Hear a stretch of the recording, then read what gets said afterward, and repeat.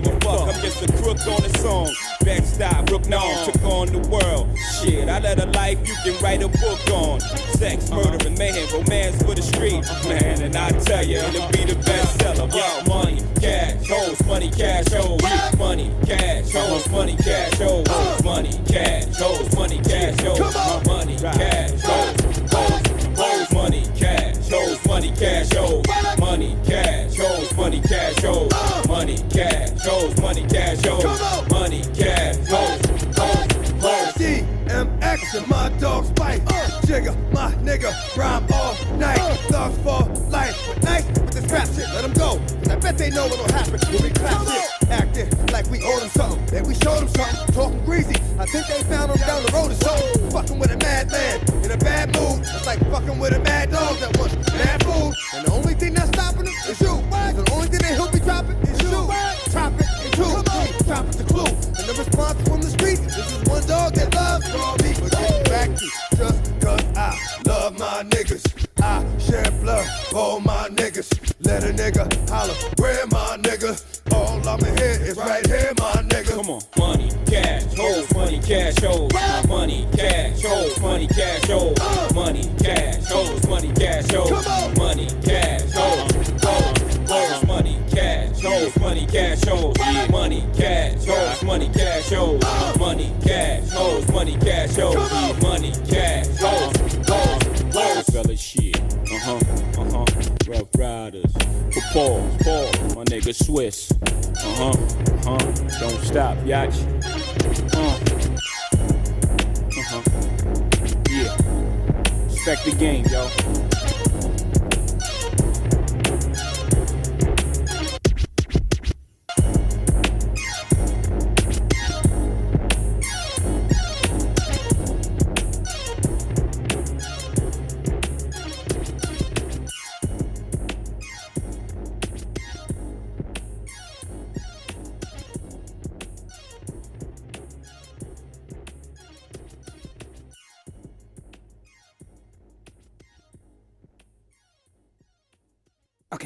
Okay. So now the guy's working for Jay-Z. Any problems, he can go to Jay-Z. Trouble writing a song, he can go to Jay-Z. Beef with his label, with other rappers, he can call Jay-Z. But now the guy's gotta come up with Jay-Z's money every week no matter what. Ain't selling any records? Fuck you, pay me. Oh, you want me in your video? Fuck you, pay me. No one's coming to your shows, huh? Fuck you, pay me. And then what do? When you can't borrow another dollar from the label, you can't sell another single in the stores, you light a match. You blow the joint. I won't deny it, I'm a straight rider. You don't wanna fuck with me. Got the police busting at me, but they can't do nothing to me.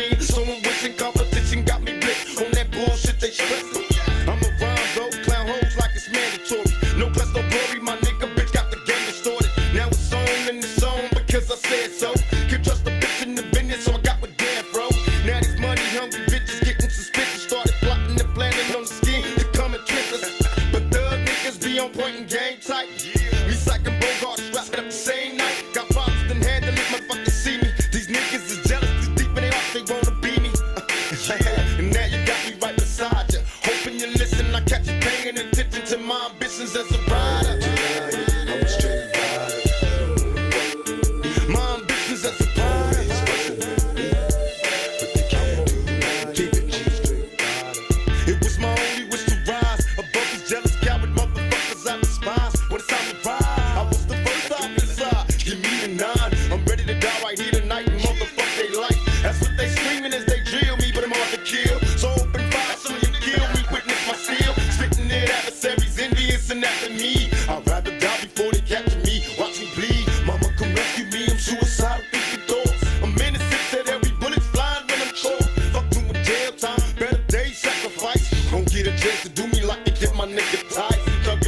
And if you right, the nigga die for it. Let the motherfuckers try.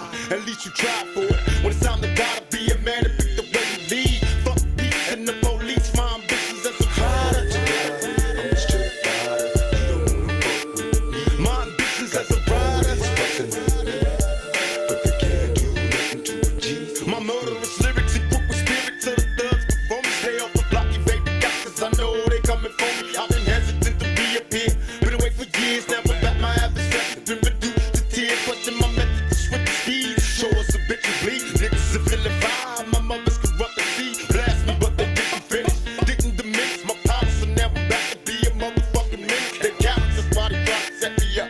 Have bitch ass niggas on my team, so indeed they wet me up. But I'm back, reincarnated, incarcerated at the time I called the breakaway to God made it. Listen with lyrics that's legendary. Musical mercenary for money. I had these motherfuckers buried.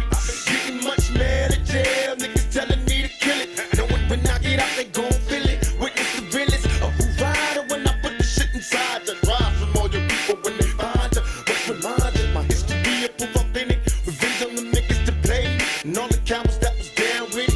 Now it's your nigga right beside you. Hoping you listen. Got you paying attention to my ambitions as a rider. I'm a straight rider. You don't wanna fuck with me. My ambitions as a rider. But they can't do nothing to a G. I won't deny it. I'm a straight rider. You don't wanna fuck with me. Got the police rushing at me.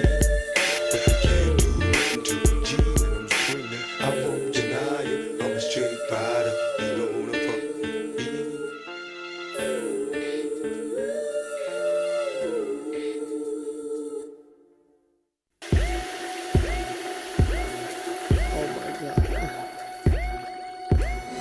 Oh my God.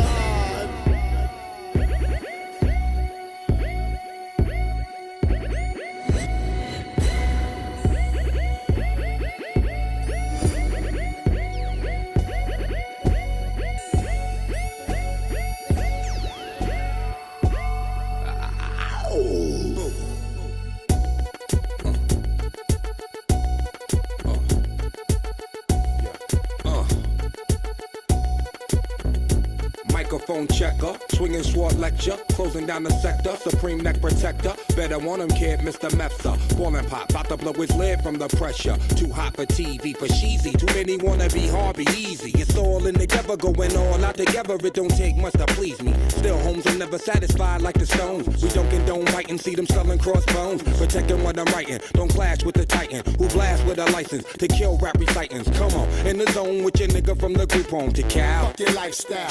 Put your lights out, get this shit to crackin', got you feeling with your pipes out. Time for some action.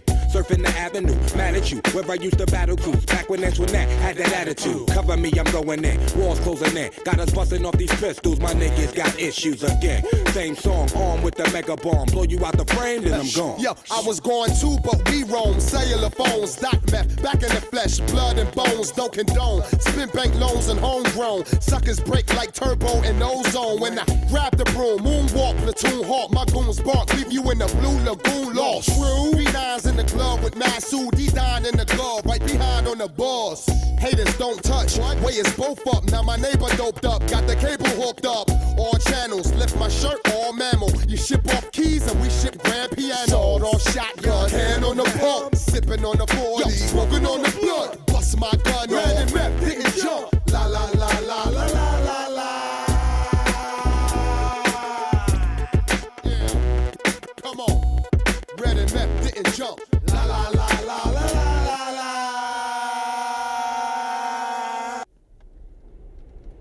Yeah, we gotta go get something to eat, man. I'm hungry in the motherfucker. Hey yo, man.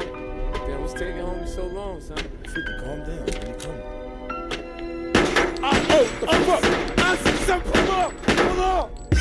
And founder of Urban Intellectuals. Many men wish death upon me. Blood in my eye, dog, and I can't see. I'm trying to be what I'm destined to be. And niggas trying to take my life away. I put a hole in a nigga for fucking with me. My back on the wall, now you gon' see. Better watch how you talk when you talk about me.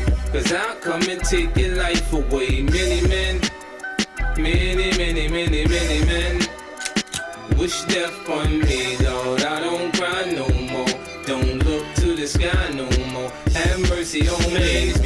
niggas put money on my head. Gone, get your refund, motherfucker, I ain't dead. I'm the diamond in the dirt that ain't been found. I'm the underground king, and I ain't been crowned. When I rhyme, something special happen every time. I'm the greatest, something like Ali in his prime. I walk the block with the bundles, I've been knocked on the humble. Swing the ox when I rumble, show your ass with my gun do. Gotta tip a nigga, go ahead, lose your head. Turn your back on me, get clapped and lose your legs. I walk around, gun on my waist, chip on my shoulder, till I bust a clip in your face. Post to this beef ain't over. Many men, many men wish death upon me, Lord. I don't cry no more. Don't look to the sky no more. Have mercy on me, have mercy on my soul. Somewhere my heart turned cold. Have mercy on many men, many men. Wish death sunny days wouldn't be special if it wasn't for rain. Joy wouldn't feel so good if it wasn't for pain. Death gotta be easy, cause life is hard. It'll leave you physically, mentally, and emotionally scarred. This is for my niggas on the block, twisting trees and cigars. For the niggas on lock, doing life behind bars. I don't see only God can judge me, cause I see things clear. Quick, these crackers will give my black ass 100 years. I'm like Paulie and Goodfellas, you can call me the Don. Like Malcolm by any means, with my gun in my palm. Slim switch sides on me, let niggas ride on me. I thought we was cool, why you want me to die, homie, homie? Many men, many men wish death upon me, Lord. I don't cry no more. Don't look to the sky no more. Have mercy on me, have mercy on my soul. Somewhere my heart turned cold. Have mercy on many men, many men wish death every night. I talk to God, but he don't say nothing back. I know he protected me, but I still stay with my gat and my nightmares. Niggas keep pulling checks on me. Cypher said some bitch done put a hex on me. The feds didn't know much when Pac got shot. I got a kite from the pins that told me Tuck got knocked. I ain't gon' spell it out for you motherfuckers all the time. Are you illiterate nigga? You can't read between the lines. In the Bible it says, what goes around comes around. Homo shot me, 3 weeks later he got shot down. Now it's clear that I'm here for a real reason. Cause he got hit like I got hit, but he ain't fucking breathing. Many men, many men wish death upon me, Lord. I don't cry no more. Don't look to the sky no more. Good morning, Freddie. How are you? I'm great. How are you doing today? Happy Black History Month. Happy Black History Month. Thank you for having me. Thanks so much for being with us. First, tell us about Urban Intellectuals. What is this? Our Urban Intellectuals makes it fun and easy to learn Black history. That is our mission. That is our core responsibility. And we created a suite of Black history products and services designed to rewrite the narrative about Black and African people in the world. Obviously very important. How'd you come up with the idea for Urban Intellectuals? Oh, I love to say that it started almost 100 years ago because my father's 95 years old. He's still alive, born in 1929, but he instilled in me the importance of understanding our history and our culture and the pride and respect that it instills inside of us. And while my children were matriculating through the school district, I couldn't believe that the limited discussion about the contributions to humanity that Black people have made were minuscule at best. And I kept thinking somebody should do something, somebody should do something. In 2016, I became somebody. You were the somebody that did something, right. And typically, probably the conversations were in February. Yes, typically centered around February, centered around the same 8 to 12 people every single year, which no disrespect to them and their contributions, which is amazing, but there's so much more glorious. A lot more. Okay, so you've got a very cool product. Thank you. That kind of makes it fun, right? Makes it fun. Tell me about your flashcards. Our Black History flashcards feature 52 cards in each deck. There's actually 6 in the series, so we have 6 volumes. 6 volumes in the series. Cards, so we're really expanding the conversation centered around Black and African contributions to humanity. I like to have that conversation because this is really the story of the world, right? Black history is world history, and too often it's the missing pages of world history. So and I see on here 1968 Olympics. Yes. Bessie Coleman, Black Wall Street. So just all different things to kind of bring it to light. Bring it to light, and expand the conversation in a easy to understand format. Because on the back of the cards are just simple bullet pointed information about the people. And the first time that you're exposed to it, it just opens your mind and makes you more curious and thirsty for it. Who are these for? These are for just about everyone. We have people who are using them with their young children, as young as 18 months, all the way to 95. I'll cap it there with my father's age, because most of us aren't exposed to this information, so it's new to all of us. And you also have playing cards. That's fun. Yes, so we infuse Black history and culture into everything that we do. So instead of playing with a regular deck of playing cards, we have powerful Black imagery weaved into the playing card deck. Exposure. What is this? This looks like fun. Yes. I don't know how you do a mystery puzzle, though. You don't know what the finished product looks like, so that's the challenge, but I can tell you there's Black history wrapped up inside. Sure, okay. Is it all the same, or is every box different? The future editions will be different. This particular one is the same right now, but as we expand the line, we're definitely going to do more. Right. And what else? You guys aren't just in the playing card and flashcard business. Oh, no. We actually have 19 physical products centered around Black history and culture, but we take it a step further, and we have classes that we teach live Black history to children inside of the Sankofa Club. You can see that at sankofaclub.com, and to adults as well inside of our Sankofa Circle. But we don't stop there. We actually take people on Black history travel experiences to Africa and beyond. That's so great. What do people, how do people, when they come back from something like that, how do they? Oh, you're speechless, totally, speechless, totally transformed. Because it's one thing to learn about the history and the culture. It's another thing to go see it and experience it for yourself. Be exposed to the food, the culture, the people. It's just a beautiful conversation. You come back changed. Yeah, I bet. And you've been on several of these, I presume. I have. I really enjoy it. I love watching the people have these experiences and go through these breakthroughs and breaking down the misconceptions about the contributions of Black and African people to the world. Where can we go for more information about Urban Intellectuals? You can go to urbanintellectuals.com, and on all platforms we are Urban Intellectuals. Okay, perfect. And you got some of these for the month? You're stocked up?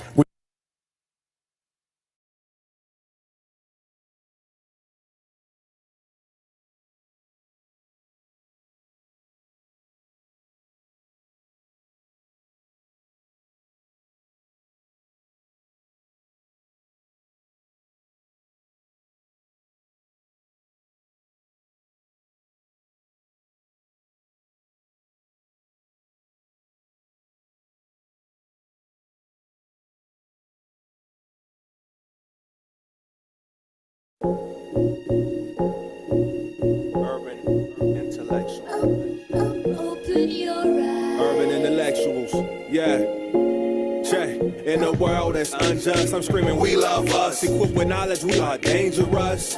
In a world that's unjust, I'm screaming, we love us. Equipped with knowledge, we are dangerous. Yo, you got the power in the palm of your hands. I mean, literally, 52 flashcards, all about Black history. They focus on success and less about miseries. Information is the missing piece. Are you familiar with Black Wall Street or the Haitian Revolution? How about Angela Davis or Huey Newton? Mark Dean helped create IBM. Richard Wright was a poet. Have you ever heard of him? Get familiar with your culture. Women like Evelyn Granville probably paid the way for Oprah. Trying to be fly like Miss Bessie Coleman or like James Baldwin. I could be a spokesman. Man, the power of the Black fist. What you know about the '68 Olympics? Dick Gregory, he kept it realer than most. Dr. King was instilling the hope. Let's keep it going. Open your eyes.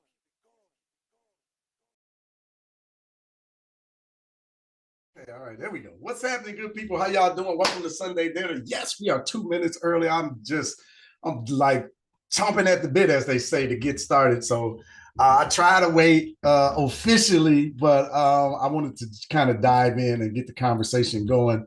I mean, I'm here, you're here, we're here, so why not have a good discussion? Technically, I got 2 more minutes, but Brother Freddie's a little thirsty today, y'all. Thirsty for some good conversation and everything. We're going to get it going. Let me get my official welcome to Sunday Dinner. I appreciate y'all joining us today. Nope, it's not official yet. Y'all on Zoom, y'all gotta make sure I act right. Now the team got on me because I didn't record this last time. So all right. I learned, right? I listened. But welcome to Sunday Dinner. Officially, we're starting a little bit early. Grandma's in the back. She'll make an appearance here shortly. But hopefully you remember the nostalgia of going to Grandma's house. Let me get my intro together one of these days. we're going to build this show up where I actually have a professional intro. But until then, y'all get Brother Freddie doing his thing, right? But what is Sunday dinner? It's not your average Zoom call. I'd love to have that conversation.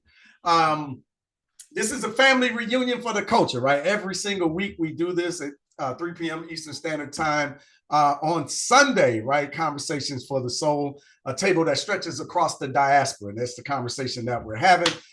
You ever walk into grandma's house and instantly feel that love is in the air, that warm, soulful energy that wraps around you even before the food lands on the table? That's the vibe here at Sunday Dinner with yours truly, Freddie Taylor. Again, every Sunday, 3 p.m. Eastern Standard Time, we log on like we're knocking on the screen door, right? Ready to gather, to speak truth, and to feed our souls. This isn't a lecture. It's not a panel. It's a cultural family meeting hosted by folks who care about where we have been and where we are going. I expect laughter, healing, bold conversation, and yes, some truth. True talk that might shake the table, right, in the best way possible. We hold space for one another, we lift each other up, and we always leave fuller than we came. So pull up a chair for Sunday dinner, right? From the front porch to the living room, from Big Mama's kitchen to the backyard cookout. We've always known that real conversations don't happen in the boardroom or the classrooms. They happen when we gather, where we're safe and where we're loved. Sunday dinner is our digital revival of this sacred space. We talk Black wealth, mental wellness, culture, politics, parenting, travel, business, legacy, and much more with the kind of honesty and joy that you'd only get when you're around your people, right? This is where stories get passed down, ideas turn into action, and community turns into family. Hosted by, again, Freddie Taylor. There's no dress code. All you have to do is show up and participate. Bring your best personality. Let's put it that way. But welcome to Sunday Dinner. I appreciate y'all joining me as usual. Thank you for joining us on the YouTube, right? Shout out to our YouTube people and shout out to our Zoom community. And hey, if you're interested in coming to the Zoom session where you can actually raise your hand and participate in the discussion, check your emails. If you've ever been a customer, we are inviting our customers to the Zoom session, right? So that's the delineation in the two spaces, but we're trying to grow our YouTube. So I appreciate y'all being there. If you haven't subscribed, please subscribe to our YouTube page. We would definitely appreciate that. And there's more goodness coming your way. I got, number one, how y'all doing? I just kind of launched into all of my stuff. How y'all doing today? Hopefully everybody is feeling well. I got like this mantra going all week. So I want to bring it into Sunday Dinner. Y'all know I'll just be probably sharing too much, but this is our space, right? So the mantra I've been doing, and I'm loving it, y'all. It makes me feel fantastic. Hopefully I can share this with you and you might enjoy it as well. But the mantra or the affirmation, daily affirmation is, I believe something wonderful is going to happen to me today. I believe something wonderful is going to happen to me today. And I've recorded that. I listened to it. I repeat it while I'm running. Like I'm on it now. But I find that my intentions feel better moving into any situation that I'm faced with, right? Like it's helping me get through and over some stuff. And I'm enjoying it. So hopefully you will enjoy it as well. But I believe something wonderful is going to happen to me today. And it has. You showed up, right? You came and showed up with us on Sunday Dinner. So I appreciate you for being here. Give me a 1 in the comments if this is your first time, whether you're on Zoom or on the YouTube. And let's celebrate y'all. And then also let me know where you are watching from. Give me a 2 in the comments if you've been here before, along with where you're watching from. I am in the south suburbs of Chicago, Illinois today. Illinois, as my buddy always says, as he's making fun of us, right? All right, hey, Jay. All right, we got a first timer in the building. All right, so Grandma said I got to be on my best behavior when we got company. Right, we got company, y'all. No, I see we all family here. The cousins are here gathered and having our discussions, right? But Sunday Dinner is meant to bring up that nostalgia, right, of when you used to go to Grandma's house and engage with the family. You see your cousins, hang out with your cousins, right? Nowadays, we're not doing much of that. So I definitely want to encourage you to do that inside of your families.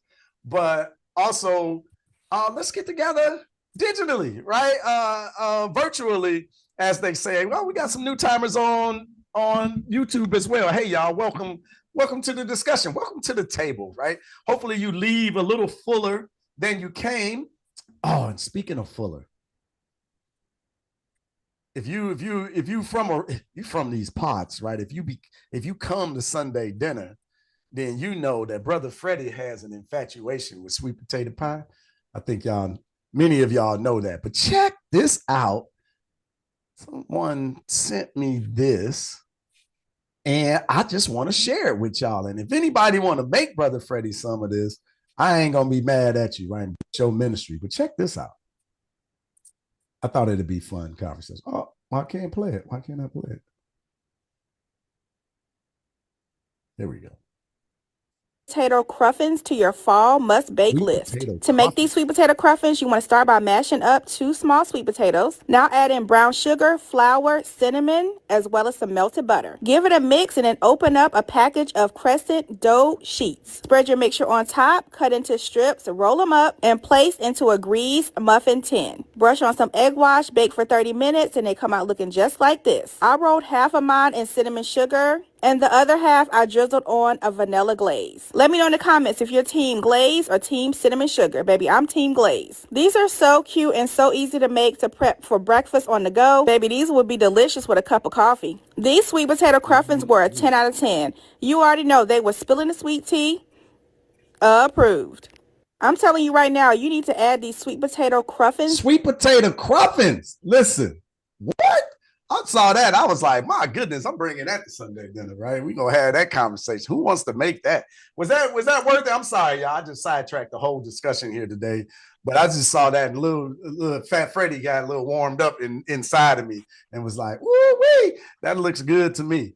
But yeah, no, I appreciate y'all being here. All right, I see everybody's filing in. Grandma was eyeballing y'all if y'all was gonna be late, so I ain't want to say nothing. I was being good, but we're gonna have a lot of that conversation. All right, so a couple of more things. Hey, shout out to all my new people, first time. Hey, all right, Freddie's gonna be on his best behavior just for y'all. Right now, I want some. Yeah, I mean, geez, that looked good, right?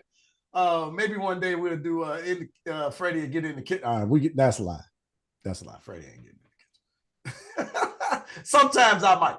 All right, but here's something I want to share. Hey, to my Zoom audience, anybody want to help me today? Really today and moving forward, right? I'm going to drop a link in the comments. So this is to a document, y'all. Anytime there's a good conversation or if somebody is saying something that perhaps we should clip, right? We should save and that we can promote, use to promote Sunday dinner. I want you to write it down on that sheet of paper, right? That Google Doc that I shared with you.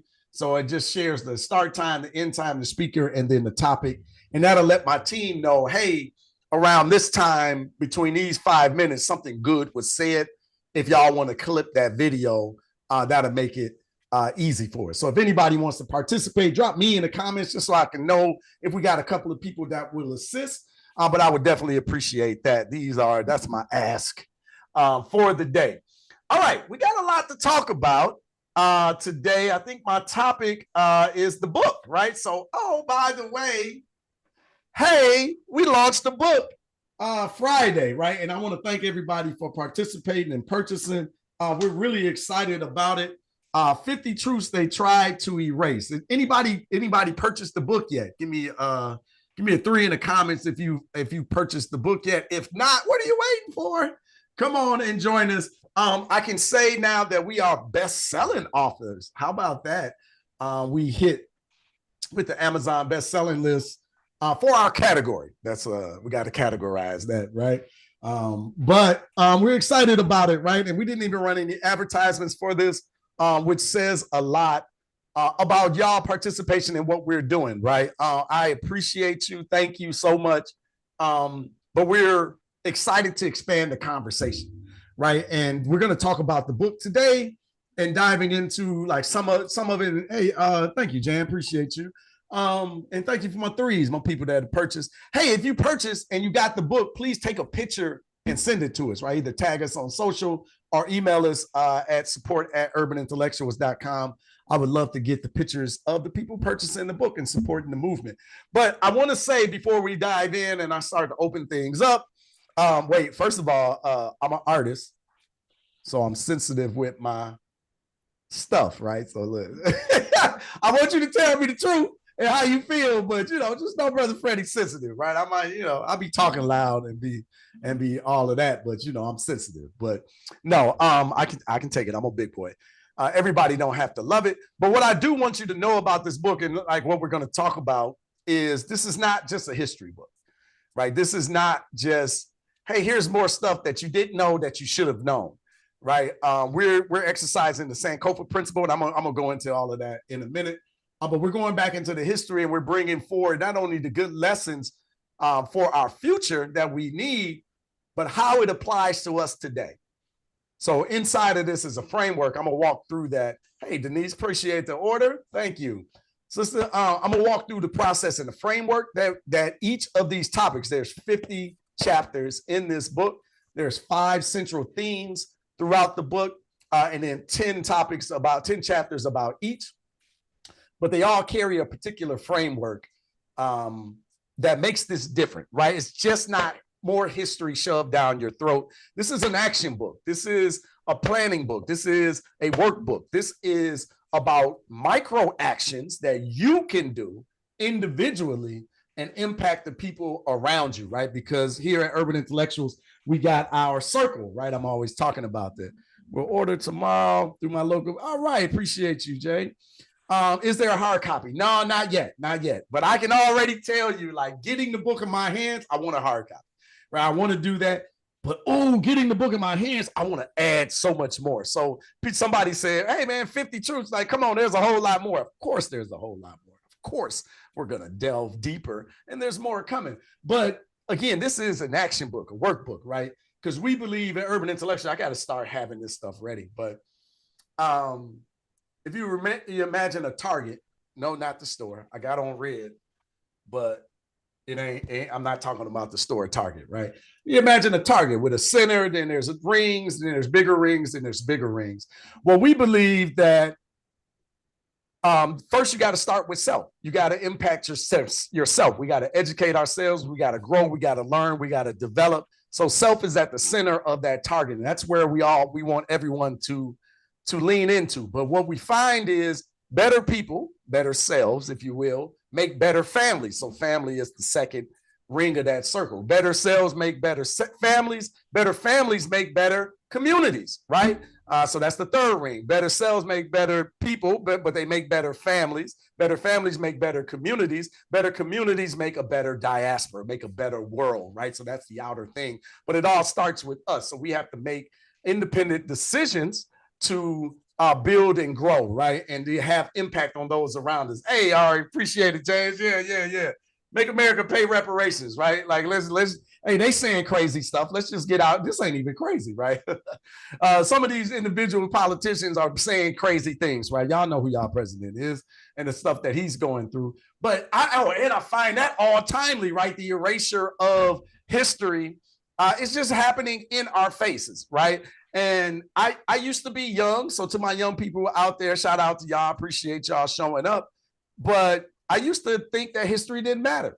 I used to think that, yeah, man, that's in the past. This is about right now. And racism don't exist. If y'all saw Amanda Seals debating 50 Black conservatives, that was pretty interesting.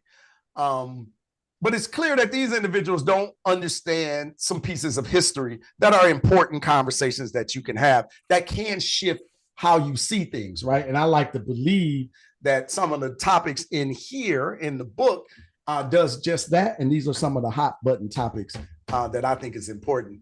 But this erasure is happening. And I think Trump, Trump is just reminding us to tighten up, and I'm not trying to give him no pass for anything that he's doing. Listen, whatever, right? I have no control over that individual and what he does. Well, I do have control over is me and our conversations with you, right? We got to tighten up and do things that impact us at a better level, right? That impact us on a deeper level. And I think some of these conversations that we have at Sunday dinner, it does just that. I just realized I need to invite you to our next event, right? We have an event coming up. You see the background I have here, Stolen Identity. We have a, that is coming up on Labor Day. So you can register here at this link. I just want to get this out the way before I open up the microphones. Hey, if you're new here, if you're new, especially if you're new to the Zoom, I want to encourage you to get on the microphone and participate. I'm talking a lot right now, but this show isn't really meant for me to be lecturing, right? I just talk too much. But I want to make sure that I open up the microphones and we're having a discussion. I'm not trying to just talk to you or at you. All right, but I definitely need to get this out. Listen, y'all, all right, I'm the CEO of the company, but I'm a CEO that understands I work for my team and we work for our youth. We work for our community, right? So my team gets on me when I don't do things properly, right? So which they should, and I need them to. So I'm trying to make sure y'all all right, some of y'all go ahead and sign up for the Stolen Identity conversation that we're going to have on Labor Day. Do me a favor so they can see that going through. And I won't get in as much trouble because they'd be like, well, did you mention this? Did you mention that? I saw you showed the sweet potato crumbs, or what was it? Cruffins? Sweet potato cruffins. I still got it up over here, y'all. Brother Freddie loves sweet potato pie, man. Grandma know it, boy. I swear I love it in my spirit. So I'm anxious to try something different, right? That can maybe rival sweet potato pie. Anyway, all right. I said a lot. Love the shirt. I'm late. Oh, Mama Wit. I'm trying to tell you, Mama Wit 87. Grandma was just, y'all, then she just said, where is she at? She was looking for you. I'll purchase the book later as soon as finish our Sunday dinner. Hey, Rosemary, I appreciate that. Or do they understand our purpose? Yeah, I don't know. That's a good question. Do they understand, or are they purposely dismissive of the truth?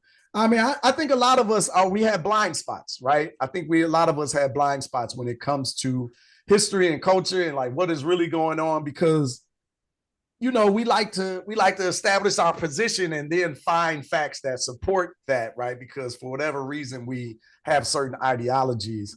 And I know I'm probably not the only one that falls victim to that. All right, let me keep going. So, hey, by the way, we got a book, right? So 50, I'm just so excited about this, right? 50 Truths that they tried to erase, Black power, culture, and resistance uncovered. So if you haven't heard, I want to go a little bit into the book and kind of talk through it just a little bit. Then I'm going to open up conversations about the things that we cover in the book, right? But I want to hit you. I read the emails. I was like, oh, I'm supposed to be reading from the book. So I wasn't aware of that. So I'm getting up to speed, right? Just registered for Stolen Identity. Thank you. All right, we got one. I can tell them, hey, I dropped the link. Either they was interested or they weren't. So check it out. I want to just read my forward really quick. It's just one page, right? So it's real easy read, right, y'all? This is not like super deep or technical, but again, it's applicable to us today. But here's the forward, right? When the truth comes, it comes like fire. There's a reason this book might make some folks uncomfortable. This is not a feel-good celebration. It's a declaration of war on whitewashed history. For centuries, systems have worked to erase Black brilliance, demonize Black power, and confine Black futures.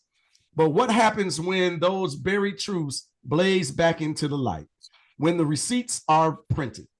When the stories you were never meant to know reach your children's hands? 50 truths they tried to erase is what happens. These pages pull no punches. They reach back through the smoke of the lies and pull our ancestors forward boldly, vividly, and unapologetically. This is history as it should have been taught. It is exactly what this moment demands. Whether you're a teacher, parent, student, organizer, or lifelong learner, this book is for you.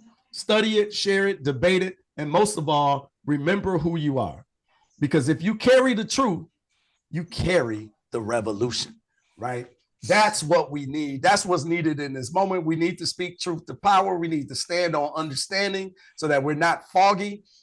inside of this book, I love some of the conversations that we have, but one of them in the first section. All right, so there's 5 sections to this book. I think there was an area that I break down each of them. Hold on really quick.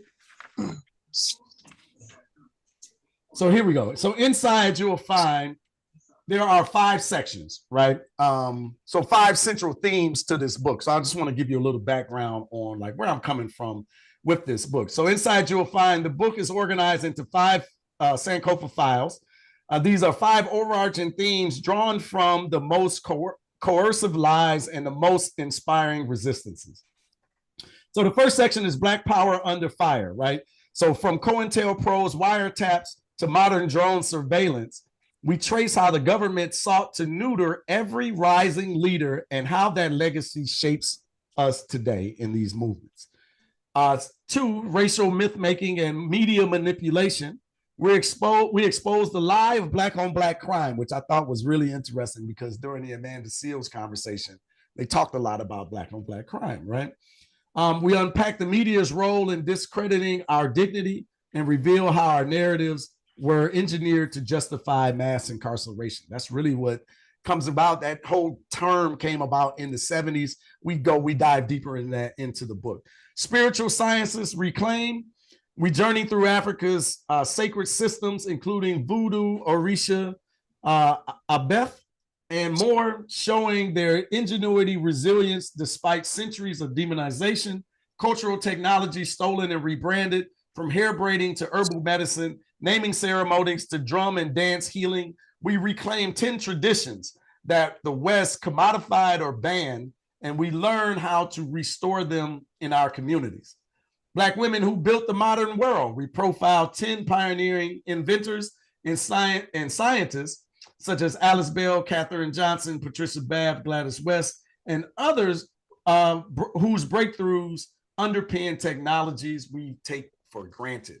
So those are kind of the overview of the 5 sections. And then again, inside of each of those sections, there are 10 chapters that we build upon. Now, here's what's exciting to me, right?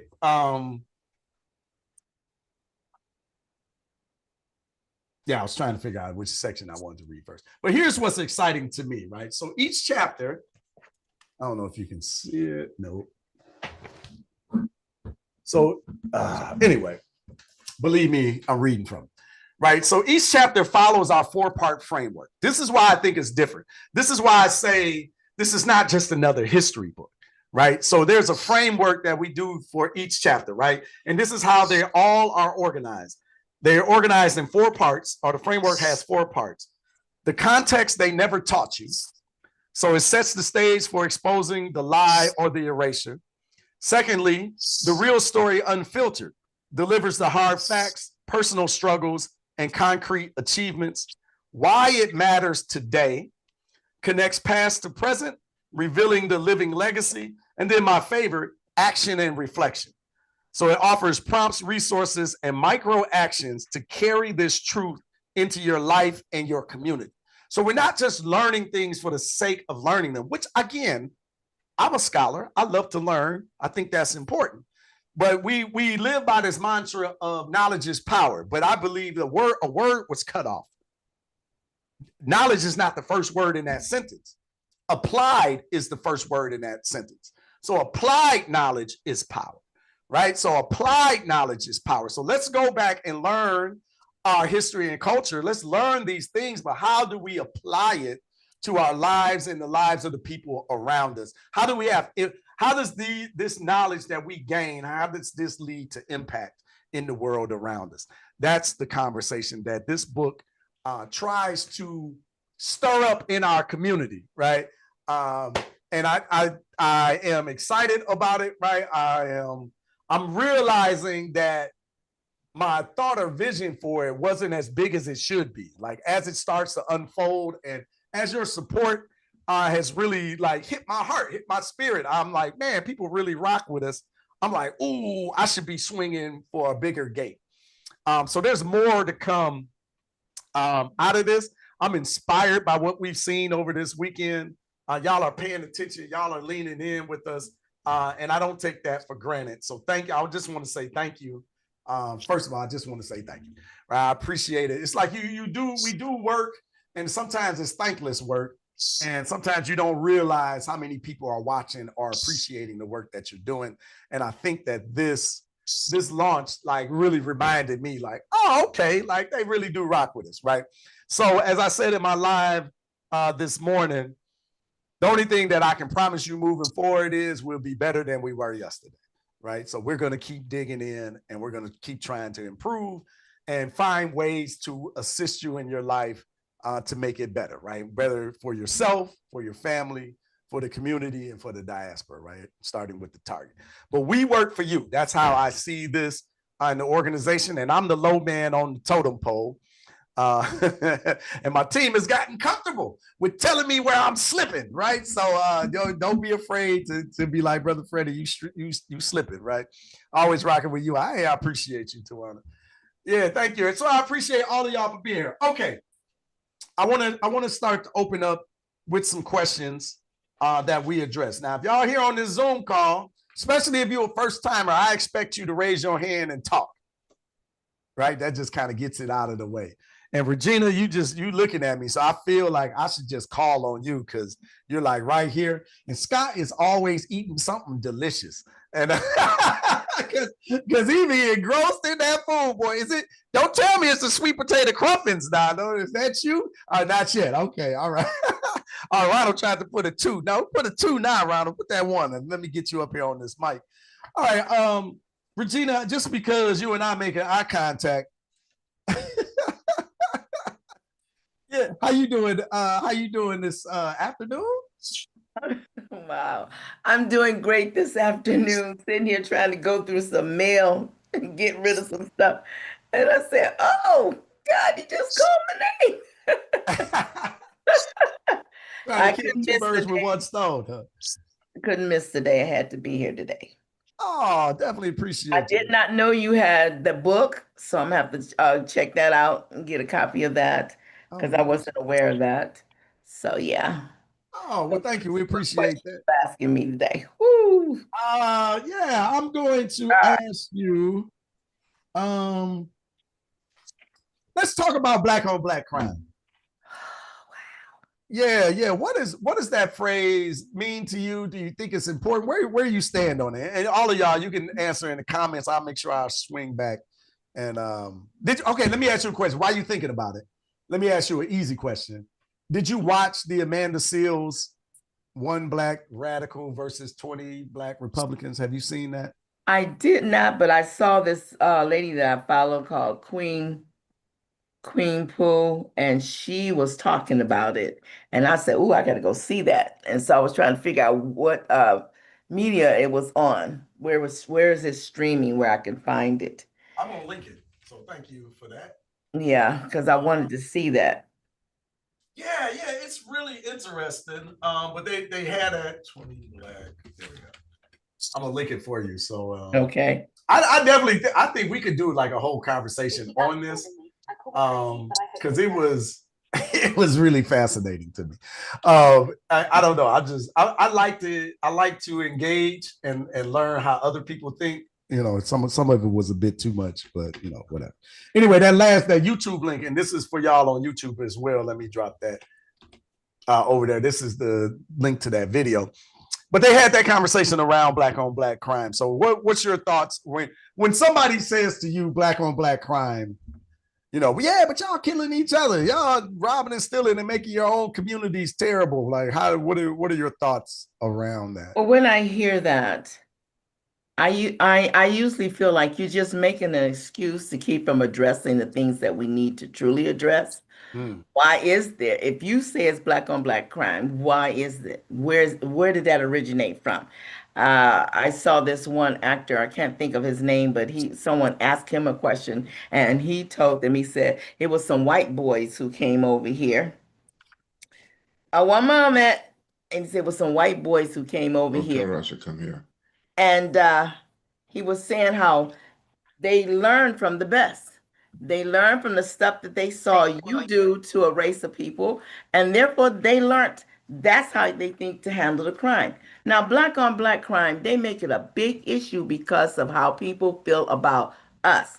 Because white kill whites all the time in their area. In their neighborhoods, they do the same thing.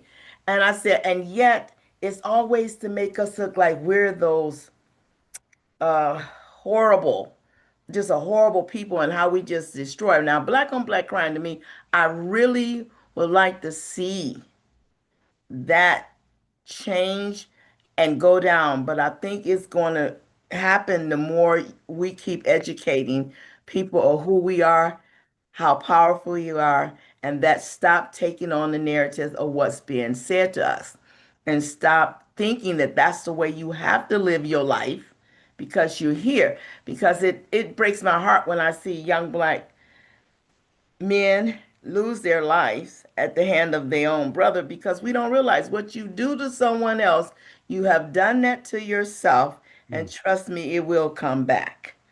You take someone's family member, trust me, it will come back. That's just karma. And nothing that I'm doing. So be very careful what you do to another because you're doing that to yourself. But I think white or people on that far, whatever, they'd like to lift that up and say, well, why don't you all correct that? And that would be just like us saying, well, why don't you all correct yours? Why don't you all correct the stuff that you're doing right now and you're not being real truthful and upfront? Why don't you address this Epstein situation? Uh-oh. You know, why we want to beat all around the bush? Why, you know, you're going to run over to D.C. and take troops and all that over there, but why don't you handle this Epstein thing? See, it's always something to tell us to look somewhere else, and so they keep throwing up this black on black crime.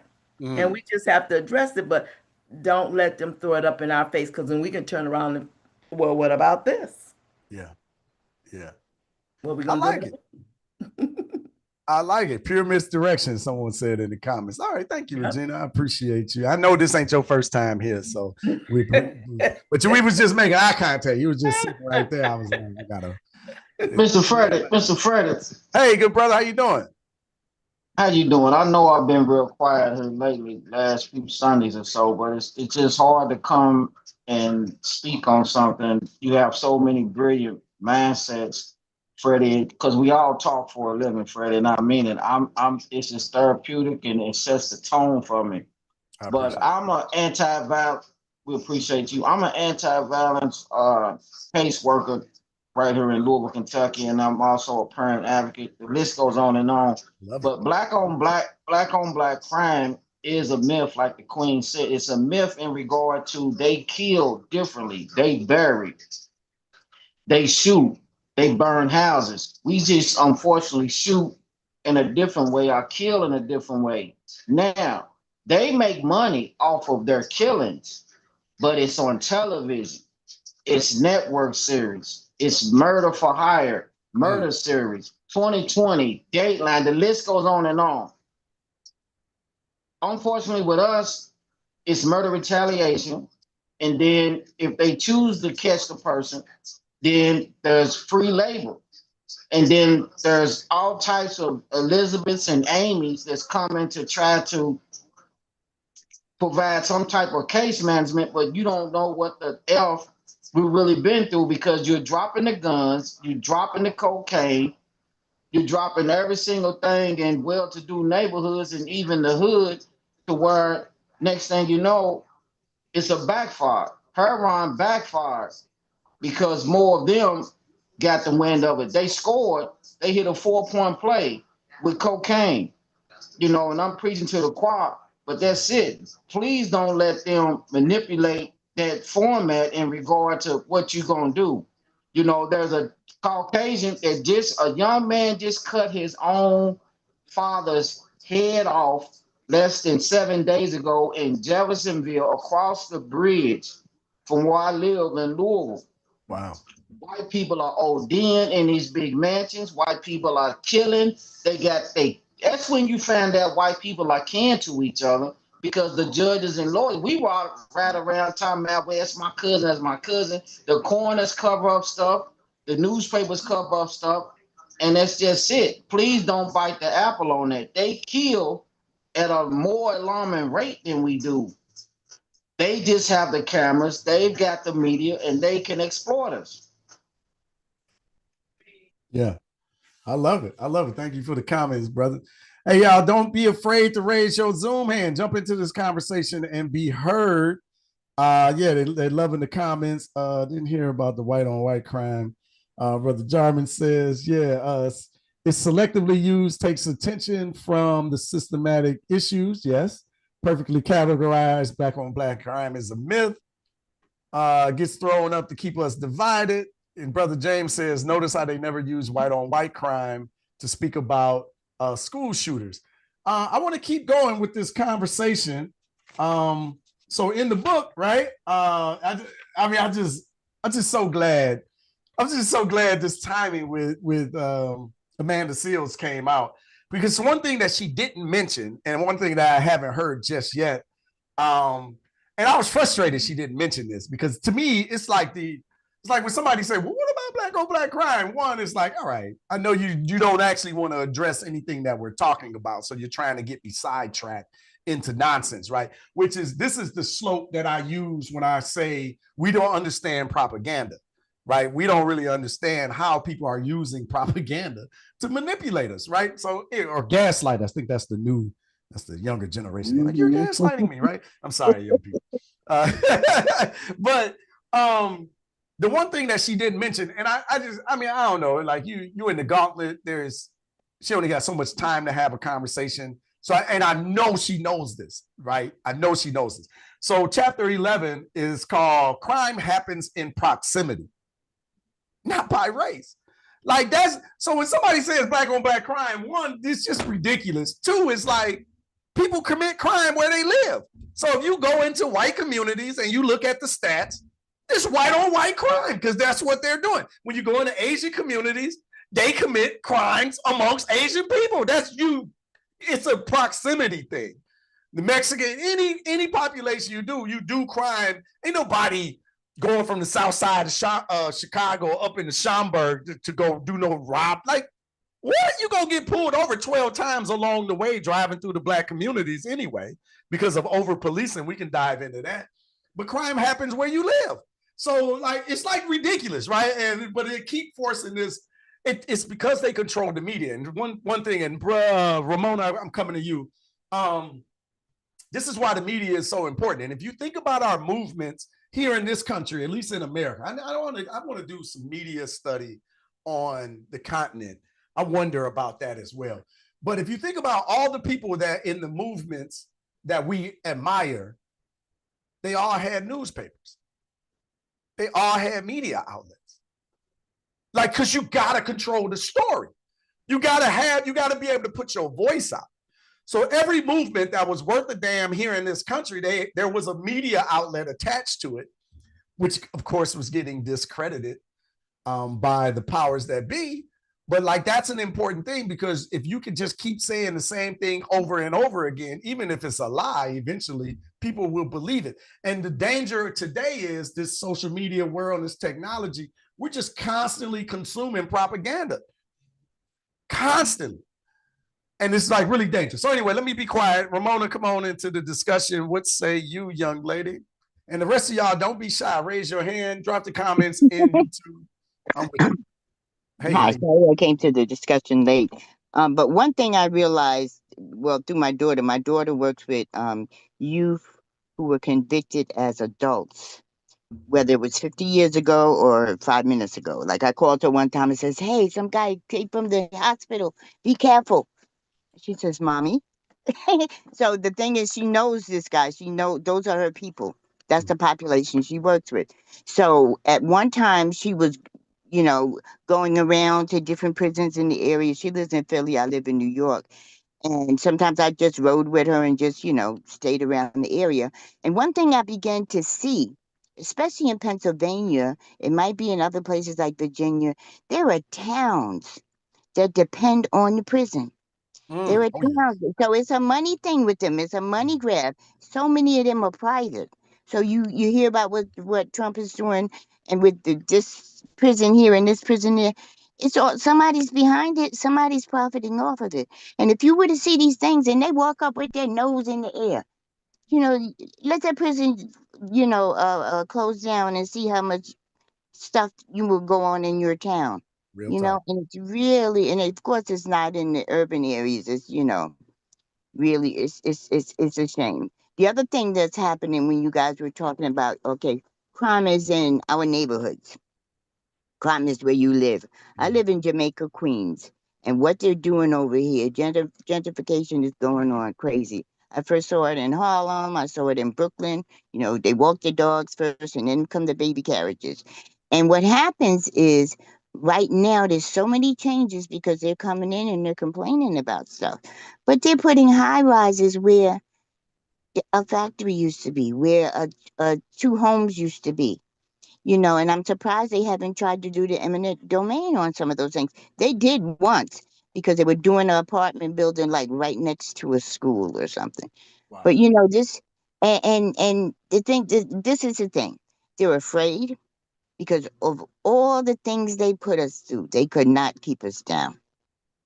We figured it out and we went. But even with our minds, some of the people she talks to, so she used to teach classes in prison, and people would come out and have with their high school equivalency or their degree to college.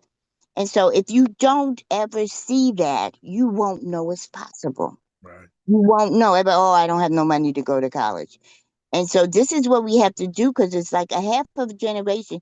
Half of them are doing fine and the other half is trying not to let them do fine. Stealing airbags and catalytic converters and just breaking in people's houses and all kinds of things. But this is what happens. So many people. There was somebody in Brooklyn one time that delivered some furniture to me, and the black dude on the truck was looking around. Wow, because it's a neighborhood with houses, driveways, and the whole 9 yards. Black people live here. I said, no, we got one white guy on the block. And so these are things, they never leave their neighborhood. Yeah. I was teaching some kids one time. It was a program that was in public housing centers. And what happened is there was a couple. He lived in one development, she lived in another. And they had to meet someplace else because the people from her development would beat him up. So that type of thing happens. And so when we were having graduation, they didn't want to come. They both were 20. Oh, we can't go there. I said, what do you mean you can't go there? Because where it was in another centers. I think it was Manhattanville or something. It was in another neighborhood, public neighborhoods things. Oh, we can't go there. I said, well, listen, I'm going to text you guys your decoration. It's up to you whether you come or not. Because they had never left Brooklyn. What kind of hell is that? What? Bright young people, very creative. We were working with what was it at the time? Adobe stuff. I forget the name of it, but bright, brilliant, and so I felt so proud when they showed up.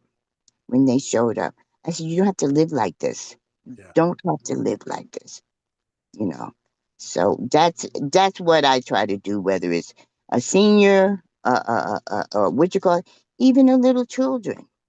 You know, Exposure is important. yeah, yeah, especially the little one. My girlfriend works with autistic children, and she says the little boy that speaks Spanish, and the only thing he can do in English is curse. I'm like, we got to do better, and there's so much. I've been in this neighborhood 46 years in this house, and so the other day somebody came. Oh, your neighbors? I said, oh, those are newer neighbors, and they're not that friendly. So they go and they do their thing, they cement in their yards and stuff. So I said, okay, we're gonna wait and see how long it takes for a flood. But the sense of community that used to be just really doesn't exist too much anymore. Yeah. It really doesn't. And it's sad. It really, really is sad It because seems to most be by people. design. Yeah, it definitely, without a doubt. And because you see the thing, you see the redlining, you see this, you see that. And so unless you voice, I spent a lot of time opening my mouth to people and, oh, I never thought about that. Yeah. But what about you getting behind yourself and saying, okay, this is wrong. I need to do something about it. I need to say something about it. And that's how I am. People tell me something, they say my back gets straight, my nostrils start flaring, and I'm off. And so, and I thought I was quiet, but I said, no, stuff like that. not happening. Even if you're with your kids with school, they can still fall through the cracks. You know, right before graduation, they're missing a credit. They're missing community service. You know, but the whole, what people don't understand, a lot of people that are low income, that don't have a lot of education or skills, they end up working 2 full-time jobs. So that's the first thing they ask. Oh, where's this teenager's mother? They're working in the McDonald's that you don't want the living wage. Give them a living wage. How do you expect them to run a household when they're never there? You know, so that's just my take on it. And you know, we got to do better with each other and call each other out on stuff. You know, you so worried about getting your nails and your mani and your pendy and your false hair and all of this other kind of stuff. And you know, we worked hard. I was brought up in the South. I heard somebody say nigger one time, and the way he said it reminded me so much of how I heard it in my hometown that it really triggered me. And so, as a friend of one of the cashiers, I had to talk to. I said, you know what? Oh, but you know, he's black. I said, yeah, he might be mixed or something, but the way he said it is something. It's different when we say it to each other, and that's the difference. But I'm 69 years old. I have never been triggered in New York like that before. Never, never. So it's a little bit of everything. Everybody's just. Yeah. So I'm glad that you provide places like this where we can yeah, Queens is a right? tip. Yeah, and so everybody moved here, and so the white people are pushing out, but now they're pushing in. There's 3 houses on my block that sold over $1 million. Wow. How are these people paying for this? It's insane. It's really insane. So people are not going to be. And then if he starts messing with all of these voucher programs, then it's going to be a lot of people that are homeless, and the people who own the property is going to have a problem. Because guess what? They're not going to have anybody paying the mortgage for them. Yeah. So you know, it just goes in a circle. Yeah, And it's like whack-a-mole, right? Like knock down one yeah. thing, then something else pops up. I love it. Exactly. They're trying to put solar battery storage places right next to a VA hospital on top of something that was a gas station. Can you imagine? I mean, I don't get it. I don't get it. Yeah. Anyway, I'm gonna shut up. That's all right. Now we can circle back. Come on back into the conversation. But just to throw, you mentioned Listen, the I did my African DNA in the Sierra Leone. I'm already adopted. Matter of fact, one of my brothers is over there now. He married somebody from over there. I love If I had my citizenship, he was the first one that really went back and forth. Mende. And so yeah, Mende. So I learned a little Bua, a little bit of Mende there.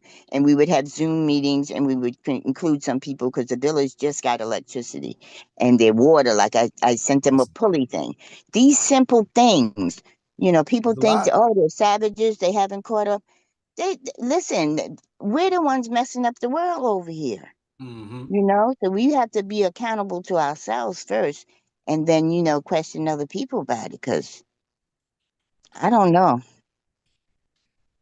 I don't know. Maybe I need to be over there eating big giant bugs or something, but this ain't it. I'm the only one in New York. All my kids and grandkids have left New York. My bonus son is here with his sons. You never see him. So I'm like, you know what? I got to figure out where I want to go, because this is crazy. Well, the good thing is you got choices. All right. And then, all right, cousin Ramona, I got to remember that, right? Because I'm you're Mende too? Yeah, absolutely. Yes. Both my grandmothers are Mende, double Mende. So I concentrate on them. There's some more. You recently found out Yoruba is on my Oh, get out of here. We might straight be related because we're Yoruba. my cousin, my mother's first cousin my took it. dad's mom's side. Yeah. Yeah, the white. Yeah. My mother's dad's side is Yoruba. That's from wow. All right. Yeah, I know. We're It gonna turned talk out some like more, 2 weeks cousin. ago. Okay. Yeah, I appreciate you. Thank you for chiming in. And then just to add one thing to your point about the prison towns, like they actually use those prison bodies to count in not the voters registration, but in the population, because the number of electoral college votes or whatever is centered around population. And the prison towns contribute to the population of that state, despite the fact that they can't vote. But this is the legal side of white supremacy that we ain't really talking about, right? The legal side of, because they took the hoods off and just kind of went into the legislator and legalized it through law, right? So these are the things that are happening, right? And that's what Amanda Seales was trying to articulate to that cohort of Black conservatives, but Oh, I missed that. Oh yeah, I love Jasmine Crockett. Oh my goodness. Oh yeah, she is the truth. Yeah. That's good. Check out that link though. I think I dropped it somewhere. Okay. I'll repost Okay, let me look in the chat. Yeah, check out the chat. I gotta find it. But let me get to Sister Jan. Come on into the discussion. Where are you at on all of this wonderful conversation? Good afternoon, my family, and to my Mende people. Yes, Mende as well. We deep in here. Yeah, we are. I just wanted to thank you, Freddie, for allowing me to add my little 2 cents to the conversation in reference to Black on Black crime. We do know that it is just really selectively used, I believe, and it does kind of target the Black community, because we do know that there is, like you said, it depends on the community that you live in, where that crime is. If you're white, it's going to be white on white. But they don't talk about that. They don't talk about that. They don't put that in the news. They don't put that on the news. They don't talk about it. And we all know that that's all related to different systemic issues, poverty, the underfunded schools that we have in our communities, unemployment, the housing discrimination, that all leads to that crime that we have. But what I do wonder is, we've often, and as I was coming up, my parents always told me that, what to look for. We're held to a higher standard as Black people. You can't wear that to work. Your white folks can come in looking like anything they want to come in looking like, but they're going to focus on you more. So you got to make sure your suit is looking nice or your hair is done right, all these things. What about us talking about that in the Black community, about how we treat each other in our own communities? Let's look out for one another. Let's diminish the Black on Black crime, because that's what they're looking for. They're looking for us to be on each other. This is what they want to see. Let's flip the script and let's not have that happen. We don't discuss that a lot as far as a people. What the racism that's against us in our own communities. So we know it exists. So let's flip the script. Let's let that not be the case. Let's let that not be something that they can talk about based on, as a people. I'm thinking that, that's not discussed often in our community, on how to minimize that focus on us, or that kind of just detailing, being able to have that as the subject of the day. So I don't want to, take away from the conversation, but I thought that I'd add that in some things about how I feel about it, how we can mitigate those racial undertones in our own communities as far as Black on Black crime. I am complete, and I thank you for the space. Yeah, well, thank you, sister. We definitely appreciate you and your contributions. You bring up some good points, right? Brother Carl, I see you lurking in the wings there. Come on in. What you I don't know where you jumping in. Are you following up Sister Jan, or where you at? Yeah, I'm following up Sister Jan. Can you hear me? Yes, sir. Okay, cool. Pull the mic over, even though it's not even plugged up. Because at full disclosure, I do not have a squeaky clean past. I grew up in the hood. I did some hood things. I have friends who have done some hood things. Born in DC, raised in PG County, neighborhood called Kentland. That is rough. It was really, really, really rough. I don't know. I may have told this before, but I had a friend killed every year from the age of 14 to 41. What? Yes. Wow. Yeah. I was gonna make a joke and mess with you, but I'm gonna leave that alone. I can take it, but it's fine. But yeah. So Sister Jane, so Kentland, 640, Trinidad Avenue. My dad got locked up where the Starbucks is on U Street, right? And that's what triggered us moving to Kentland. Now, you see what's going on with the police state in DC, which I do not like. But going back to what was just said, I think we have to really begin to take responsibility for our community. We have to take responsibility for it. We have to begin to know that we own it first, because these are our sons and our daughters that are doing it. It was me that was doing it, you know. And I was on the outskirts. Like I told everybody, I wasn't a thug. I was just thug adjacent. But thug I can adjacent, relate to that. I can relate. But thug adjacent is more thug than most people have lived, right? Yeah. You know, I feel that. Yeah, like I have friends who have taken lives.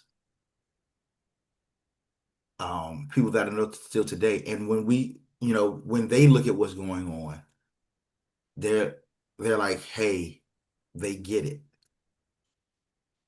They're like, yeah, because nothing else was gonna stop me from doing it. Because I don't think that we have actually done the work to own our children. We have allowed everything else to raise our kids, you know. I work, my program, we're in the schools, and I consistently hear parents complaining about they want their kids to be elsewhere more, right? And I understand why, Elsewhere what? Elsewhere more than at home. Okay. Right? They want somebody else to raise their kids. Not taking the ownership. Well, Carl, you sounding real Republican. I am. I know. I am. And I have to say this though, because I've seen it. Like I see what happened. Like, because nobody's gonna do it for us. Because the Democrats ain't gonna do it. There's no way to fund this. There isn't a way to fund it. There has to be a level of ownership.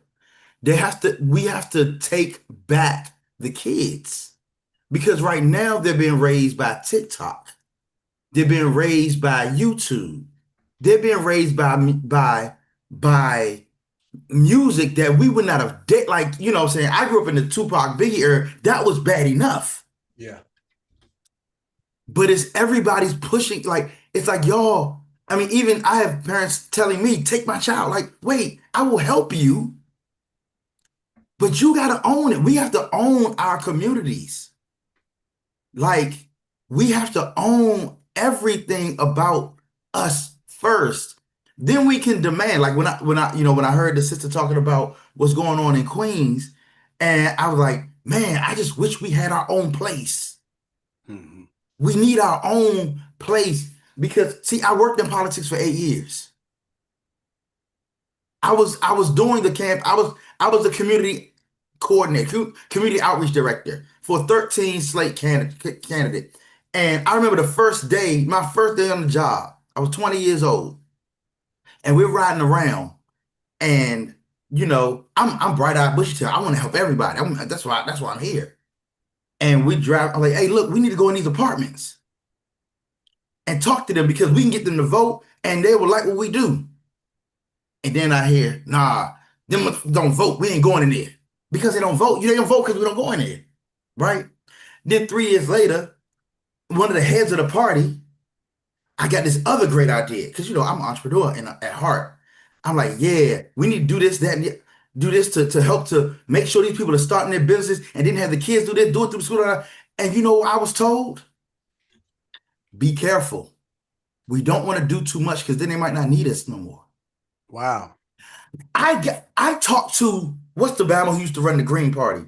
Ralph Nader, in Chicago, at a conference, in school. He got up on stage and talked about how they help these Asian boat people do all this stuff. And I go up and ask them, I'm like, so after that, what'd you do to make sure they didn't get in that again? They said, oh no, we didn't have to do that. Anytime, they just call us whenever they need us. We gotta own our stuff.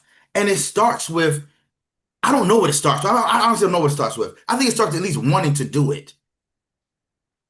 And I know, like, sometimes I feel like a Black Republican sometimes. Because I'll be like, y'all, because sometimes the people who speak for us ain't seen us.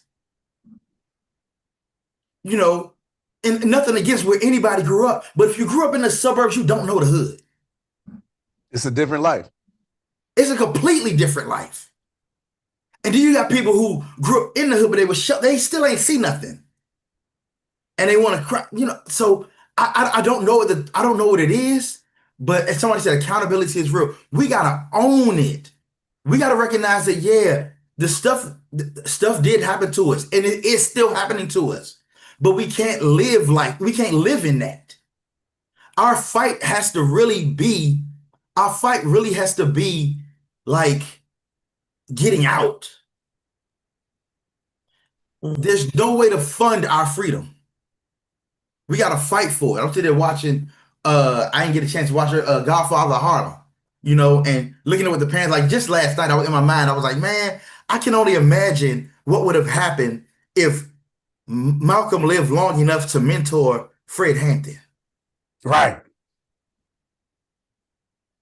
Where he was able to see his mistakes. See, y'all see the mistakes that my generation made.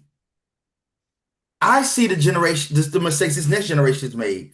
But what often happens is we feel like they're unreachable because they reject initially. We got to fight. Sometimes we got to fight them for them. These YNs that they like to call themselves. Like, why are you calling yourself that? And why are we accepting it? We call them that too. And I'm not saying that's us on this call, but those of us who are really helping, it's like, y'all, like, it hurts me, you know, when I get a call that, you know, I was at an alternative school, talked to this young brother, got his testimony on video. 2 weeks later, he ends up dead. Wow. And I'm like, do I still play his testimonial? Because it was so good. He was so impacted. Wow. I feel this feels like a rant with no end, but I'm going to end because I don't know the answer. But I just feel like I had to get this out. Y'all, we got to fight for these kids.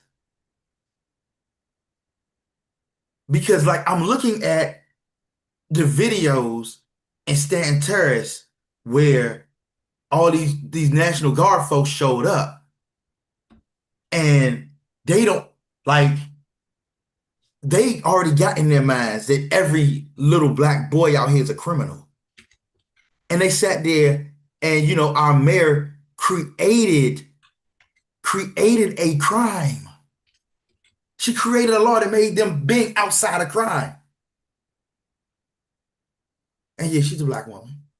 But we know, I don't want to get to all that.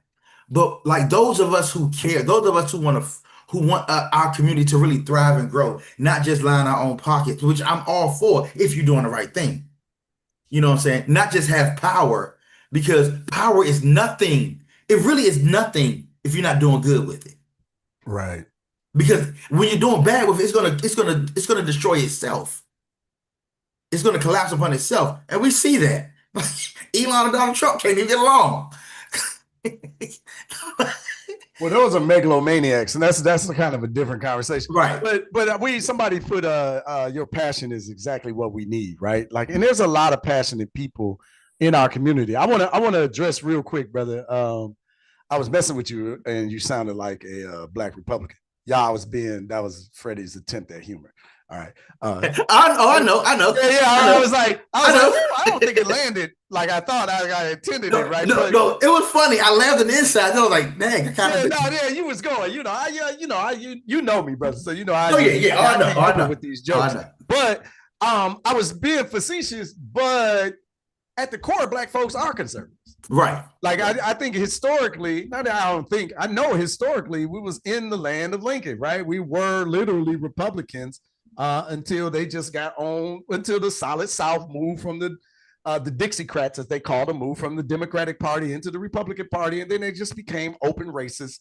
And it was like too much. And Black folks finally left in '64 election, I believe, the second wave after the New Deal. The New Deal grabbed a lot of us. But anyway, personal responsibility. What I'm getting at is what you were talking about. Personal responsibility. That's who we are. That's what your grandparents maybe your great grands, right? My grandparents was like bringing us up on, and my parents, right? My daddy's 90, he'll be 96 in October, right? Bringing us up on, like, because ain't nobody coming to save us, right? Ain't nobody did us no favors in this country. Ain't nobody doing us no favors, right? So if you don't do it for yourself, then you in trouble, right? Like Dr. Clark says, if you don't see a friend when you look in the mirror, boy, you got a problem. Boy, I try to tell you, right? So I needed to say that because I was like making my Republican joke. It was like, we believe, don't nobody believe in personal responsibility like the Black people. Right. Like that is what we are about, even to this day. And I know a lot of us, some of us, I'll say, maybe don't, right? Some of us, right? But everybody got that element in their community. Yeah. It's just for whatever reason, the spotlight is shown on ours the most, right? Because listen, I grew up in the Black community. I grew up outside of Detroit, right? They'd be like, oh, you grew up in the suburbs. I'd be like, ask anybody from the D about Inkster, Michigan. Right. Tell me if that's a suburb, right? Like I said, I lived out there for 6 months and it's not. It's not, buddy. Like, it's not, right? But then we got busted into white schools. So I went to school with white children, right? Like all of that, right? Then I went to Catholic Central, Detroit Catholic Central, right? All white male Catholic school, right? So I grew up around them, but I've been around poor white folks. I've been around rich white folks. And let me tell you, in all those demographics, they got a good group of them that ain't worth a damn, right? Like in both segments, in our community, outside, like, hey man, newsflash to the world, there's just some people who ain't worth a damn. Like, I don't know, I'm gonna leave it to you, Jesus, to sort them out, like whatever, or get them together, right? But that just is what it is. So my bad, brother. I just that's real. I had to save myself from my Republican joke. Oh no, look, you know me, bro. It's cool. but it was like, oh shoot, I did. But I wanted to address that. But I also want to real quick talk about your book, Stolen. Oh man. Because that, you know what I'm saying, order mine, wait for it to get here. But what came to my mind was, why is it our history that got stolen? You know what I'm saying? And it's almost rhetorical, but we kind of know. And I know Brother Dave probably going to jump on it because I said it. But like, it's like, all right, nobody tries to steal the Asian history. We know Genghis Khan was Asian, right? But I think he had some color in them too. But I ain't gonna go to that.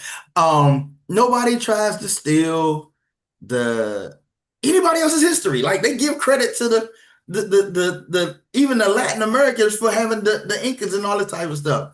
But what is it about us? What is it about this people that ours has to be stolen? That it has to be erased. It has to be whitewashed. Why couldn't they whitewash somebody else's? Or at least whitewash with no impunity, like just whitewash everybody, like make everybody white.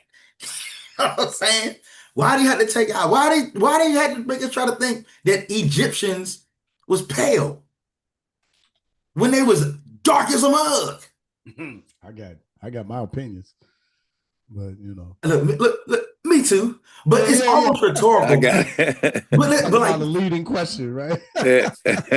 Very much so. It's like, what is it about us? What is it about this people? And if I go biblical, I can always go to Deuteronomy 28, right? Where it talks about this people. But like, why do they want us enslaved so much? Why is it that it only took the Italians 60 years to be cool? You know what I'm saying? Look, wait.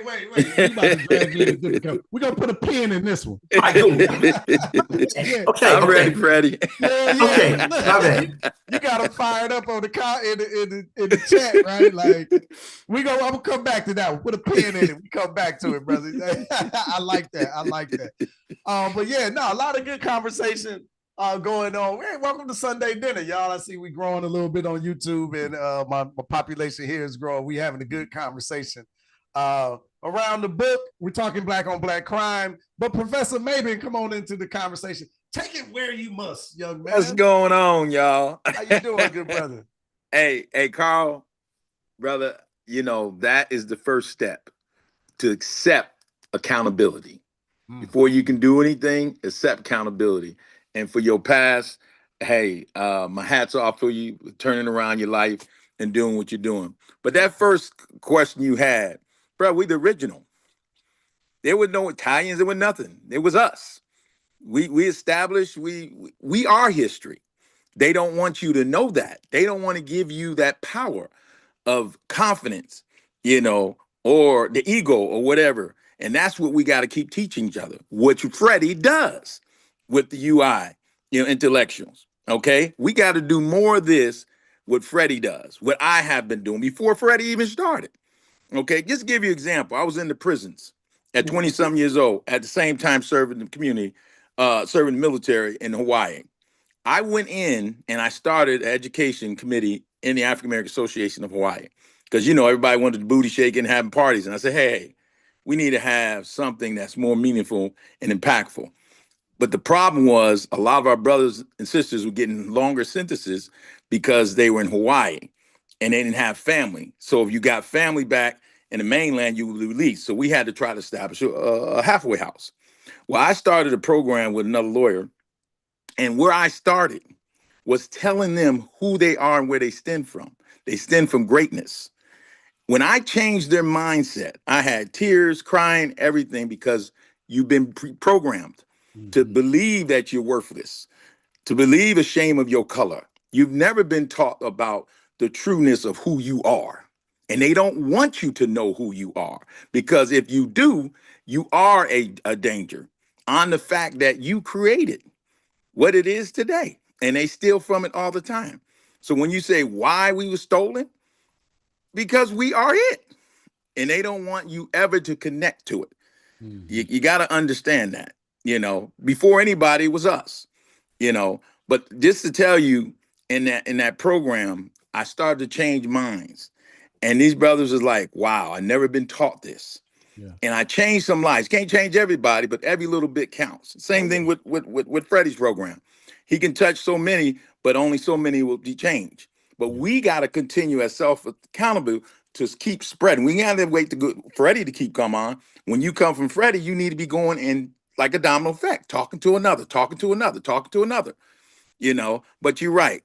The self-accountability, ain't nobody here to help us. But I have to say this. Your ancestors who never saw the freedoms of what we have today, we have no excuse not to prevail, not to push forward, because they fought and dealt with more than we ever could think of. And that's what I keep telling folks. We ain't got a choice. We're doing it for I live for my ancestors, because my ancestors didn't have what I have today. So yes, self-accountability is number one. Learning self-identity of who you are and where you stand from. Separate yourself from the of tearing each other down, destroying each other, because that's what you were programmed to. So Freddie, hey man, I love this Sunday dinner. But Carl, spread the word, keep doing what you're doing. And yes, we were Republicans. Republicans were for us before, and that changed. I'm neither party. I'm not a part of party. I'm part of whoever's going to do the job. But I got to do it myself. I can't look for other people to do it. I got to do it myself. So Carl, I appreciate you. Keep your head up. Things are going to change, bro.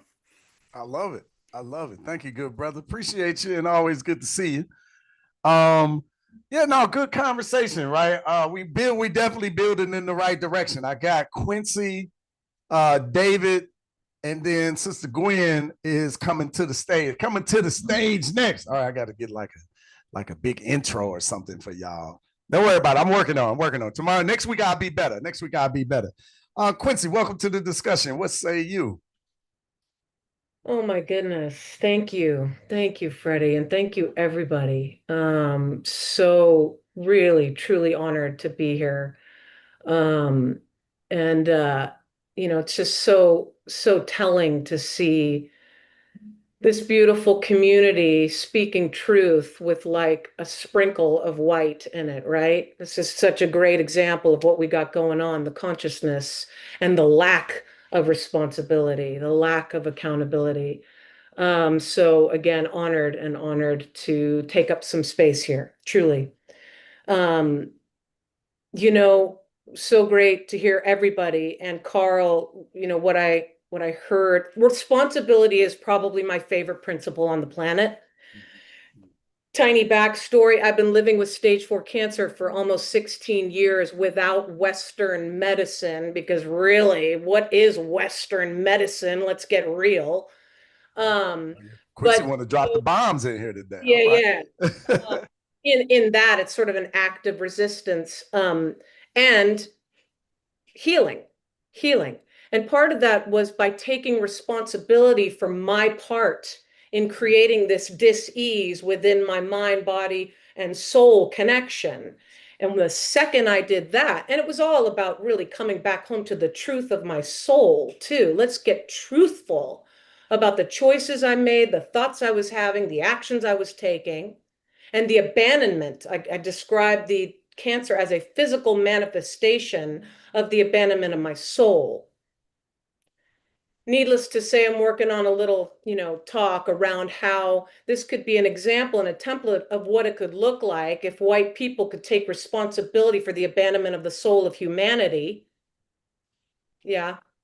And the abandonment of the soul of the earth, and dropped into the truth that speaks clearly when we get quiet and slow the F down and not be so quick with this colonialist, white patriarchal, capitalistic idea that bigger, better, and faster is better.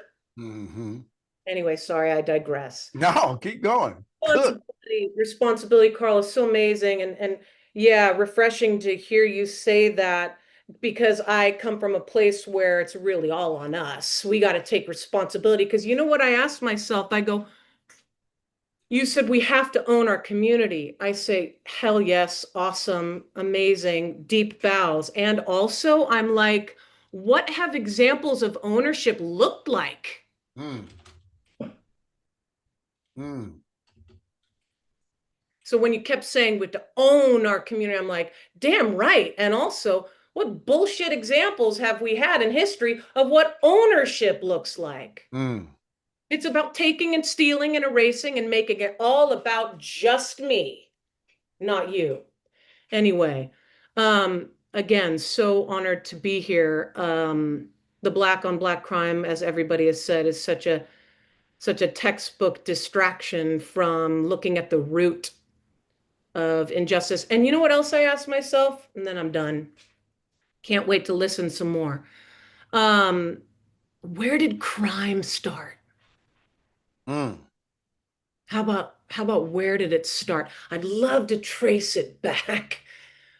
I have a funny feeling about where crime started. Yeah. Again, I feel like I'm preaching to the choir. Just know, everybody here, if you see me here, I'm here to learn. I'm here to hold space and listen and share when it feels like it's in alignment. And my message and my ministry and my purpose is really to speak to my white people and just say, guys, if we don't start taking responsibility, it's impossible. So anyway, deep bows, Freddie. Thank you for this space. I'm so excited to be a part of this community. Thank you. Thank you for being here, and thank you for participating. Is this your first time? Yeah. All right, and you got on the mic. That's what I'm talking about. And I think I found you through an Amanda Seals. I'm not much on social right now. Okay. I will be again. I've been taking a break for a couple years, but I think I found you through Amanda. Yeah. Awesome. Yeah, somebody challenged me. Yeah. Well said. Outstanding. Please continue to come back and invite more. This is outstanding. Yeah. We got to bridge that gap. Seriously, that was good stuff there. I wanted to address, thank you for that, Quincy. Thank you all our talkers, and especially you the first time people getting on the mic, I think is like, I got to get like I got a little soundboard or something. I don't know what to call this. I don't know. Stream Deck, whatever. But I can do like sound, burn. Like I got to get into all of that when we get to new people. Anyway, I'll just messing around with that stuff. But that was great, man. But I love when our new people feel comfortable enough to get on the mic. And I definitely love my returning folks that come and rock with us every Sunday. But I wanted to address something James said. Was that James? Yeah, he was saying, there you go. Can we state that we need our own political party now? It's time. Yeah, it's time for our problems. They don't care about us and our problems. I wanna take a moment for that. And David, I'm coming to you. I won't distract too long, brother. Let me get rid of my background because I know that's messing up things. But I went in when James said I read it, I was like, oh, I'm gonna come back because I wanted to bring up a book. Y'all know I'm a crazy reader, y'all. Hey, you gotta educate yourself, right? But oh my God, James, I don't know if you read this one. This is for all of y'all. I don't know if you read this. Black Power, The Politics of Liberation by Kwame Ture and Charles Hamilton.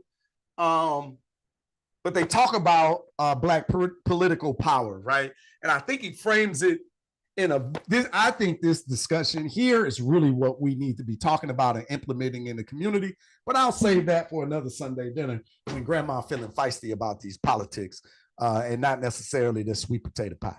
All right.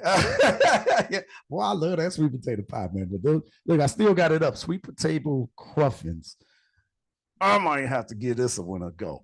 All right. So I got on the mic. Oh, one other thing. Let me distract Brother David before you get into it, right? The book, right? All right, 50 Truths That They Tried to Erase. But this is a conversation that we're having, Black on Black Crime. So chapter 12 is the media, it's called The Media Invented the Term in the 70s. So we can go back and literally see when this term came about, right? And again, it goes through my framework of, the context they never taught you, the real story unfiltered, then why it matters today, and then action and reflection on what we can do. But I'm just going to give you a little bit, right? I'm not going to read all of that. I'll just do these couple of bullet points. What you weren't taught.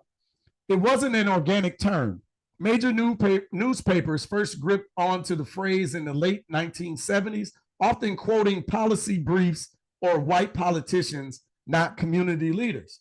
It served a purpose. By fixating on intra-community violence, the media shifted blame from the state's role in creating poverty to segregation. State's role in creating poverty and segregation. It stuck. Decades later, most people still view Black on Black crime as if it is an epidemic unique to the Black neighborhoods, when crime across America is overwhelmingly interracial, according to Bloomberg and ABC, right? But the thing is, this marketing campaign was bred in the late 70s, and then particularly when you build upon the reality, right? Because the first section is how the FBI and the CIA destroyed Black power movements, but really destroyed and destabilized our communities, because we can talk about in the 80s with flooding the community with drugs, right? This was a government conspiracy that they've admitted, they've copped to it, right? This is just be the wild thing about talking to folks, and they just acting like your government ain't even admitted this stuff. Like they've literally copped to it and said, yeah, well, with Oliver North and, the Iran Contra, yeah, probably we shouldn't have funded our illegal activities down there by flooding drugs into the Black community. But you know what? That Freeway Ricky Ross, y'all need to pay attention to him. He's a bad guy. He's a bad actor out here in these streets. This is all his fault. But never mind, we're going to lock all of y'all up and change the sentencing laws, right? Because you can go into the legalese of it, because not only did they beat your head with the Billy Club, they beat your head with the Bible that you swore upon when you go into that court, that law room, when they got that long black gown on, and then they sentence you differently for smoking a crack rock versus snorting some cocaine. Right? Because snorting cocaine is sophisticated, and white boys in suits does that drug, right? So I love this because I'm getting fired up, y'all. But I love it, the juxtaposition of the reality that I grew up in. Because I told you I went to school with poor white people and rich white people. And I can tell you to your face that the rich white people had way more drugs and accessibility to pills and like stuff I ain't never seen in high school. I'm in the hood, right? Hood adjacent. I'm gangster adjacent, as Brother Carl put. And I can tell you, the Black community can't dream of these drugs. The only difference is when the white boy cops show up, it's his cousin or somebody knows somebody, and they just being like, hey, keep the noise down. Right? If they show up, they're not even going to show up because they're not over policed like the black community. But meanwhile, with Clinton and, y'all boy, Joe Biden, the architect of the crime bill that got your cousin in jail over some damn marijuana today, which they smoking marijuana on every corner now. Man, like, you can't even, I was in downtown Detroit. You can't walk 5 steps without smelling weed. And your cousin's still in jail over a nickel bag in the 90s. It's wild out here. Anyway, let me be quiet because we way off topic. But come on, Brother David. Dive back into the fray somewhere. So I got David, Sister Gwen, Marilyn, and then Brother Carl. Yes, sir. Yes, sir. Peace. How are you? Great, brother. How you doing? I'm doing all right, man. I missed you last couple of weeks. I ain't want to say nothing. Grandma was birthdays. Well, David ain't been here. Yeah, I had a couple of birthdays and things, and so, but I did listen in when I had a chance. What I wanted to say is because this is a great topic. Obviously, really all the topics just dealing with what we need to do to solve our problems are great and they're relevant. Some of the notes I wrote down is I wanted to say one, I don't believe we need a new political party or a political party for Black people. I think Black people just need to politic with one another. And the political party versus politicking is not the same. We don't engage with one another in order to come with an agreement on how we need to what path to take and how to pursue what particular path to solve our problems. We have a hard time coming to agreement. And I wanted to also, because I wrote another note on another thing we do, because we do have a lot of passion, but we don't face reality. We do a poor job of facing reality. What we tend to do as a people is we find the place where we could push the hardest for our issues, but be safe enough not to be killed or jailed by the authority. Real talk. Because that's what we're reminded of every Black History Month is how everyone was assassinated and killed that ever stood up for us. Okay? And so, we don't appreciate the power of propaganda. I'm glad you brought up propaganda because another thing is this notion of Black on Black crime has the same effect that conspiracy theory had when they created both of them. The intelligence agencies created both of these. The term conspiracy theory was created to keep you from believing people who's telling you the truth. Right. Exactly. See, propaganda is a very powerful thing. And, history is our best teacher. We're on the decline as a nation. And I'm not even going to say we, America is.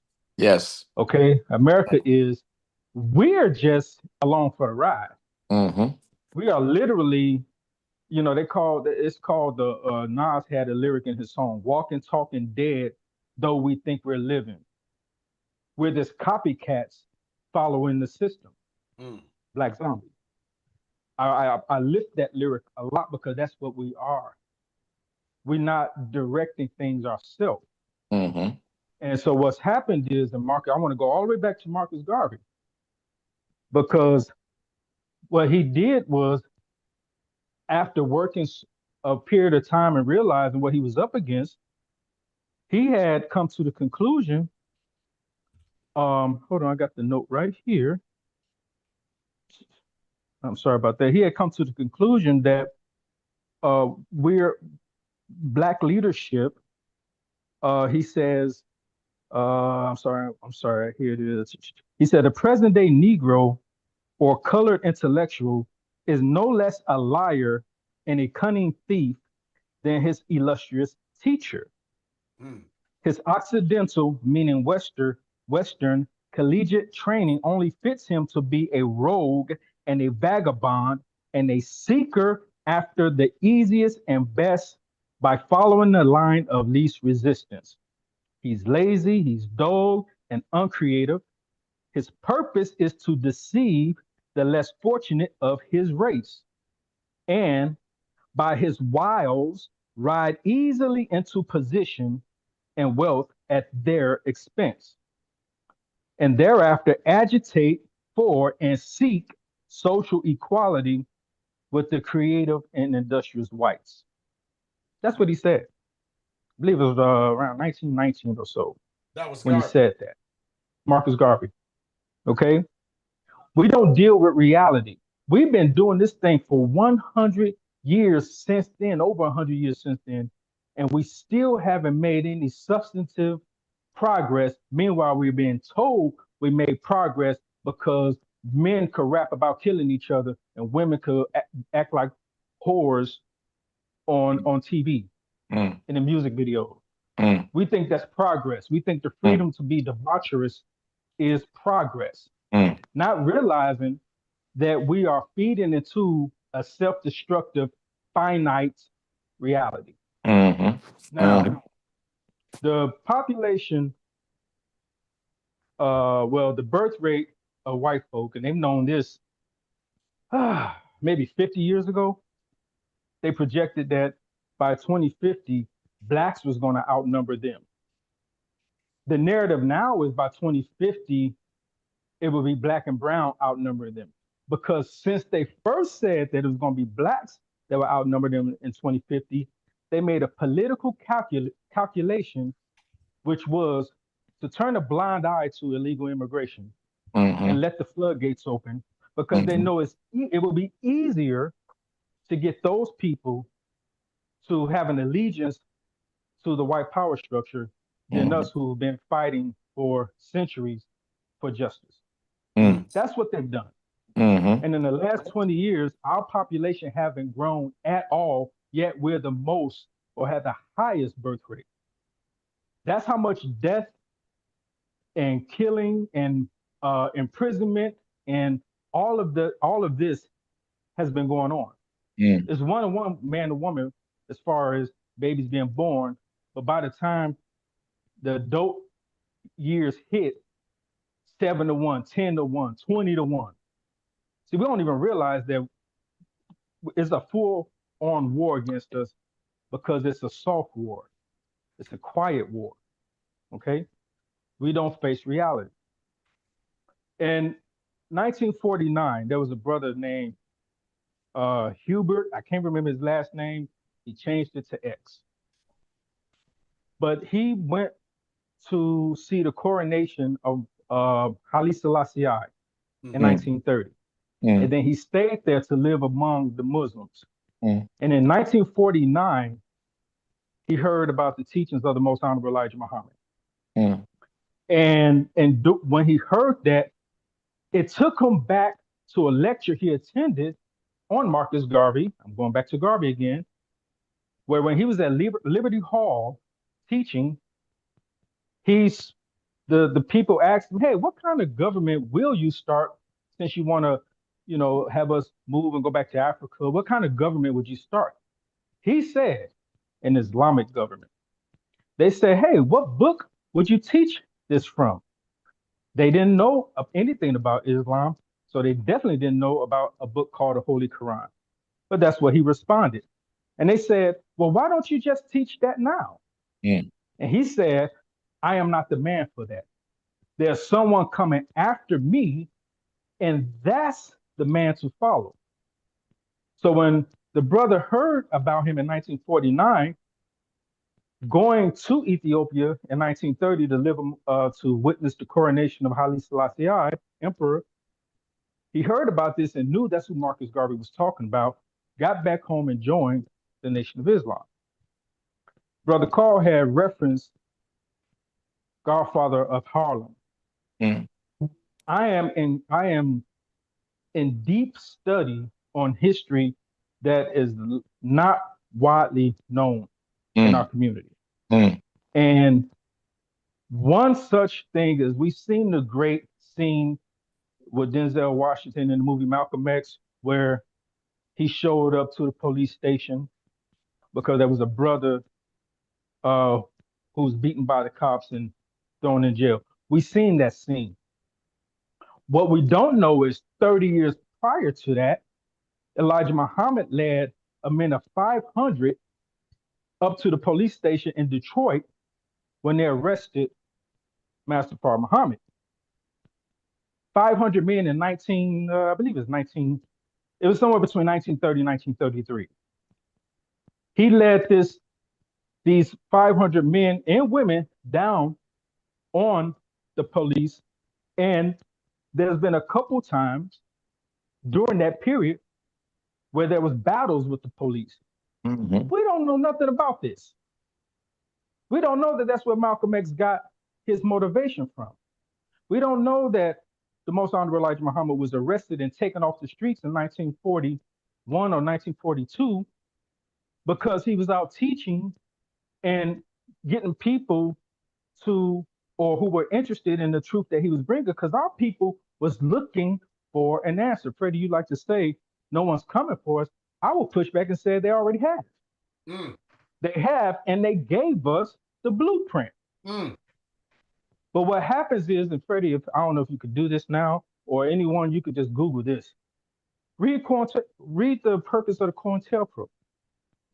They told you their purpose was to prevent the rise of a black Messiah.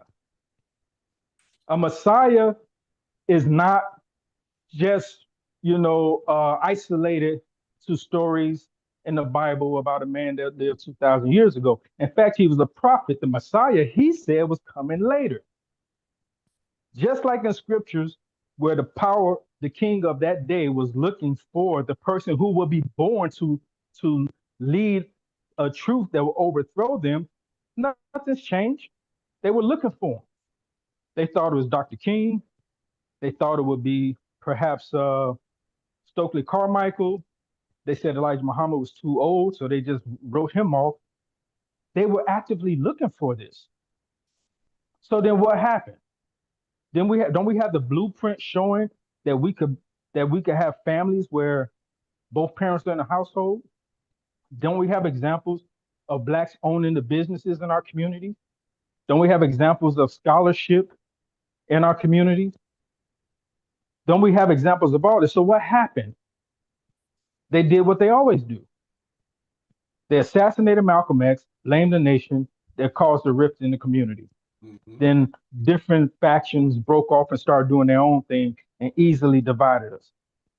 Back then, we gained more power globally as a people in the diaspora because we were all black back then. But after the civil rights movement, everyone began being nationalistic. I'm not black, I'm Nigerian. I'm not black, I'm Jamaican. I'm not black, I'm this. And you're wondering why black people today are delineating from these other groups. Because we realize, just like they've always done, they will divide us and put one group ahead of us to be a buffer between our interests and white supremacy's interests by giving them some trinkets that they gladly take based on the living arrangements they have wherever they came from. This is just facts. We don't like to face the hard reality. We don't like to face the hard truth. At the end of the day, we've been given the blueprint. We know exactly what to do. The Honorable Minister Farrakhan told us back in 1997 that he told us back in 1997 that they were getting rid of affirmative action, that they were getting rid of programs for black people. He told us everything that was going to happen that has happened, including the troops being sent to our community since we are doing the quote unquote black on black crime.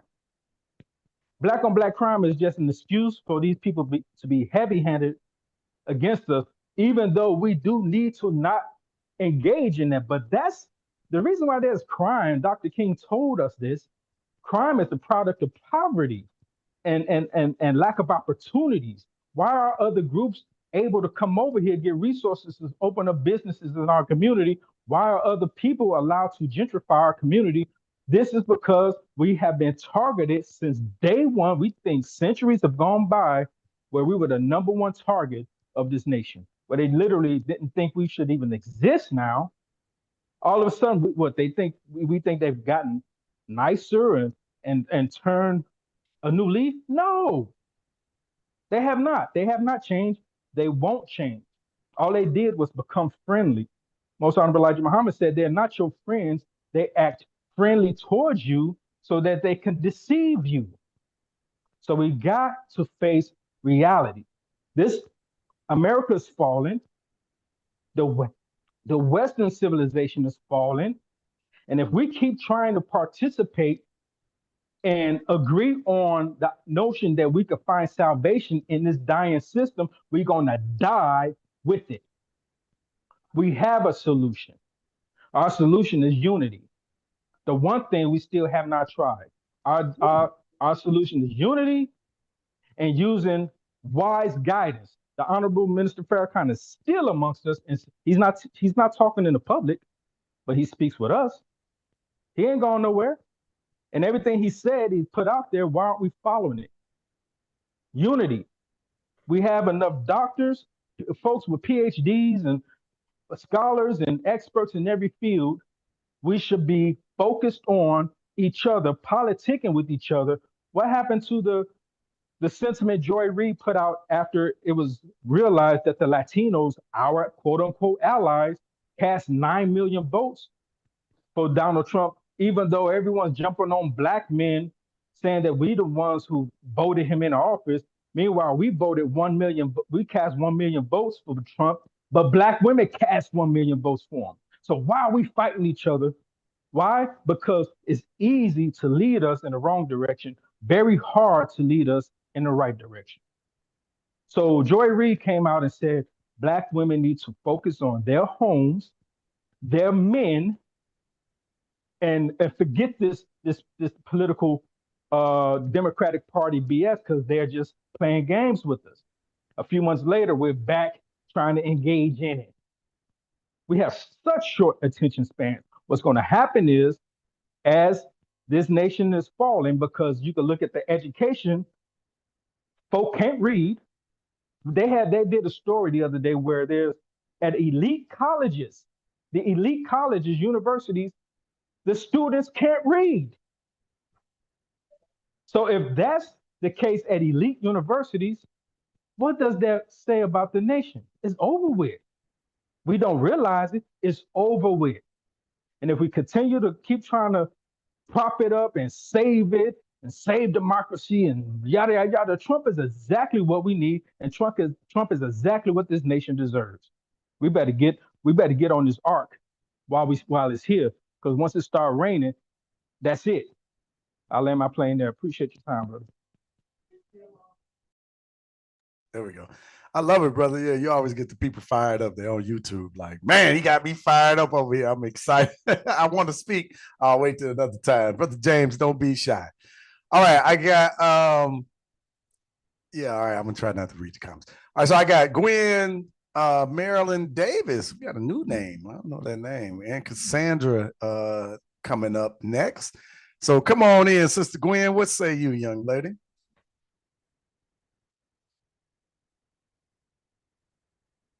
Sorry about that. I'm a little camera ready, so I'm trying to put my camera on.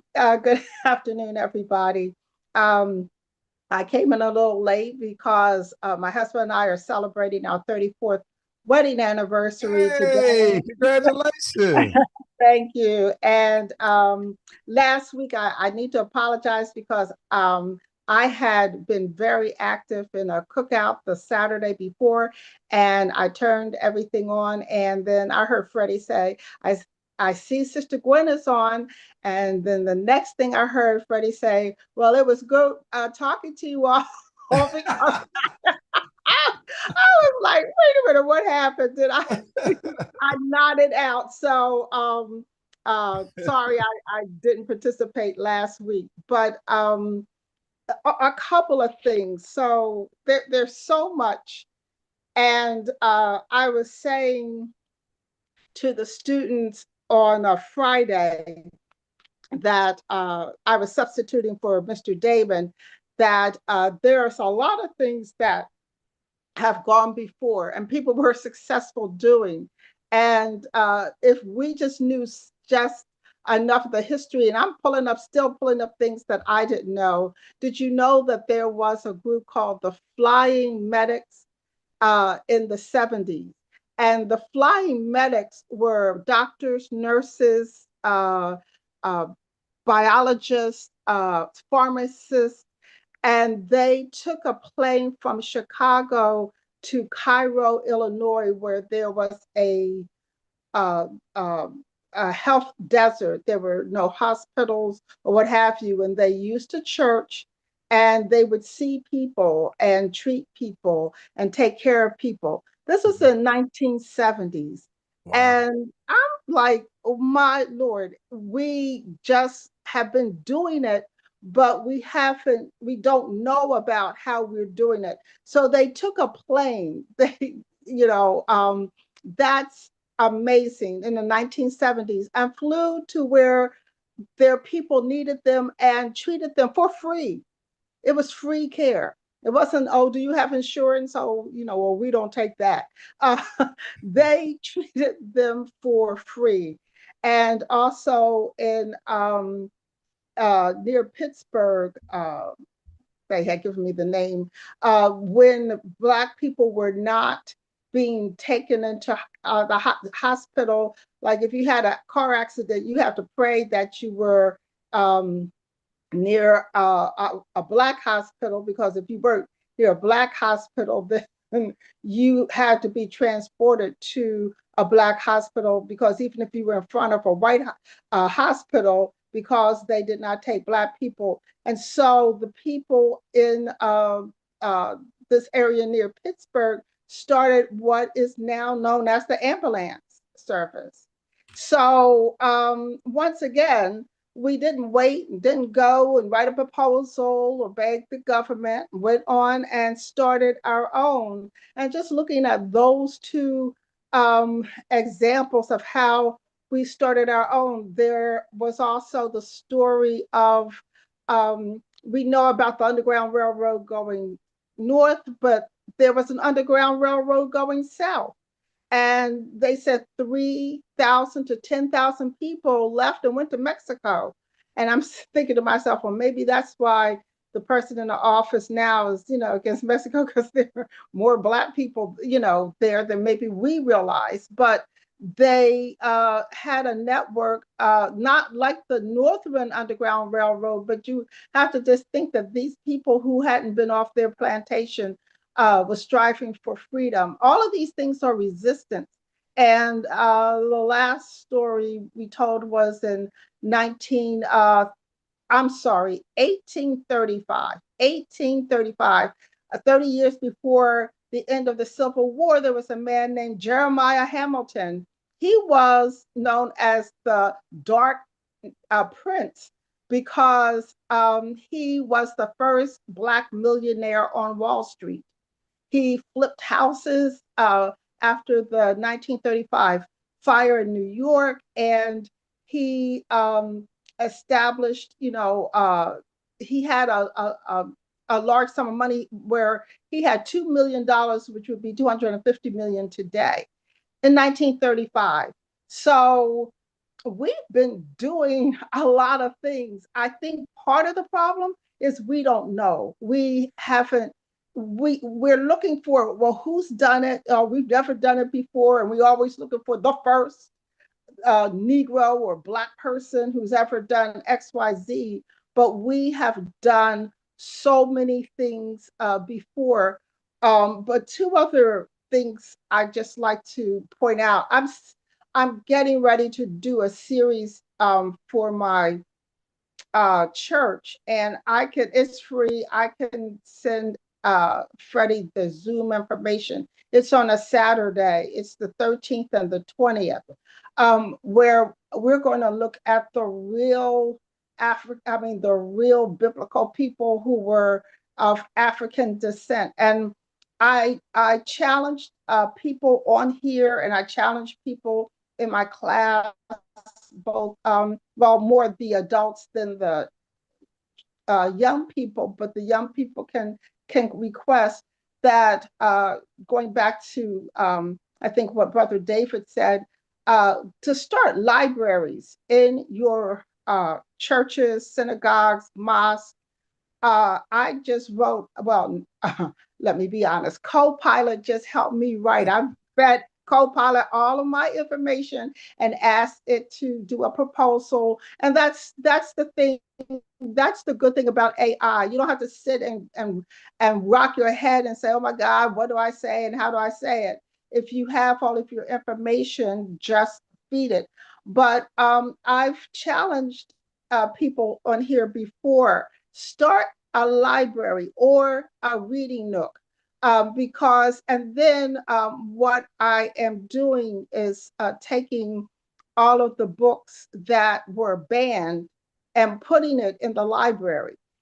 So we can just say, do your best, take them, and we'll just fill our own spaces. We do have some spaces, and we need to fill our spaces with books and library books, and then having a reading corner for children, book club for teens and adults, debate team coming out of the reading of the books. If every church had that, if every church, synagogue, mosque, and I say synagogue because there are Black people in the synagogue, every one of those entities had a library or a reading nook, if everyone taught Black history and not from slavery, enslavement, but starting from our ancient Black history, and especially if your church start with the Bible, which tells you that the Garden of Eden was in Ethiopia. Come on. I mean, it just gets frustrating. And just do those two things. The interesting thing is that when we watch people, I liked what one of you all said about we either have short memories or we don't observe or we kind of live in fantasy land. When John Paul was alive, they always talked about how, as John Paul the Pope, how he always worshiped the Black Madonna. And I always laugh because that was the color of the real Madonna. And probably he said, I don't know what the white one can do for me, but I know what this Black one can do for me. And that's why he was going to worship the Black Madonna. And so there's I'll try to send this to Freddie to put in whatever he sends out. There is an interesting video. I'm looking at it now for, its historical and factual truths, but about Ethiopia and how in Ethiopia they never connected to the Roman Catholics in any way, shape, or form in terms of their worship, and their worship was 1,000 years old. Now I see your face, Freddie, and I think I know you're sitting there saying, well, they had that white Jesus in the bedroom. And so, but just think how many Black people visited Ethiopia. And so if you're trying to get tourists and you're saying, oh, well, these people worship Christ, it might not have been the people who actually lived there, but somebody thinking, we have to, look like we, we connect to the religion of what they know. I think that was just put there because it is shown on this video that everybody else was worshiping the Black Christ. Everybody else was the Black pictures in the churches. Now I haven't been there, you have, but I know when you first said what was going on here, and I did too. I said, wow, wait a minute. But when I started just doing a little research, Black people weren't going to Ethiopia. white people were going to Ethiopia, just like white people were going to Sun City and telling, and letting Black people think, oh, I want to go to Africa, because of all the media things that they showed. But everybody was flocking to Sun City or all the beaches and everything. I was showing the students that if you look, who's on the beach? White people. And that is for design. It's not that they live there, they're visiting there because they know something we don't know. And that is designed that way. So if you keep people feeling, ew, let's show them, people in poverty, flies in the eyes and all of that, then, they won't want to go. But we know where to go. We know, these wonderful places. So the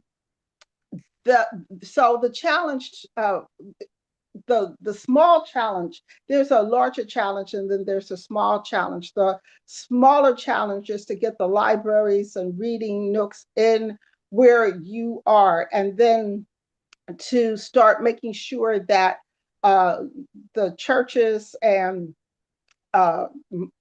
mosque and every place else you can find teach the history. And if you can't teach the history, then join Urban Intellectuals, join Sankofa Club. All you have to do is turn on a machine, and there's the lesson. You don't have to do anything but sit back and say at the end, oh, wasn't that wonderful? Or have a discussion.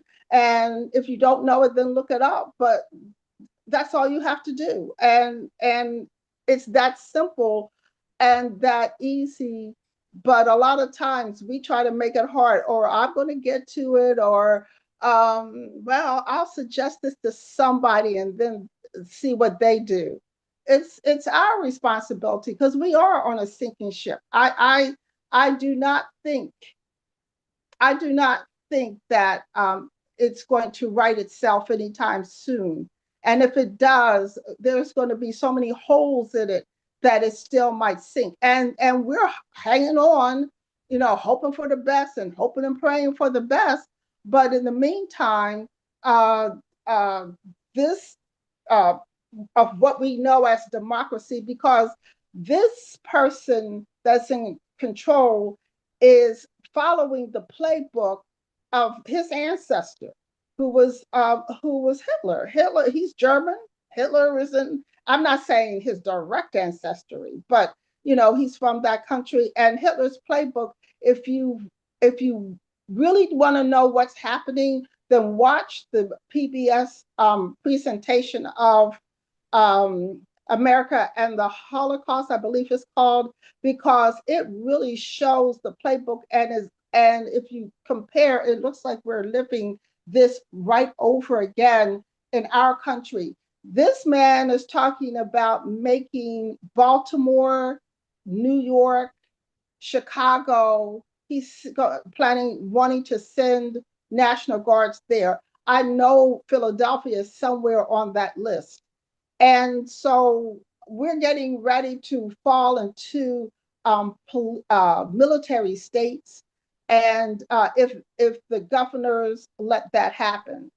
So rather than try to, yes, you can be writing all of these people and say, don't let this happen. But in the meantime, we should be preparing. I've said this many times before, but prepare your home, your food. How are you going to get out if it's natural or otherwise disaster will come? Have plans, have who you will call, have your medical bags filled with things that you will need, enough water. Just be prepared. I don't want to sound like the people in the 50s and 60s about looking for nuclear war. But if you're not prepared, then when something happens, you're going to want to be prepared. Whatever you need to self-defense or I'm not a proponent of people having weapons, but in this day and time, whatever you need, I'll just put it that way. Whatever you need or whatever you think you need. Let's also be real. And then on the other side, trying to get another party. We keep talking about unity. Start with the family, unify your family. A lot of people not even unified in their own home, in their own families. So unify your families, look and look at also, you know, God forbid if any disaster happened. I was watching Katrina and people was trying to call each other and things were down and everything. If some disaster like that would happen, how would you all gather? How would you know where people are? Those are the kinds of things that we also need to concentrate on. And the last thing I want to say is in the late 80s and 90s, a young Asian woman called me and was really upset.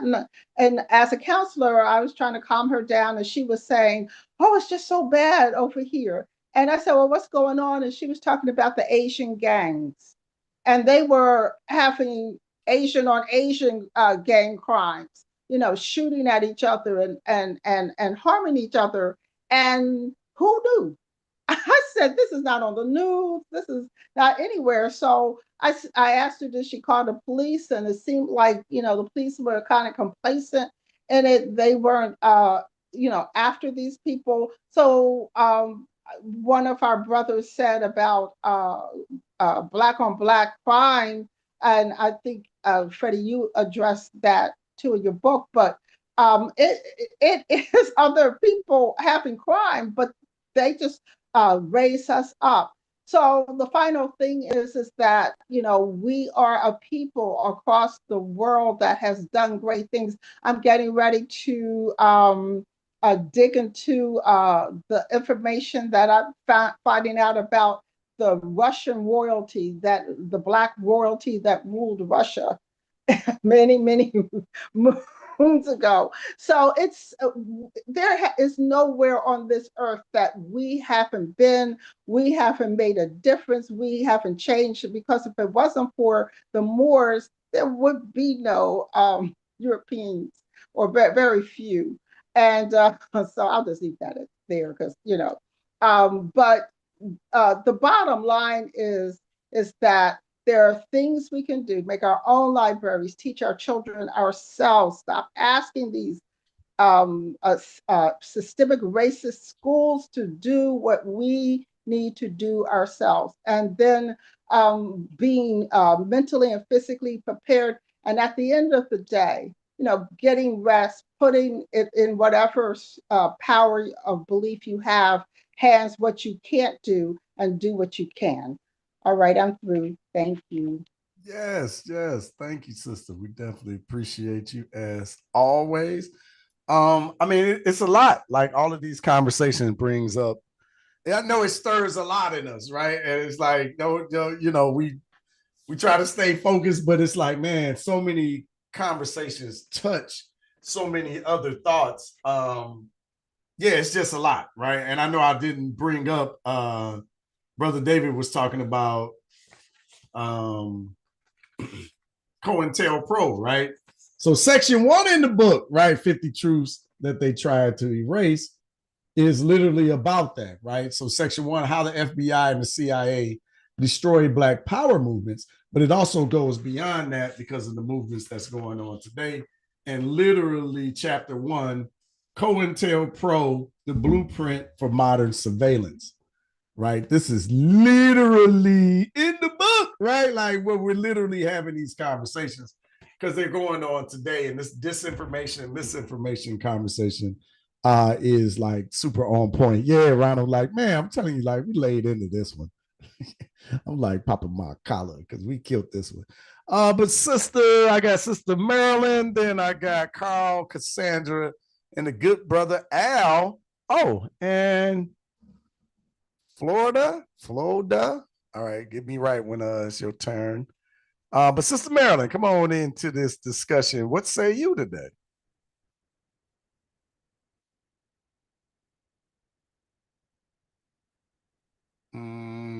You're muted.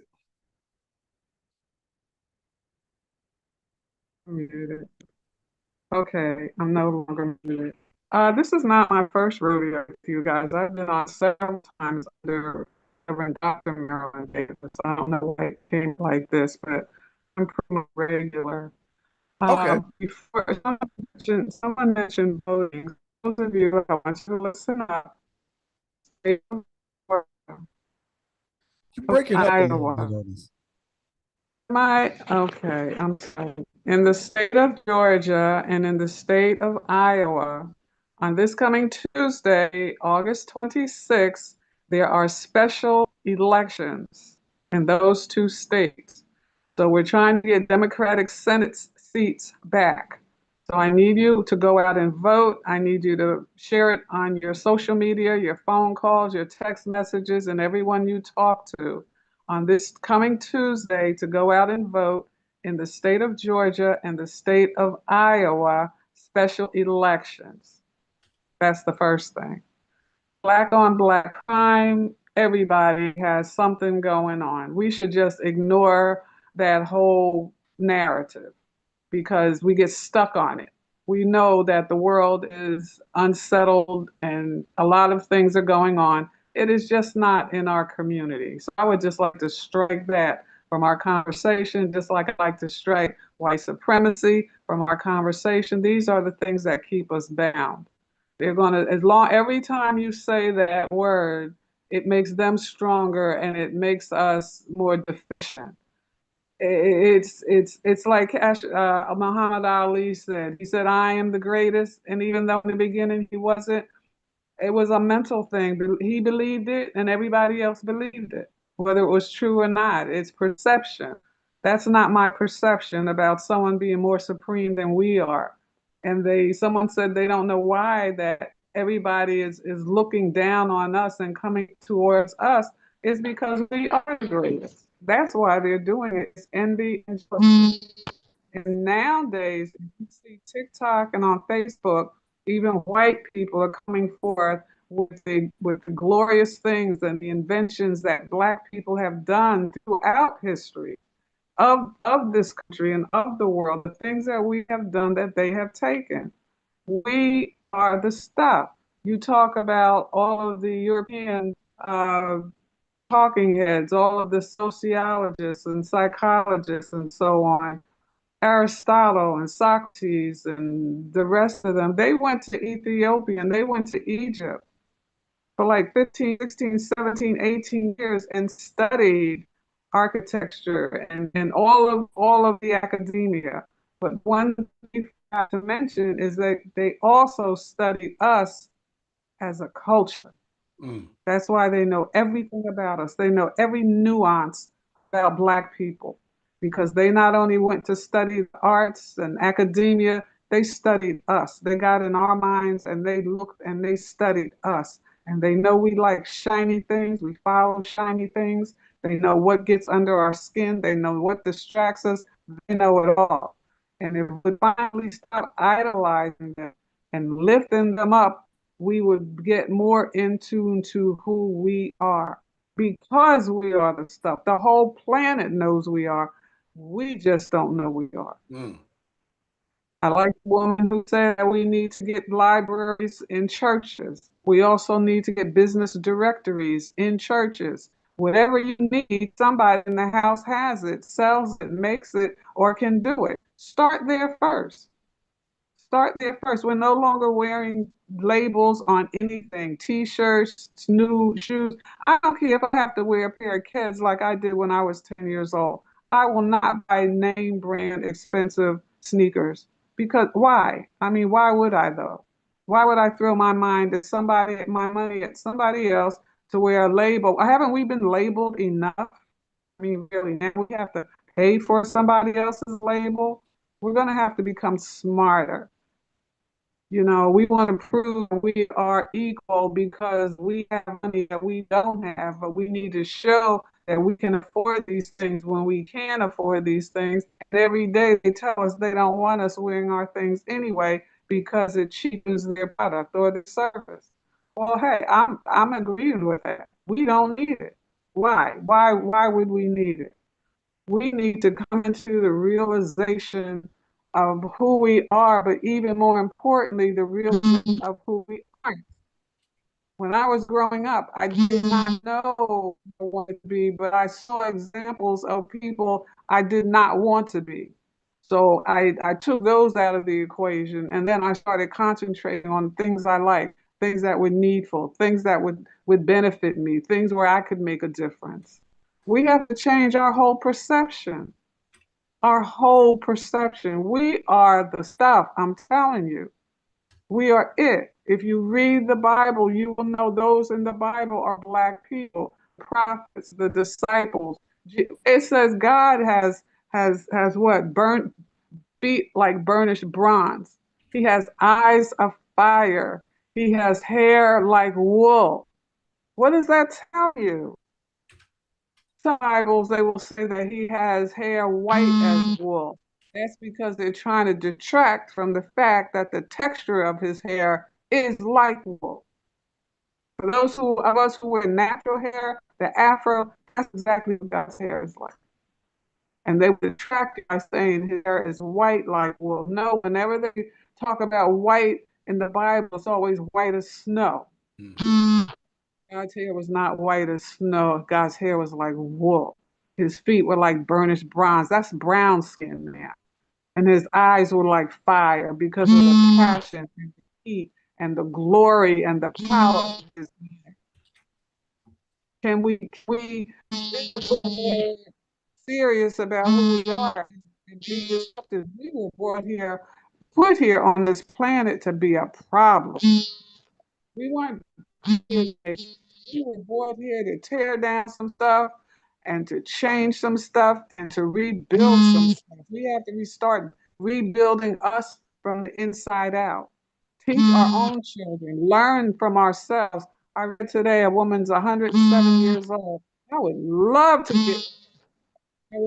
sit at her knee. Somebody like that should have gatherings of people around her.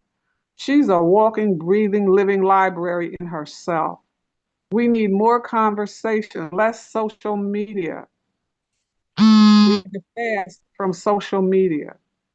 You know, get eye to eye, one on one, talk to people. We need a new social party, a new political party. We can't wait until election comes to say I'm going to vote independent. Independent who? That divides the vote.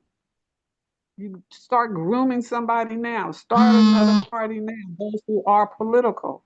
Most people aren't. Most of our people aren't. You know, we have to start thinking for ourselves. We have to think separate from them. They think separate from us. And we keep fighting to fall in with them, to blend in with them. We're not meant to blend in with them. We are who we are because God created us who we are. He created us Black skin. We were deliberately created to be who we are. And we let someone else diminish us, someone who's less than we are. They're always talking about we want to be equal. Equal to what? When you're above and beyond, who are you equal to? Who are you going to be equal to? They have to come a long way to be equal to us. I'm sorry. They need to lift the bar, raise the bar in order to be equal to Black people. And I can't say I'm not racist. I'm not racist, but I do hate racism. I do hate prejudice. I do hate downtrodden people. And I have a doctorate in humanitarianism. I love people and I love to treat people the way human beings are supposed to be treated. But I'm telling you right now, our history is a good thing. Our present and our future is what's important now. Our future is what's important now. The woman that talk about prepping for what may be coming, that's the key point right there. We gloss over that. We can't gloss over that because it is coming. It is coming, and we need to be prepared for that. I lost my phone one day a couple of weeks ago for 11 hours. I thought I had left it I thought I left it in an Uber actually. And I couldn't even call to find out about it. But I couldn't call anybody. Why? Because I don't have my phone numbers on hard copy where I can get to it. Many people were willing to loan me their phone, but I couldn't call anybody. That's one thing. Make sure you get everything, all your contacts that you need, hard copy. Make several copies. Keep one on you. Everyone in your family can start there. We have to engage in what's going on with us. With us. They know what they're doing and they know what they want to do with us. Their plan is arranged. We're trying to figure out what to eat Friday night, what to wear to the club, and then what to wear to church on Sunday. That's the extent of our vision. They know 5, 10, 15, 5 years what they're planning to do with themselves and with us. Come on. We have to do better. It's to our benefit. It behooves us to think differently and do better. We're going to have to stop having frivolous conversation. We all know how to dance. We all know the line dances. We all know all the dances. All the dances came out during COVID when we should have been studying. We should have been getting those free certifications that all the colleges were giving, all the courses. You know, like today, I spent 2 days posting everywhere of Georgia and Iowa elections. I posted it everywhere. Text messages, phone calls, everywhere. And I'll be doing it until Tuesday night. Why? Because I'm using social media as the new drum. Your voice is the new drum. Your voice is the new shofar. It's your voice. That's what they've been trying to silence by distracting you with all manner of things. Figure out what we need and use your voice. That's the new Underground Railroad. Thank you, Jesus. Just drop that in my spirit. Our voice, our tongue is the new Underground Railroad. That's what we have to use. We have to do this. We have to have a new perspective. We have to change the narrative. We're no longer the N word or the B word. We have sons and daughters, not boys and girls. We don't have kids. We have children. You know, kids are barnyard animals. That's what they called our children during the enslavement because they heard them in the barnyard, in the yards, and they couldn't understand the dialects. So they just cast them off as being kids, like baby goats are called kids. We don't have kids. The Bible doesn't talk about kids. It talks about children. It talks about sons and daughters. What comes out of your mouth manifests. You have somebody you're calling a kid, that's what you get, somebody wild and untamed and undomestic. Because words are spirits, and when you say it, container opens up and the word manifests. That's real. Start calling your children children. Yeah. The Lord told me that. I saw something, there's a singer going around now, and she's like, I pray that my brothers see the queen and his people, and I pray that my sister see the king and her people, right? So kind of speaking to what you're talking about. Like I call everybody kings and queens. If a gentleman opens, a brother opens the door for me, I will tell him, you are a king for real. I call all of us kings and queens, and our children are sons and daughters. I love that. Young, I walk up to the gangs and call them sons. Everybody needs that heart to heart, and breast to breast. These are our people. You understand? No matter how. This because this is in tune with the conversation earlier, right? Like the taking control of our community, personal responsibility, personal accountability, and you know, getting to it, right? We need the earths. We need old earth to come and talk to the young people as well as the men talking to the brothers and sisters on the block as well. So I just want to say thank you, sister. I appreciate you joining in today. I got like 5 or 6 more hands. I was supposed to end at the top of the hour, but y'all know I'll be running low. Yeah, I know, Carl. Right? Yeah, but no, any final thoughts for you? Let me just let you. No, thank you for your time. Thank you so much. Yeah, thank you, sister. I definitely appreciate it. I got. Let's see who we got up here. Brother Carl. I got Carl, Cassandra, Al, and Floda, and then Brother David. All right. So come on in, Brother Carl. Where you at?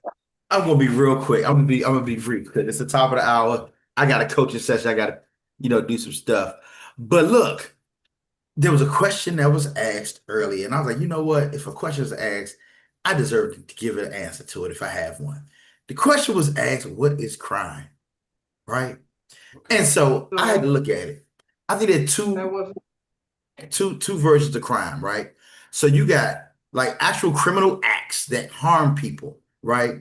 And you got these minority report things. If you ever seen the movie Minority Report, and it's funny they call it a Minority Report, right? Because, all right, cool. Where they try to assign intent to an action to make it a crime, right? So if, you know, when my dad got locked up, he got locked up with possession with intent to distribute, right? Where somebody somewhere created an arbitrary crime that had not been committed yet to say, oh yeah, you were going to distribute this to people. Like, how you know you're going to distribute it? My father did a lot of drugs. He wasn't distributing that to nobody, y'all. Just keep it a buck. I can't with you, man. Look, man, I love my dad. Okay, I love my dad. Okay, I love him. But yeah, he'll tell you, you know, he did more drugs than he sold. He got high on his own supply. But like, it's that type of thing. But and so it's like, what is crime? Yes, there are things that people do, but we also got to look at how, you know, we've allowed bureaucracies to create things, to create crimes, and how it hurts us. You know what I'm saying? Where it's like you get charged with possession, and then they give you a year for every bullet, as if every bullet was going to be used for something wrong, right? Or even just the possession itself. I mean, think about it. Speeding. I'm sorry, y'all. Why is speeding a crime? It's to give them the opportunity to pull you over. You haven't done anything yet. You haven't hurt anybody. They just put an arbitrary number saying you shouldn't do this because if you do this, there's a propensity for this thing to happen. But then you get pulled over for speeding. Then you got, you know what I'm saying, maybe you got something in the car, some weed, which also shouldn't be a crime because who are you hurting? Like, so many of these things have been called crimes, and I'm not an anarchist. You know what I'm saying? I'm not that type of guy. There should be no rules. But what I'm saying is we got to watch how we give power out and the things that we've come to accept. I think we got to start questioning everything because so many things that they have told us are crimes, we've accepted are crimes, aren't really crimes because they haven't done anything to anybody yet. Yes, if there's a propensity for something to happen, we should strongly discourage it. But to say somebody has done something, riding around with a busted tail light, somebody got to tell me where the crime is in that. But I know some brothers who got locked up for riding around a busted tail light. It's a setup, you know. And again, I'm not as revolutionary as I say. I don't think. Maybe I am, you know. But like, I'm sitting here, I'm like, yo, so many things we've come to accept as a people that we got to start to reject. Or at least question. I know I'm a revolutionary. And look, I get it from my grandfather, okay? And my father. Maybe you're revolutionary adjacent. Right. Exactly. Look, very, very adjacent. I think a revolutionary connected. But the thing is, I think we just really gotta, as a people, let's focus on knowing the truth. Because knowing the truth doesn't set you free. It makes you free, if you look at what it really says. Oh, I like that. And when we begin to look at the things that are set up and look at the truths behind them, like we talked about COINTELPRO, like the reason was not just to lock us up, it was to prevent a Black Messiah. It was to prevent Black leadership. So we got to look at it, the deep. Like, we got to go behind what's even said and what's told. So what does that mean to try to stop this Black leader from coming? What does that mean?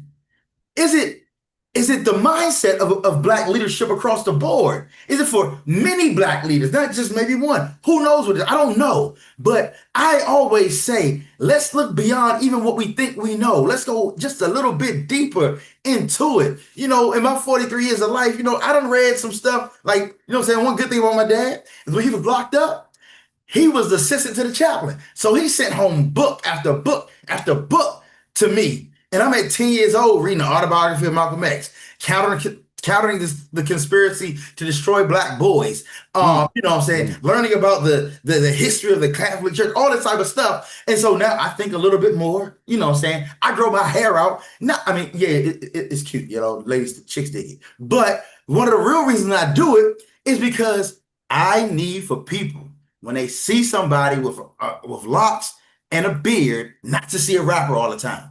Yes, I did want to rap at one point. What black boy didn't? Yes, I am a musician, but I'm beyond that, right?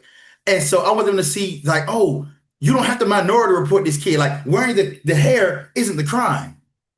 The beard isn't the crime. The vernacular ain't the crime. Because guess what? Ain't and isn't mean the same thing. You see what I'm saying? Like, nothing about me is inherently criminal.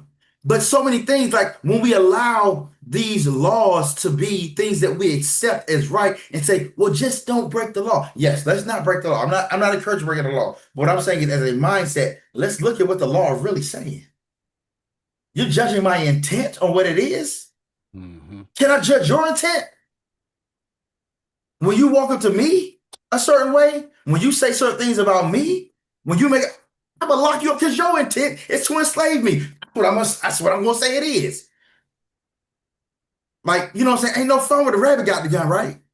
So that's why we gotta read books like 50 Truths. You know, we gotta go, like I said, I'm starting 75 hard tomorrow. 50 Truths on my list, because you know you gotta do 10 pages a day. Like we gotta really expose ourselves and our minds to wanting the truth, so the truth can make us a free people.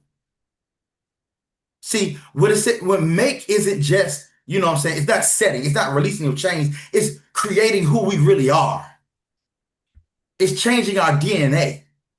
Because there's some things that have been put into our DNA through infiltration of our ancestry that cause us to even see ourselves a certain way, where we're supposed to be subject to certain things. And that's the thing we gotta break. When we think that because they are in power, that they're supposed to be able to make these rules. Which is why, you know what I'm saying, we can't really be beholden to any political party. It's hard for it to even be beholden to this political system. As a constitutional historian myself, I understand, like, yeah, this thing could work, but it ain't. Because we ain't in it the right way. I could say a whole lot of stuff, but I just wanted to say that because she asked, what is a crime? And that is the real question. Because we talk about, like, why is it a crime being black? Because we let them put laws that make it a crime to be black. Yeah, I may not be able to afford to get my tail light fixed. That doesn't deserve me getting pulled over. But see, then I can't get it fixed. So then my license gets suspended. Then license gets suspended, but I still got to drive out to get some places. Then I get pulled over because my license suspended. License suspended is a jailable offense. You get up to 60 days. All because we let a law that shouldn't be a law dictate us. Now I'm not saying break the law. Yeah, I would say, I think you're getting at something that's like bigger than color, right? Because it is. Yeah, you know what I mean? It is bigger, but we suffer from it so much. But it's really criminalizing poverty. Because if you got enough money, you can get out of anything, including the Epstein files, apparently. Anyway, but you know, what do I know, right? Like, I just know they ain't out. I know he was saying, let's put them out. Then they ain't out. And then there's a whole lot of money being made. I don't know if y'all not in this stock market. Listen, we can, that's another conversation. But if dude just gonna be like overtly, what they call it, insider trading, like, get on the train. Like, this is clearly all a farce anyway. This whole money conversation. Anyway, but they're criminalizing poverty. Because the more money you got, rich people don't go to jail, buddy. They got to be in a situation where they compromise other rich people, or they're not going to jail. That's just, don't direct this at me. Direct that at whatever your angst around that conversation is. Direct that at your local politician or your judge or somewhere that way, because that's what that is. But I can tell you this: you get more money, you're probably not going to go to jail. But meanwhile, don't have a busted headlight and $15 in your account and a baby or two to feed, or shoot, even yourself to just feed, right? Don't do that. Don't be on the outs with your family because you was brought up in a crazy situation. That's not your fault, right? You don't have any assistance. That's true. You know. Anyway, all right. I gotta go coach my people. Yeah. Go and lean into the children, man. And over here starting stuff got me all over the place. This combo. Appreciate you as usual, brother. All right. All right. Peace and blessings, man. All right. Cassandra. Freddie, this is Gwen. I'm sorry. I just want to, I know I'm busting in, but before he goes, I just want to lift up Mr. Sidney Sneed. Mr. Sidney Sneed is on today, and he was in a car accident on Thursday. Oh my he God. was in the hospital waiting to get a CT scan, but he was in class. And I just happened to look at, I just look at people's background, and I just happened to look at his background, and I said, Mr. Sidney Sneed, are you in the hospital? He said, yeah, I was in a car accident, and I they get ready to take me to a CT scan. And I just think that we all should give him a round of applause, because he is an example of what we're talking about. Mr. Sidney Sneed, I'm so glad to see you here. And I'm sorry, everybody, I busted in, but when I scrolled up and I saw you there, I just wanted to say thank you. God bless you. Prayers were answered. He is an answered prayer because people were praying for you. Mr. Sneed, go ahead. Well, thank you very much. And I thank God that it was not serious. You know, I'm home now. And my wife and I were in a serious accident. We had a head-on collision with the airbag deployed. Wow. And so or caused a total loss. But luckily, we just have muscle aches and pains right now. So I'm home now, and I'm still kind of stiff, trying to get over that.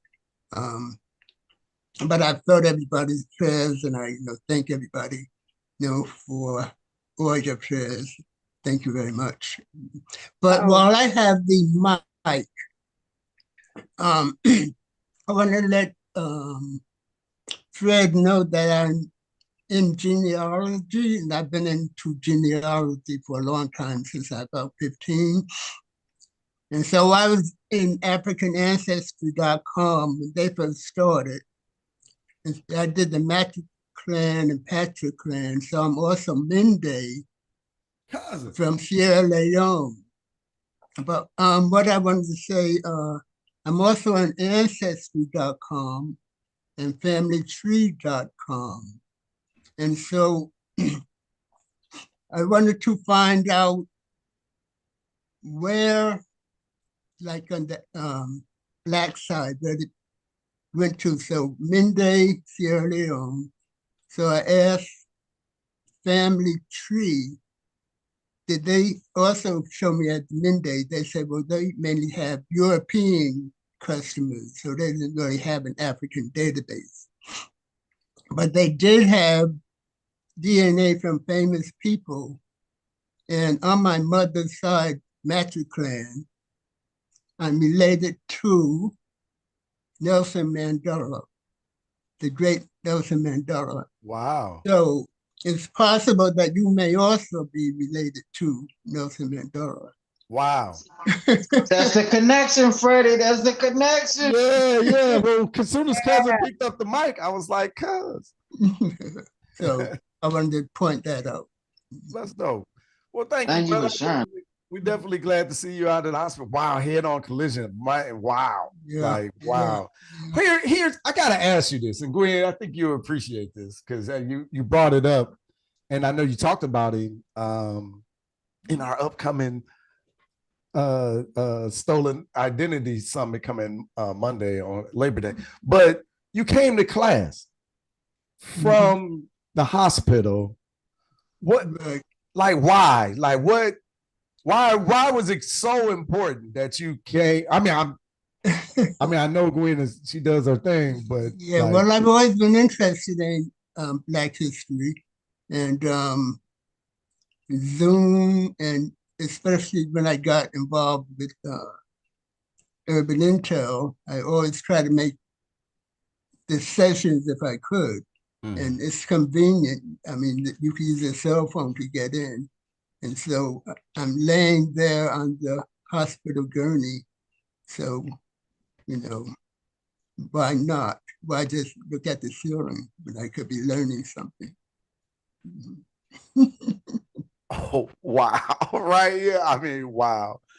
Wow. Well, we did, man. Well, we definitely appreciate you, but we're more appreciative that you're okay. Right. Right. Yeah, that's, man. Wow. Yeah, I appreciate you, brother. Man, that's deep though. Well, my people came from North Carolina. What about yours? Okay. From North Carolina? Like my mother. They were slaves in North Carolina. Interesting. Hey, you know, I got to do a better job of like, or maybe asking Gwen or brother Dr. Aiden, right? Like to kind of go into like, because if you're Mende, right, like it's likely we came out of Bunce Island, right? Like I gotta share like the images, and you gotta like go see it for yourself, brother. It's really powerful to be there. That's the home of the quote unquote slave trade, right? That's where the port went out there in Sierra Leone. But typically it went straight into South Carolina so Charleston, South Carolina, to be specific, coming out of Bunce Island. That was the major route. And then of course you got the sale there in South Carolina. So that could be, let me say that, how they ended up in North Carolina. Somebody came down to the auction blocks, or it got sold until you got there. Like, you know, it's crazy because it's wild being like an entrepreneur, because I understand the supply chain, right? Like somebody manufactures something, 9 times out of 10 is in China. And then like technically they made it, or they got this thing, and then they sell it to a distributor, let's say in the United States, that now got the next product, and they paid for it, right? So now they got it in their warehouse, and then they're selling it to a company like me, like, oh, I want to buy that in bulk. So you can just see like the transfer of people in that matter, and that's kind of how we got it. And it's just nasty. Make America pay reparations, by the way. And this is like off subject, brother. I'm sorry, I'm fired up too. I gotta be having the stuff to say too. But if anybody want me to get behind the movement, if it's not centered around reparations, I'm probably not gonna get involved. Like, I'm just gonna be honest with you. We're gonna stay focused on what we're doing. But when it comes to reparations, I feel like that's how we can move our needle. But if that ain't gonna happen, we gotta just be about this do for self and make things happen, right? But let me bring this full circle. Finding out about our people and how we got where we were is very important. We gotta like quiet that spirit in us, and then put it in our family, right? And make sure that you're telling those stories forward. So I don't know. I went on my rant today. Yeah, but we're glad you're out, brother, and thank you for being here as usual. We definitely appreciate it. Gwen, what do you say to? I mean, the brother just said, you know, I just want to know. That's what knowing about your history does. You just want to know. It's just like eating a potato chip. You just can't eat just one. You have to keep going. And I mean, for somebody to be in a hospital, banged up, traumatized, and still come on to a class because he wants to learn and know, that says it all. I mean, it says it all. I remember one time I was very ill, and I had just started teaching African and African American history for my church, and I was in great pain, but I was lying on the bed with my phone up teaching, and I was just holding on, but I wanted to make sure that the people know when you're called to do something and called to learn something, you're going to do it no matter what. But I just wanted everybody, since everybody was on here, I just wanted to let everybody know and let him know how much we appreciated that, because it just touched our hearts deeply. And then I was glad that he shared. Well, I was glad that I saw what I saw. I just couldn't believe what I was seeing, because I said, "Is this man in a hospital?"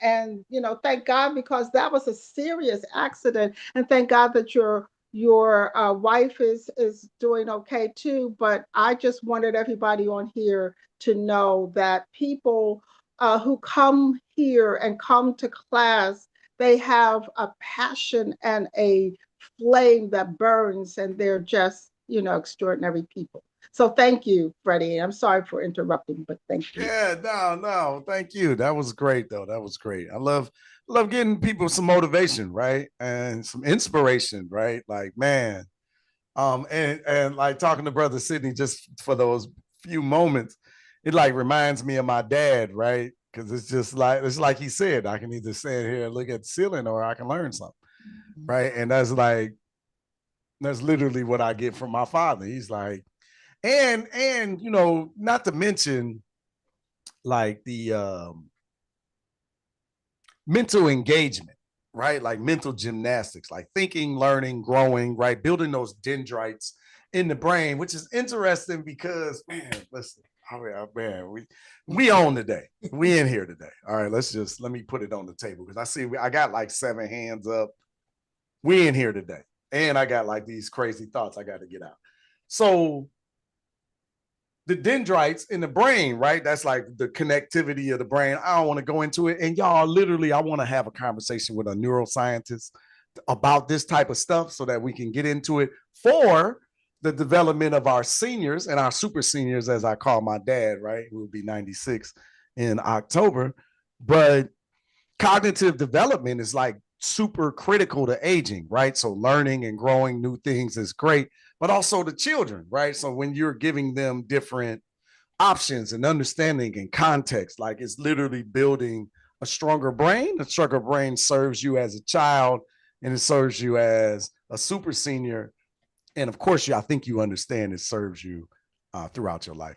So anyway, yeah, there goes more useless information, but just great discussion here at Grandma's Table, Sunday dinner. I just want to appreciate all of y'all for coming out. I know we have on there 3 to 5 p.m. Eastern Standard Time, and more days than not, I'm sticking to that time, or at least closer to it. But we're like in the extended hours today. I got a bunch of hands up, and we flowing. Grandma got extra sweet potato pie. There's enough collard greens for everybody. In fact, let's have a little bit of fun before we come to Cassandra. You're up next. Drop down in the comments your favorite dish that you enjoyed at Sunday dinner with your family, right? Seeing the cousins, building those relationships, having those fun, sneaking out back, doing some things or something, or saying something, or hearing something, learning something that you probably shouldn't have been knowing anyway. But yeah, let's just have a little bit of fun with that down in the comments. We are generally talking about our new release, right? 50 Truths They Tried to Erase, and conversations involved in that, but we are all over the place right now. So Sister Cassandra, Al, Florida, Brother David, Cecilia, and Professor Mabin, and AJ, we got the queen in the building. All right, I love that. But dive in here, Sister Cassandra, as I see all these foods running through, reminding me I might need some actual Sunday dinner. But Cassandra, there you go. Hey, thank you so much for having us. Yeah, so one of the things that I always, when I listen to our history and I listen to, and I know that we come from greatness, like I know that. But one of the things that I always come back to, and I don't know if the book touches on it or if people know where I can go to really put the pieces together. Because one of the things that I always come back to is when we were forced to do for ourselves, we did for ourselves. When we were forced to love each other, we loved each other. When we were forced to educate each other, we educated our community. When we were forced to do everything, and there just seems to be, from the time frame of Reconstruction all the way up until the Civil Rights Act was passed, we did for ourselves. And what I don't know what happened is, what happened right after that? What happened to that fight, to that fire, to that everything that was in our ancestors, that was in all of those freedom fighters, that was in all of those individuals who did fight in the movement? Like, what happened to the fire? Because I feel like the next two generations, so the 70s and then the 80s, which then led to all of the destruction in the 90s, but those first two generations, I was a part of that first generation. I was born in 73. So I'm trying to figure out, like, what happened? What happened to the fire? What happened to the doing for ourselves? Like, something had to have happened, and I don't know what books to get my hand on or information to put that missing piece together, because how do we go from that greatness, doing for ourselves, to not anymore? It's led me to feel, I don't want to step on people's toes, but if it happens, it happens. But it's led me to feel that, one, the Civil Rights Act and integration destroyed the Black community. Integration destroyed the Black family. Integration destroyed Black education. Integration destroyed Black economics. And I don't like to feel that way, but we be pumping up the civil rights movement and the leaders in the civil rights movement, and they did great things, but something happened. And I feel that they left us, the next two generations, to fend for ourselves. Because I'm like, every time I get into workshops and seminars and just hearing about our history, I'm like, how do we go from that greatness that we were forced to have to where we're at now? And it's something that happened right after the Civil Rights Act and integration happened. Because there's this one book that I'm big on audiobooks. So there was one book that was the Pink Slip. It's called The Pink Slip, and it talks about how the Civil Rights Act and integration destroyed Black education, specifically Black principals and Black teachers, and the Black school system and Black schools that were in place prior to Jim Crow's Pink Slip. Thank you. I just saw somebody put that in. Jim Crow's Pink Slip. It's an excellent book. But just hearing that and knowing where we're at now, it's like I didn't even know the specific details and statistics about how integration destroyed us. But that book, Jim Crow's Pink Slip, it'll give you a step-by-step, all the stats of how integration destroyed Black education, how it destroyed Black principals, how it destroyed Black administrators, and how it destroyed Black teachers. And that happened literally the 10 to 20 years right after civil rights. So I'm trying to figure out, how do I find out what happened to that missing piece? Like, I know I'm not crazy. Some other people have to feel something, that something happened during that era. Something happened from all of those civil rights leaders that they didn't carry on the fire. They didn't keep instilling the fire and the fight. So I'm trying to figure out what happened. Yeah. There's and I feel integration just was the destroyer. Yeah, there go the book, by the way. I just ordered it. I'm big on audio too. And thank you for saying that, because I just wrote down, oh, let me get these 50 truths on Audible, because duh, why not? I literally listen to Audible all the time. Me too. And I'm still trying to figure out how I'm going to address your questions, which I think are good. And it just highlights the need for this information, right? So to just go to dig into it from the top level, I would say, yes, come on, grab the 50 truths, because we're going to dive into chapter 1 around how the FBI and the CIA destroyed Black Power movements.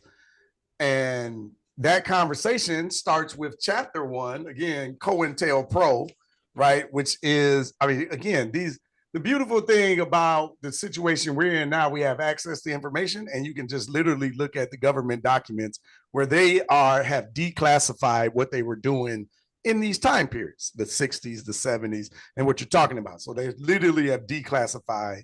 So you ain't even got to guess no more, right? It was like a conspiracy when Dick Gregory was talking about these things. It was a conspiracy before I forget the and somebody in the comments, y'all can get me straight, right? I love get me straight, right? I ain't even gotta know the exact, but I think his name is Gary Webb, the guy that busted the news about the Iran Contra affairs and the government and Oliver North's connection with Nicaragua and gathering the drugs and the cocaine and flooding the Black communities specifically around these things, right? And all of this is declassified now, but Webb, the journalist, somehow got shot. He shot himself twice. That he committed suicide. He shot himself twice. I'll let you do the math on that, right? But my point is, if you're talking about that era, all of this information is like readily available, but literally in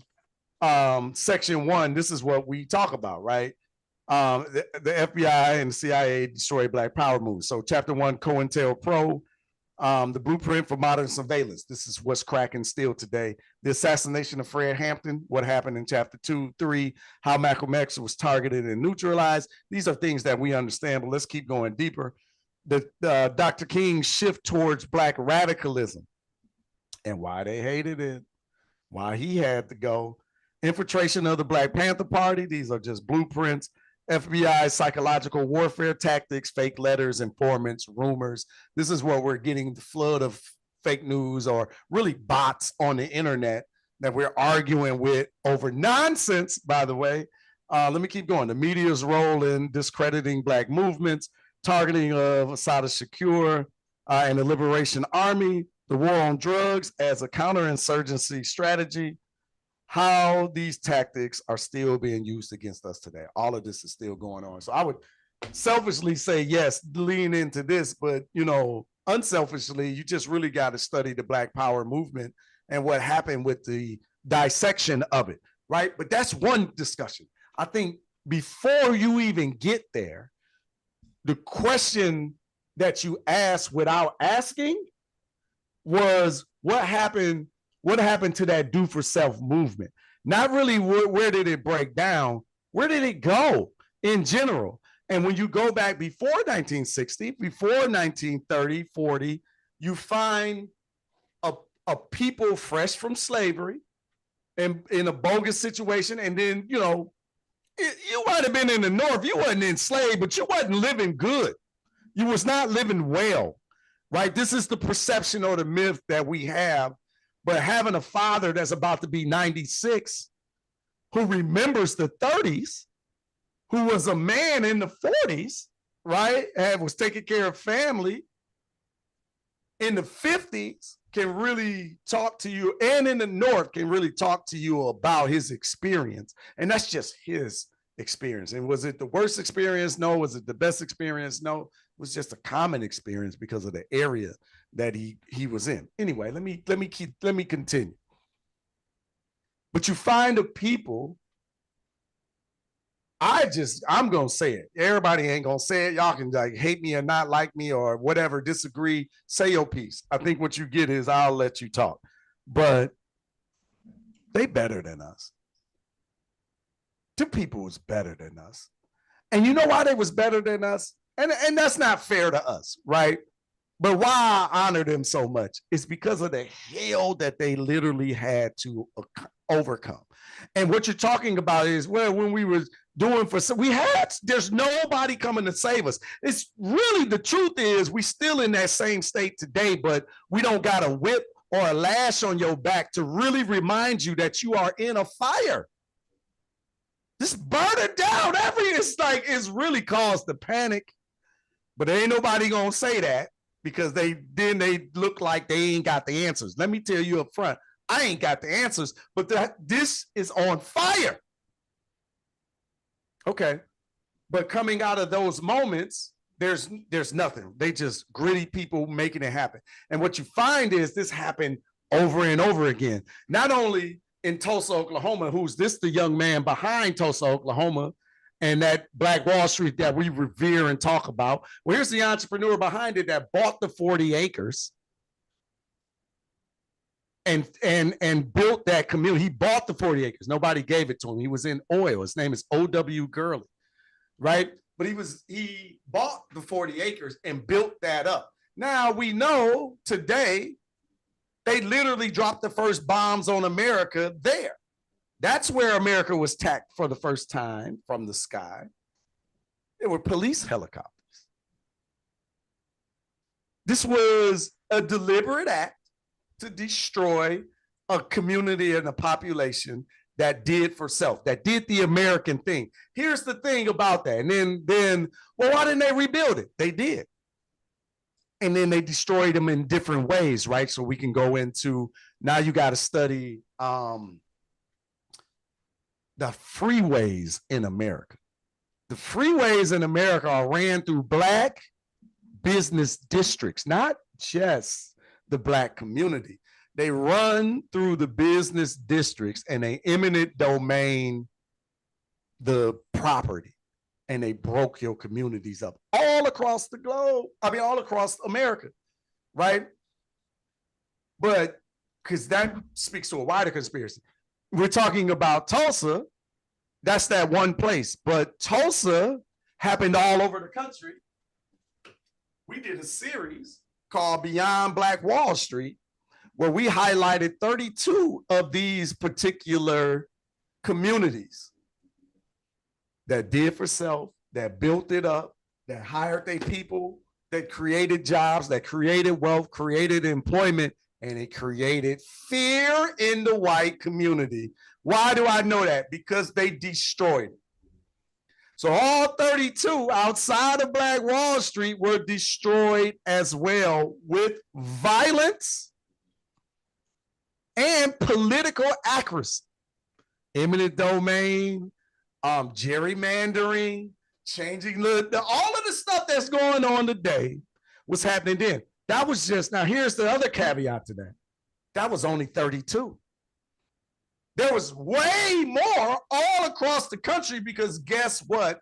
Black folks ain't never had nobody on their side. They ain't never been given anything, and they earned everything that they had, and that was no different. And this is why I say they better than us, because we got all the degrees, all the education, all the access, all the phones, the internet, and everything you can imagine.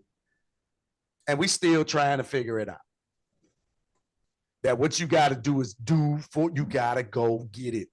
Period. Ain't none of these folks about to give us that. There's not going to be a strike of consciousness that comes across America and be like, you know what? We should actually act like God-fearing people and take care of folks instead of exploiting them. That ain't, I don't know. Maybe, hopefully I'm wrong, right? But I think before we get to your question of where you should start, you got to see what's already been cracking. Your people have always done it. In fact, we're trying to do it now, but here we go with the disinformation, the misinformation, and the ease of distraction with more access. It's like it's a crazy thing, because when you ain't got access to education, and you think about our people historically in this country in particular, You got access to education. I know Mary McLeod Bethune tells a story of being on the porch at the big house that her parents were indentured servants to, or what do they call it? When you, man, there's a word, there's some conversation around it. Sharecroppers. You sharecropping on the plantation that your parents were enslaved on. Mary McLeod Bethune goes up to the house, and a book is snatched from her hands from a little white child. She was a child then. And he was like, books are for white people. And she always talked about how that stuck with her, right? Because she was like, whatever the difference is between black and white people, it's got to be in these books. But they not allowed the books, right? Not only are we allowed the books, you can literally have somebody talk to you and give you the book, right? Like it's all right there in front of us. So I say they better than us because, my God, I dare you to give Marcus Garvey the internet. Right? What if he'd have had the internet? I mean, I don't know. Maybe it'd been more disinformation and people would have ran him off and he'd have got discouraged and been like, you know what? I should just be a capitalist like y'all and go make this money instead of worrying about trying to save folks. Catch 22. Anyway, what I'm getting at is there is a lot of evidence of us doing for ourselves and then that being destroyed. Now, that's not energy to say, well, we shouldn't do anything.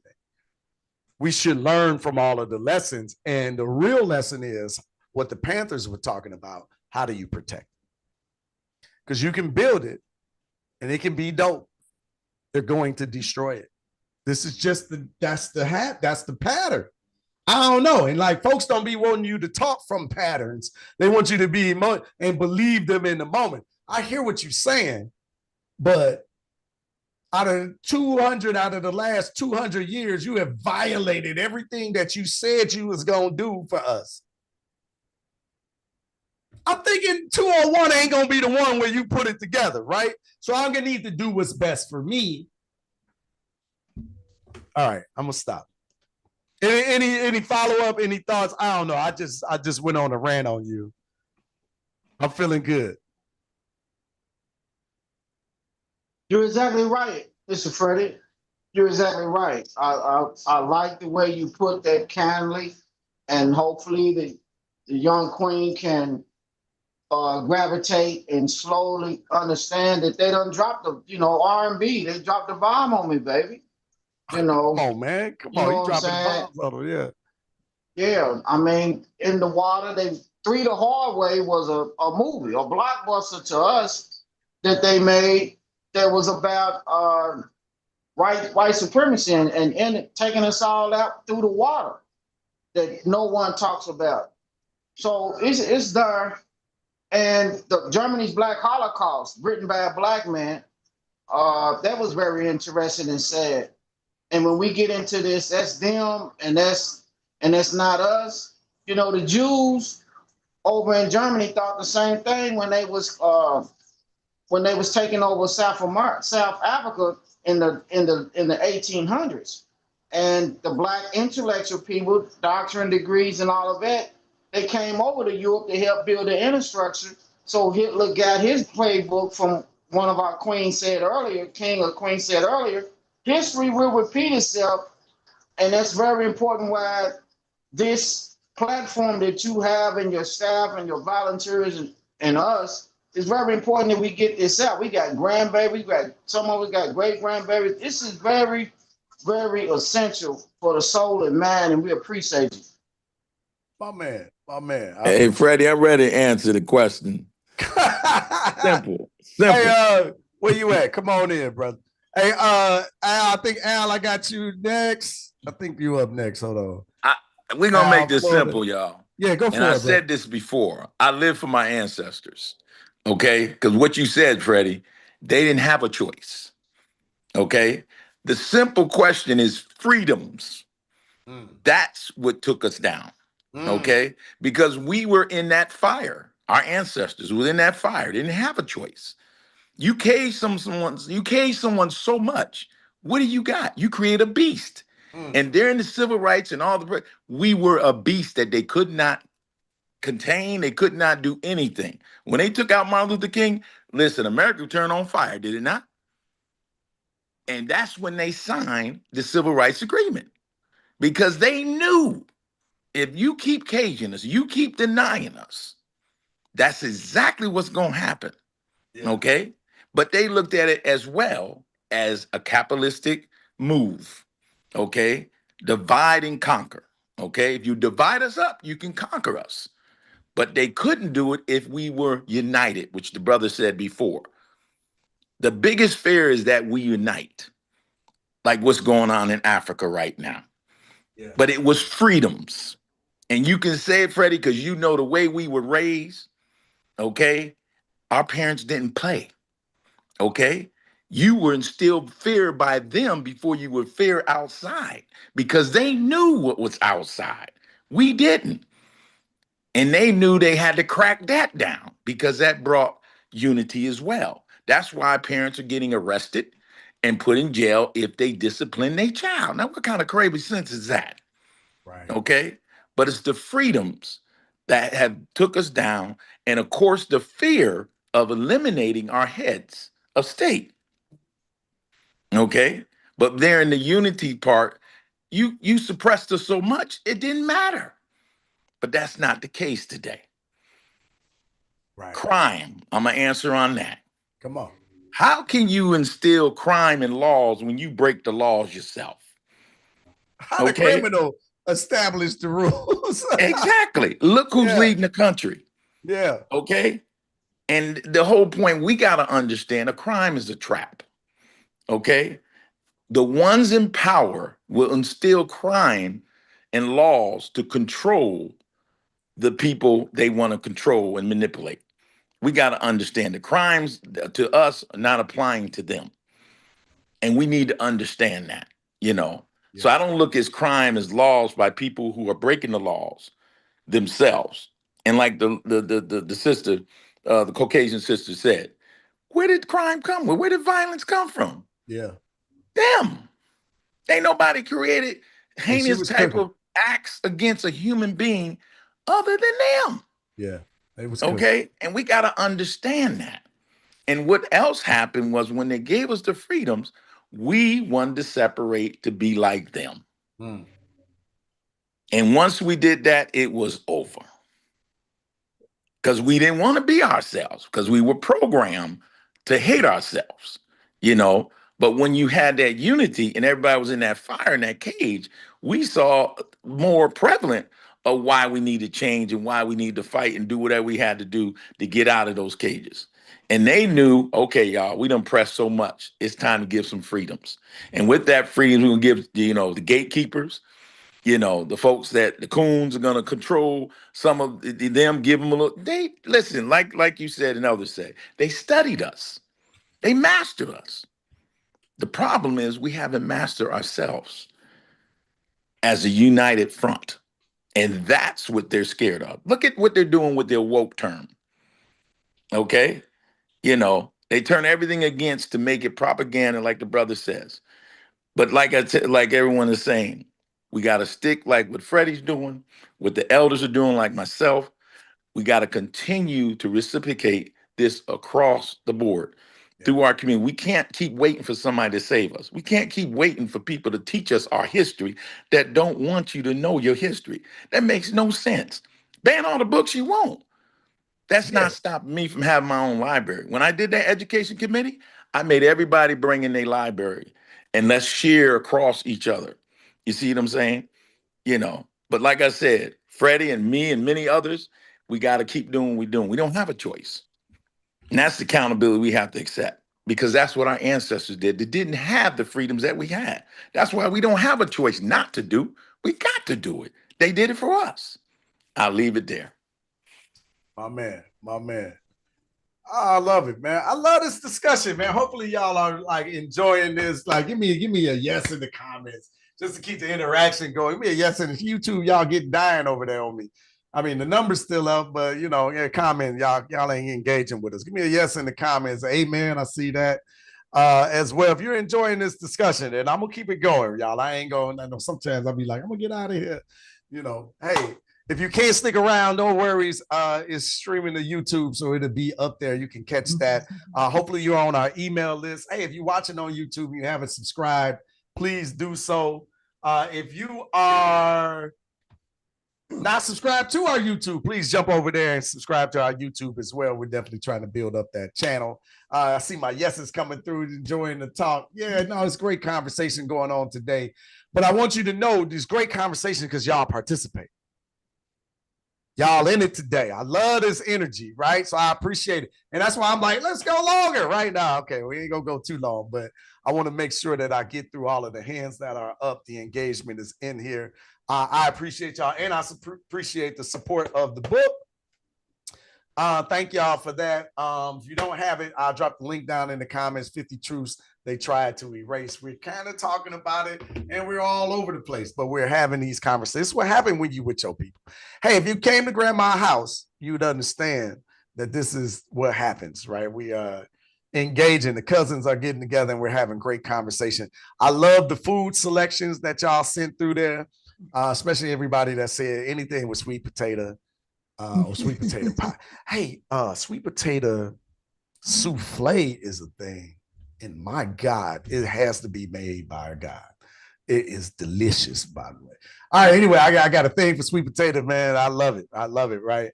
But thank y'all for being here. I appreciate y'all. Hopefully you support the book. If you get your book, please take a picture with it and send it to us. Either support@urbanintellectuals.com, tag us online or something like that. Hopefully you connect to my personal page. We're not good at watching all of the tag stuff for the company. We got to get better, y'all. We got to get better. Anyway, Brother Al, I got Brother Al, Florida, and then Brother David, and I got a couple of more hands up after that. Cecilia, Brenda, Gerald. Yeah, let's get it in. We are good. Brother Al, what say you, good sir? Thank you very much, Freddie, and thank you for your response to the sister that asked the question, what happened and what do we do? Because I thought that was very informative, what you were telling her about what happened. I think of two quotes when I listen to all that's been said today. The first one I thought was from Dr. King, but I could not verify it. And it said, our task, talking about the leadership during the civil rights movement, he said, our task is to take all the seemingly disconnected aspects of reality and mold them into a harmonious whole. As I listen to all the different perspectives today, that thought came to mind because every perspective is relevant. And we need to understand the connection that it has to the whole. And so I think about that a lot and I listen to that and I think I'm getting closer to understanding how all of this goes together. We live in a system that was created and designed not for us. And I think it was Brother David who said that as long as we try to be masters of this system, we're going to become more victims of it. So, and I've raised the question, okay, if that's the case, then we as a people trying to understand how not to be victimized by the system, what kind of socio-economic system should we be looking at creating? And then the second thing that I had that came to my mind was a quote by Stephen Hawking, you know, the physicist who was in the wheelchair and all that. He said, the real threat to knowledge is not ignorance, it's the illusion of knowledge. He said the same thing about truth. The real threat to truth is not the lie, but it's the illusion of the truth. When I look at the current administrator of our nation and one of his press secretaries, Caroline Conway, and she came out with this term, alternative truths. You know, the illusions of truth. And I think that we, as we move forward in life, have to make sure that the propaganda has not infected us. that we see life only through the eyes and the perspective of those who have dominated this country. And we have to begin to see, and that's the importance of, I think, Sankofa, when you talk about that, to go back and to retrieve things of value from our past. How did they develop a civilization? How did they relate to each other one on one? Because I think that as I try to study Ethiopian history, they were concerned about their relation to Mother Earth and their relationship to each other. The two areas that if we are going to have a life worthwhile and a future for our kids, we must master this same thing. There is one earth on which we all live and one species of being which we all are, and that's human. And we have to be able to master that. And it's very difficult because we need to reconcile all the wrong that has occurred in man's inhumanity to man, and man doing things this way. We have to reconcile that. But to reconcile, there are two major components that must be met. One is forgiveness, and the other is repentance. And to do either one takes a lot of strength, takes a lot of courage. But are we really aware of what needs to happen to create a future for ourselves, for our kids, for our grandkids, for their kids, for their grandkids? Because what we are doing now, we were discussing in the 70s environmental issues 50 years ago, and we're still discussing them today. We were discussing the issues of crime in the 70s, but we understood through the Kerner Commission report that poverty was the major cause of crime. You go across the world, and the people who are the poorest are the most desperate, and desperate people do crazy things. So we understand that. So how do we create a society? How do we create a society where I am not looking for my betterment?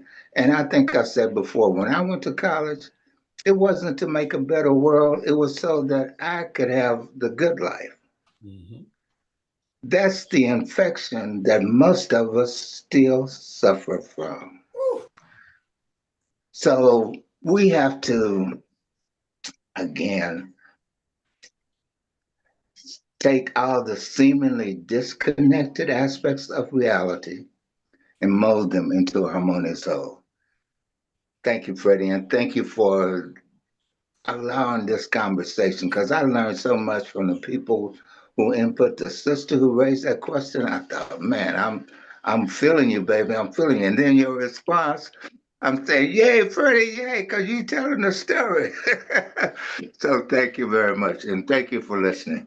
Yeah, thank you, brother. I just posted. I was like, this brother cooking, y'all. I don't know what he brought to the cookout here today, the grandma house, but he definitely added some spice and some that brother must got his own homemade barbecue sauce. He put some sauce on this discussion because he was cooking over here, man. That was definitely on point.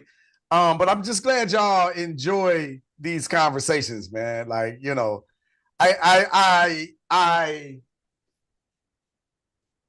I'm okay with like going long on the hours and stuff because like I just enjoy these conversations.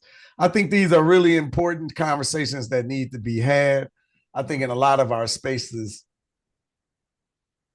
I'm just gonna say it. Y'all okay with me just saying it? Because y'all know I ain't got no tact anyway, so I can't hold it anyway. But I think most people want to be famous, and most people want everybody else to think they know and they got the answer and they're the one you should follow, right? I want you to know I have no idea, right? Because the brother asked some questions. What type of economic system should we put together, right? I have no idea. I'm not even going to try to front. What I'm interested in doing is building a platform for the people that got those ideas to be heard by the people. Like, I'm more interested in that, right? So I'll be up front with, like, if I feel like I know something, I'm gonna say it, right? Like, I think you, I mean, and I feel like I was on point answering the sister, and I wish I had another 30 minutes because I could really lean into that discussion. But it's out here, and it's a lot of good stuff. So anyway, man, I'm glad y'all enjoying the cooking today, right? Grandma put her foot in it. So, you know, if y'all was going to be ungrateful, you know, we'd have to call you out. But we good tonight. So let's keep the party going. Let's, we got Florida. Florida, get me together. How do I pronounce this? Because I keep wanting to say Florida. It's what it is, Florida. I am the female of Floyd. So I'm Florida. Florida. All right. All right. Not like the state, but like the man. Not like the state, but like the man. I love that. All right, Florida. Thank you for being here. Appreciate you. Is this your first time? This is my first time. And you waited to get on the mic. I love it. I did. I was late getting on because I have my great grandkids here with me. Grandma said the only reason she letting that ride is because you got them great grandbabies with you. I got the great grandbabies. So they went to church with me. They were over. They said I'm going to come and play with Yana. So we're here. But I contacted. Well, I bought the playing cards. Okay, that's how you got here. I got it. I bought the playing cards. That's been about 2 or 3 years ago. And I'm listening to everybody about what their lifestyle was like. And when I talk to my friends and try to discuss these different issues that you all are discussing, I was not within those kind of categories. My mother was a nanny to a president of a bank. And so I got to go anywhere that the family went, the white family went. My dad was also employed by Neiman Marcus. So him and Neiman Marcus were friends.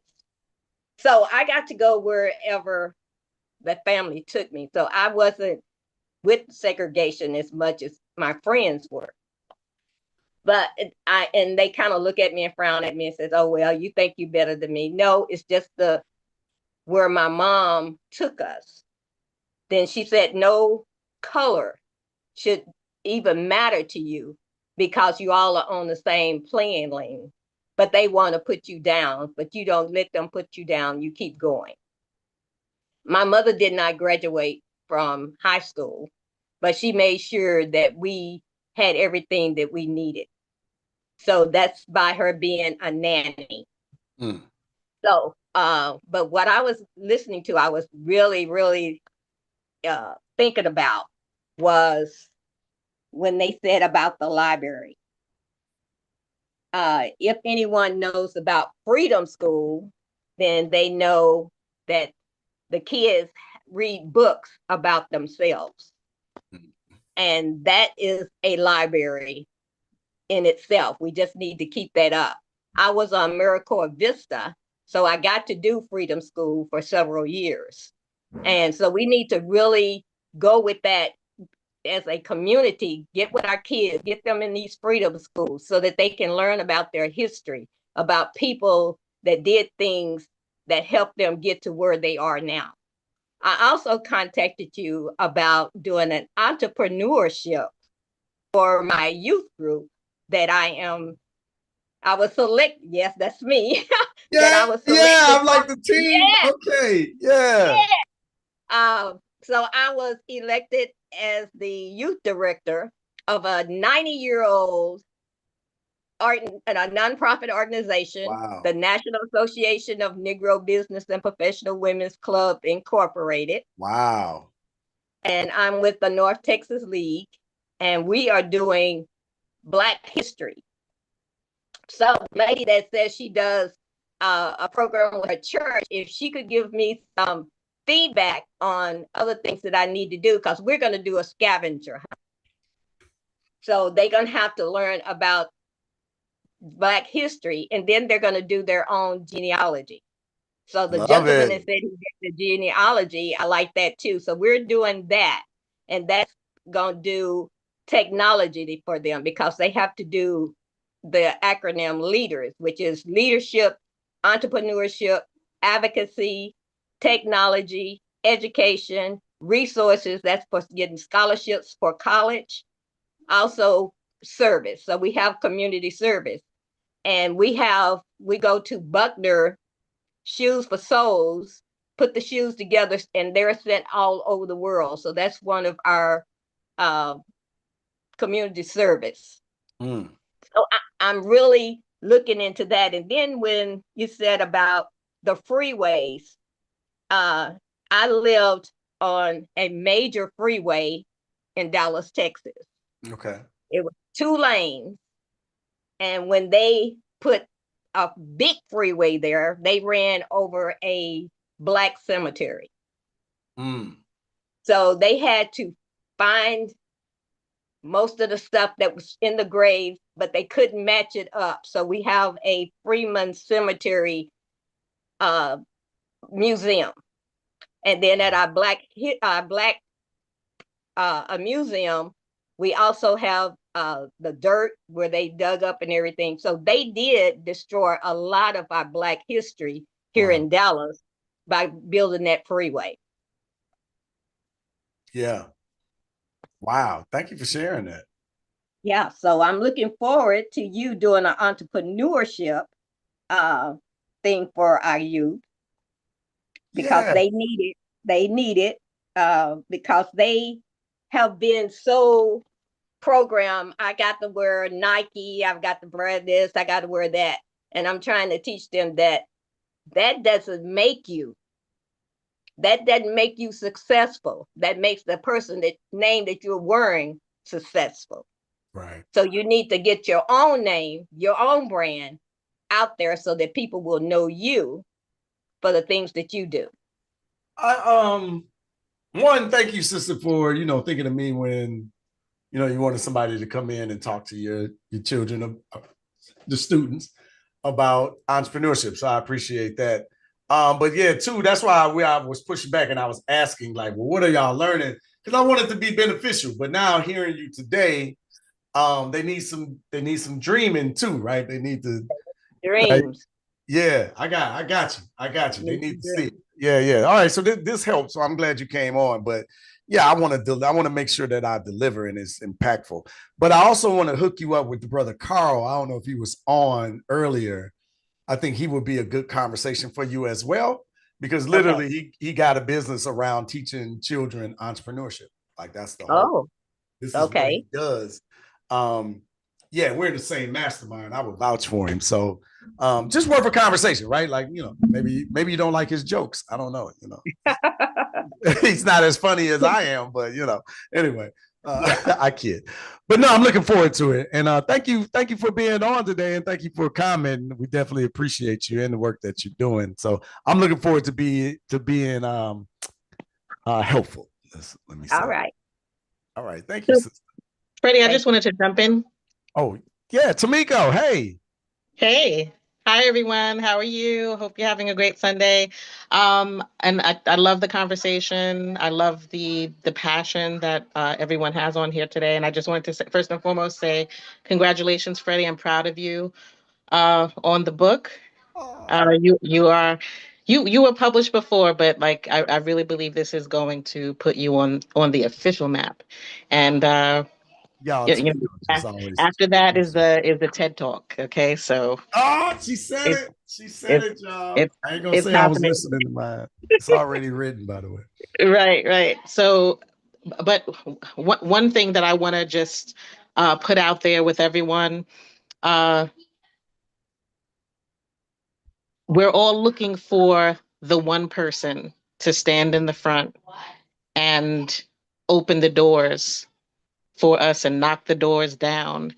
And it is the way forward right now is in our homes, individually, with our families, with our circle of influence. That is going to be the key for moving forward. Let's not let's not minimize the power in our small actions. One of our members, I'm not sure if Dr. Anita's on here today, but she alluded to that the other day in one of our conversations, and it's really it's going to be key. Because I think people feel like that they're too small and they're living in their silos, and what can they do to make a difference? And you can make so much difference, starting in your home, starting with your children, starting with your grandchildren, starting with your neighbors, starting with the people in your communities, in your churches, in the organizations that you volunteer in, or that you head. And know that those small, consistent actions are what's going to change the world, and help us move forward. So I just wanted to say that, and know that there is hope. Like it's not hopeless. Things look dire with what's going on, in the White House and the things that are happening across the country, and now that we're minding our own business, so to speak, uh, taking that action, like what's happening in Washington, in DC, uh, we can make incredible change on our individual level. So I just wanted to put that out there. I commend everyone that's out there doing the work. There's someone on here. There's quite a few people here today. Professor Mabin, I know, is doing important work. Karen is doing important work in the libraries and her tutoring business. Miss Gwen with the Sankofa Club, Urban Intellectuals, True Colors, and the things that she does in her own time, in her community and in her church, and the list goes on. And then our dedicated members that empower us so that we're able to continue the work that we're doing by supporting us, by sharing Freddie's posts, by sharing the links to the book, by sharing the links to our cards. Like, those purchases are resistance in action, because we're able to be a louder voice than many of you here today. But believe me, we're listening to you, and we're paying attention, and we're trying to help our community solve the challenges that we're facing. So I just wanted to say that, continue to do the work at home. It's powerful and it is effective. Yeah. Y'all, if y'all don't know, that's Tamiko is like really, this is my boss. So this is who this is one of my bosses, right, y'all? So she on here, she being supportive, but I know they be watching me. So you got to make sure that I'm telling y'all to support the company, right? I'm in there today. So thank you, sister. I appreciate you all that you do. She is really the backbone of the company, y'all. Like, and we don't be listening to her. That's the other part to it. And like all the stuff y'all get now is stuff she was telling me like 4 or 5 years ago. But y'all know how men be. Anyway, I ain't gonna dog us too bad, but we weren't listening. But no, thank you, sister, for all that you do. And then they all like, hello, Tamiko. I got them on YouTube and everything. Yeah. So she runs our, I don't even know what to, come on, we just gonna make up a title. She's our people person. She is our C-suite people's person, right? She all about the people here with our membership programs and engaging with our community and loving on our people and representing your voice, right? Is really what she does here at the company. That's just a small thing, actually, what she does. She actually wears all the hats. But y'all know, listen, if you don't know a small business, everybody got on every hat, right? Like, except Freddie. He's not gonna do nothing with automations and the website, because he would, but they won't let me. See how she like agreeing with that? Like, they won't let me, y'all, because my tech game ain't what it used to be. Let's just say Everyone has their working genius, Freddie. So there. That's what it is. That's running my mouth is my working genius. Give me a microphone, but not a keyboard. No, but thank you, sister. I definitely appreciate you. Yeah, man, we cooking though. We cooking. This is definitely an opportunity, an opening that we are going to slide into. Oh, brother Brian, thank you for those kind words, good sir. Yeah, Tamika, y'all know what Tamiko is. She everything to what we're doing. But I thank y'all for being here today, and leaning into the extra innings. But guess what? I got a breath of fresh air because my people got their hands up. Y'all got stuff to say. We got brother Gerald coming back. Yeah, all right. Sister Brenda, all right. David, I'm gonna skip you and go to, and we gonna lean on our elder here, Sister Cecilia. Come on in. I think brother David would be cool with that.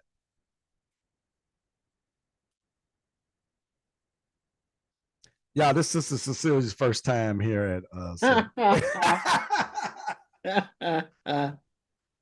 How you doing? Yeah, I've been around for a while. Yeah. Since the beginning, pretty much. He is And a- only missed a couple of Sundays when I wasn't there, and some things that I've learned since I've been participating in this and another group, that we need. I even took down some notes. Yeah. Oh, I'm sorry. Hold on real quick. I know you got your note. Hey, if this is your first time and you like want to come to the mic or whatever, get you a notebook. Because y'all see, like, we could be all over the place with our discussion. You got to get your note. The veterans got notebooks. They know. All right. So I got to start opening with that. Thank you, sister, for saying that. All right. I've got some own personal theories. Because I've lived a long time and seen some stuff. And from my remembering, there are two things that caused what happened with our community. And the comment that was made that was integration was destroyed, because at a certain period of time, it was thought that we needed to assimilate to be. And we lost a number of our top people because we were suckered into going into white institutions. So true, we had Stokely and we had people coming out of the HBCU schools. The mass majority of people have been educated in a system that was set up with the systemic racism. And we have to remember that this was created, and it was created as we, being Black people, needed to be shown to be inferior, or there was a problem with us. And it wasn't until 1691 that the white race was even created. Before then, people were referred to by their country of origin. They were English, they were French, they were Spanish, they weren't white. But after the 3 indentured servants ran away, and they caught them, and they extended the 2 white guys' term of indenture, but they made the Black guy a slave, that his indenture didn't end. And people were running away. The police are stemmed from the slave catchers. Yeah. And what did they need to be able to easily identify who was a slave? Was our skin color. So this was all set up that Blacks couldn't hang out with whites.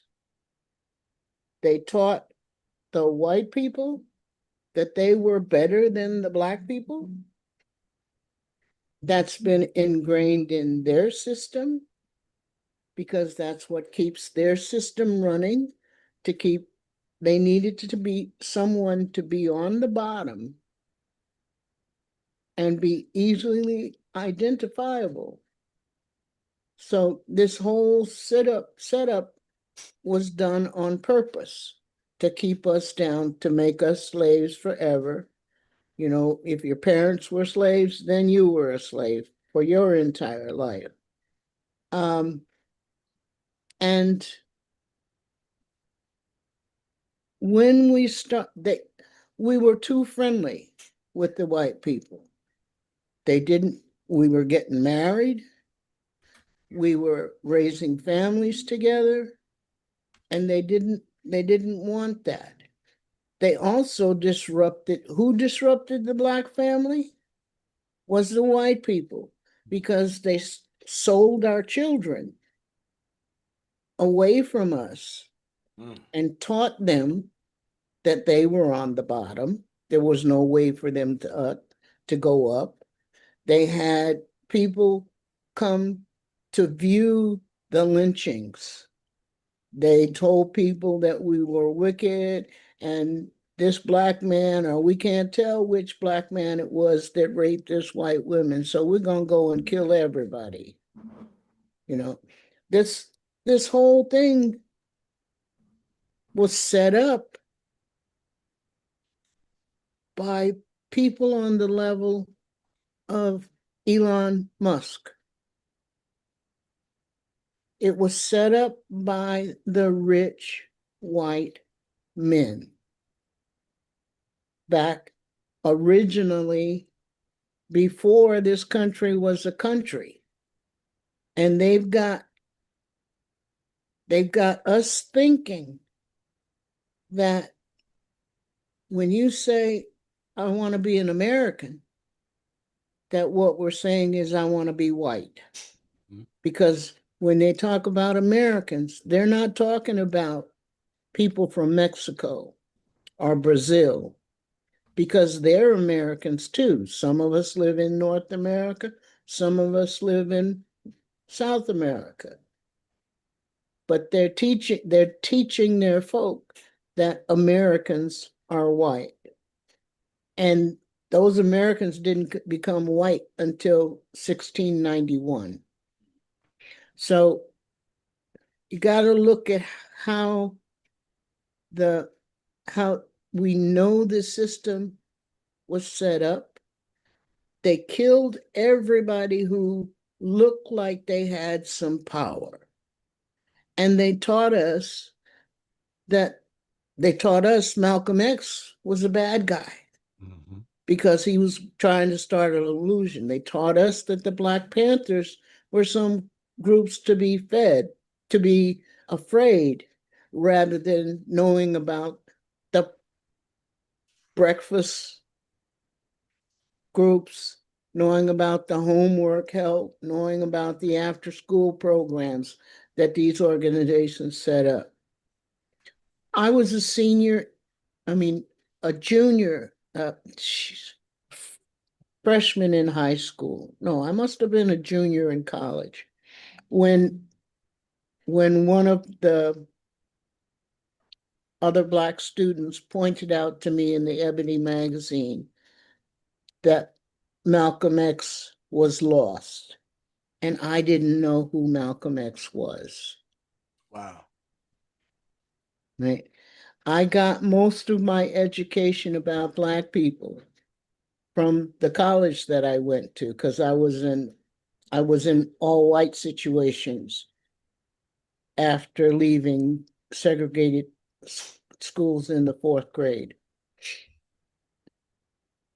But there are people today who are saying that Malcolm X was a bad guy. And all he was doing is, hey, we all need to work together. We all have good stuff happening, and we need to take care of ourselves. But they scared the white people into thinking that, oh, look, he's there in charge of these people that have a show of force.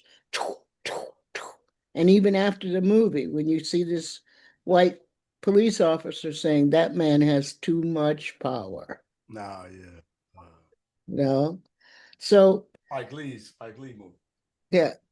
And anytime the power base changes, they got scared when Martin Luther King started talking about poverty, started talking about jobs, rather than we just want to ride on the bus and sit in the front.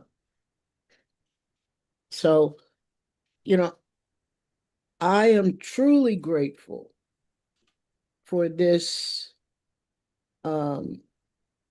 opportunity to be able to express what I've been thinking. I come on and I talk, and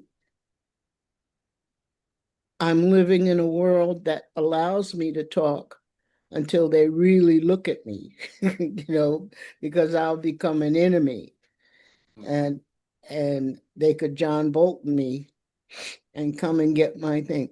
And after spending 3 months in a rehab facility where I signed on every Sunday. Yes, you did. And I decided I don't want to live in that situation, which I would be forced to live after they sell all my possessions and what have you. But, I'm looking for a place that's close to my daughter and her family, because I want to be able to go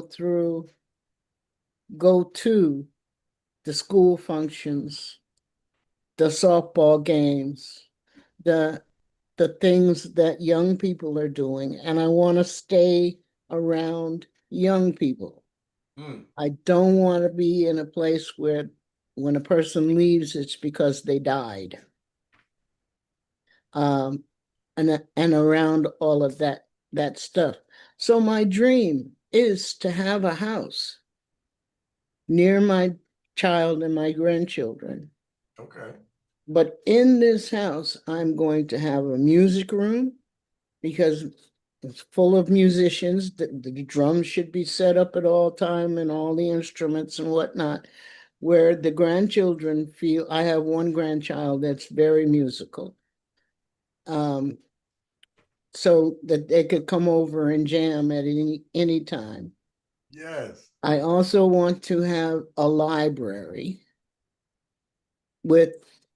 at one time I wanted an all black library, but I don't want that now. I want a library of things that are special to me. Okay. A whole room dedicated to that. And I also want to have a heritage room where I honor my father and mother and his fathers. I can trace us back to 1803 in the family. I got the family. I'm the keeper of the family tree at this point in my life, but I want to expand it and, keep those books that they're banning, because they've got to be somewhere. And if I'm going to use AI, I need to use all available historical stuff. And if they banned it, it's gone. If I don't have access to it, if my friends don't have access to it, it's gone, because they can erase us, just like they've been erasing our achievements for the past 400, 500 years. They erase the achievements of Africans from way before, like they knock off the noses. They've been erasing, saying we came from nothing. Our beginning started with slavery. Slavery was a good thing because it brought us out of the jungles, and and introduced us to civilization, because we weren't civilized.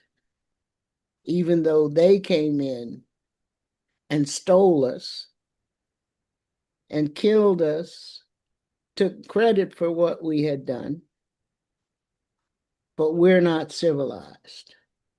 So, there's a whole lot of things that have impacted me over this 78 years. But I maintain we've got to keep pushing. We've got to figure out a way that we can be self-sustainable or be in partnership with people so that we all can benefit from one another and don't have to depend on going to him, because he's going to make it very hard. I come from a time when I don't know how to shop because I couldn't go into the stores with my mom to try on things, because that's what was happening. That's Jim Crow. I didn't know how to grocery shop, or I had to learn on my own because we were on a military base, and dependents, you only got one dependent to go into the commissary with you. So you didn't learn how to grocery shop because it wasn't allowed. So there are all these roadblocks that in the public schools we got. In the public school that I went, I learned how to cook because they had a cooking class for the students. I was the only Black person in the school. So I got to go to the cooking class when I was in the 8th grade. There are all these things set up that we don't know about, that we have to set up ourselves to make sure that there's education, because they're not teaching it. Out where I'm going to live, they don't even mention Black History Month, even though about a third of the students are Black. But when I gave them the flashcards, I said, okay, when you're asked to write a report on somebody, pick one of these people. No, they're not assigned those people. So we're not thought of. We've got to go back to the church. We've got to go back to the freedom schools that were there. We've got to deal with the Sankofa because they're not going to teach it. They don't know it. We don't know it unless we make some extra efforts ourselves. But definitely, how do you let your child be taught by somebody who doesn't have his interests at heart? Yes. So we've got to rethink a lot, and we may have to have a revolution. We have to figure out what kind of revolution we're going to have, because there are times when I'm in a brick throwing mode, so I have to be careful when I go out that there's not a pile of bricks around, because I may make the wrong choice. Right. For me at that point, So we got a lot of work to do. And we've got not much time, because this guy, the orange guy, is attempting to be the king. And he may get rid of all elections. If he could, he would get rid of all elections. So we've got to be on top of what's going on and take care of ourselves and protest when we need to and throw bricks if we need to. Yes. So that's where I am. I love it. I love it. Thank you, sister. As usual, we definitely appreciate you. Be ready to throw bricks, y'all. I don't know what y'all took away from that, but get your bricks ready. I love it. I love it because I believe in teaching the revolutionaries. Yeah, I believe in teaching the revolutionaries to the next generation. Like hey, listen, all of us ain't peaceful. Yeah, and listen, and these folks only honor one thing, right? If you're not militarily strong, if you ain't about it as they were saying in the 90s. That's crazy because that used to be a young slogan. I'm about it. Boy, that's the 90s. Boy, that's 30 years ago. That's crazy. Anyway, I guess I ain't got all this they call it salt and pepper. I don't know. I just see the gray, but they got all this gray in my hair for nothing. Now I got some years on me. All right. I got Brother David. Is that you up next? Yeah, Brother David, Brother Gerald, Queen AJ, Brenda. Yeah, my hand dropped. I had to put it back up again. So. Who was that? I'm Brenda. Oh, okay. Okay. All right, Brenda. I get to you next. Okay. I think you were in there. I don't know.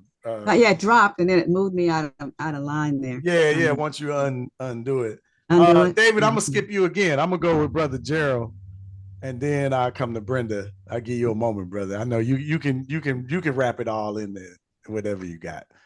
Come on, Brother Gerald. I ain't talked to you in a minute. Let's get you. Good evening, one and all. This is always unbelievable. Just the education. Education. That's what we talk about. I love it. I love it. I mean, you're all over. I mean, you're right. You gotta write a big pad just to cover everything, to keep up with you. You know, I mean, for instance, you're talking about assimilation. That's something we've always tried to do. Only problem is that should be a two-way street. They don't realize learning what we know, assimilate to us, learn our history. But no, because of media, we always trying to learn and fit into their world. And we do that assimilation by brainwashing. It started by word of mouth, and then reading. They control the media. Again, I said the media is written by the hand of the conqueror. And then the media got really bad for us in the 50s or so when they invented TVs. So everyone got TVs. And what are we seeing? We've seen those bad Indians scalping those poor white men, you know. When they invented, they scalped us to get money. They show us looking like Stephen Fetchit. The TV media did so well, it got us wanting to be white. Like I told you, I wanted to be white when I was like in the elementary. That assimilation. I think I was in the middle. Let me see. Go ahead, bro. You mentioned eminent domain. People don't realize long before slavery, they used that building their railroads to kick the Indians, off our land. You know, they just murdered us or broke laws, eminent domain. We got to put a train through here. Now we do it with dams, you know, railroads, parks, highways. That's how they get rid of our land once we do get something. So long before Black Wall Street, cities all over this country, Florida, Illinois, Georgia, had these prominent cities. And being in that museum in DC, when I saw, they don't call it Black Wall Street.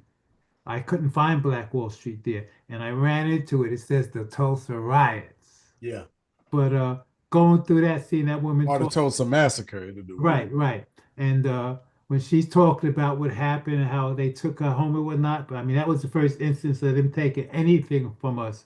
They usually use firepower, but that's the first time they ever used from the air, you know. But they emancipated us by killing us like that and apportioning our land, allocating our land, all of that. And they made us think they were better than us, you know, and too many of us think that. You mentioned that, I think you said something about the older generations were better than you said that earlier, Freddie? Well, yeah. They were. I mean, I could imagine if they brought millennials over in those ships. Yeah. It would have been ugly. We wouldn't have made one crossing. Yeah, we might not be here. Right. So they were much true. They came from Africa. They worked hard. They didn't have all these things we have now. They used manual labor. They built walls. What's that wall, the famous wall the Greeks said they built it? Is it Mozambique? famous wars like in Oh, the Africa. walls of Zimbabwe? Is that what you're Yeah, talking thank you, thank you, thank Yeah, you. Things like that. I mean, we built that with manual labor, you know.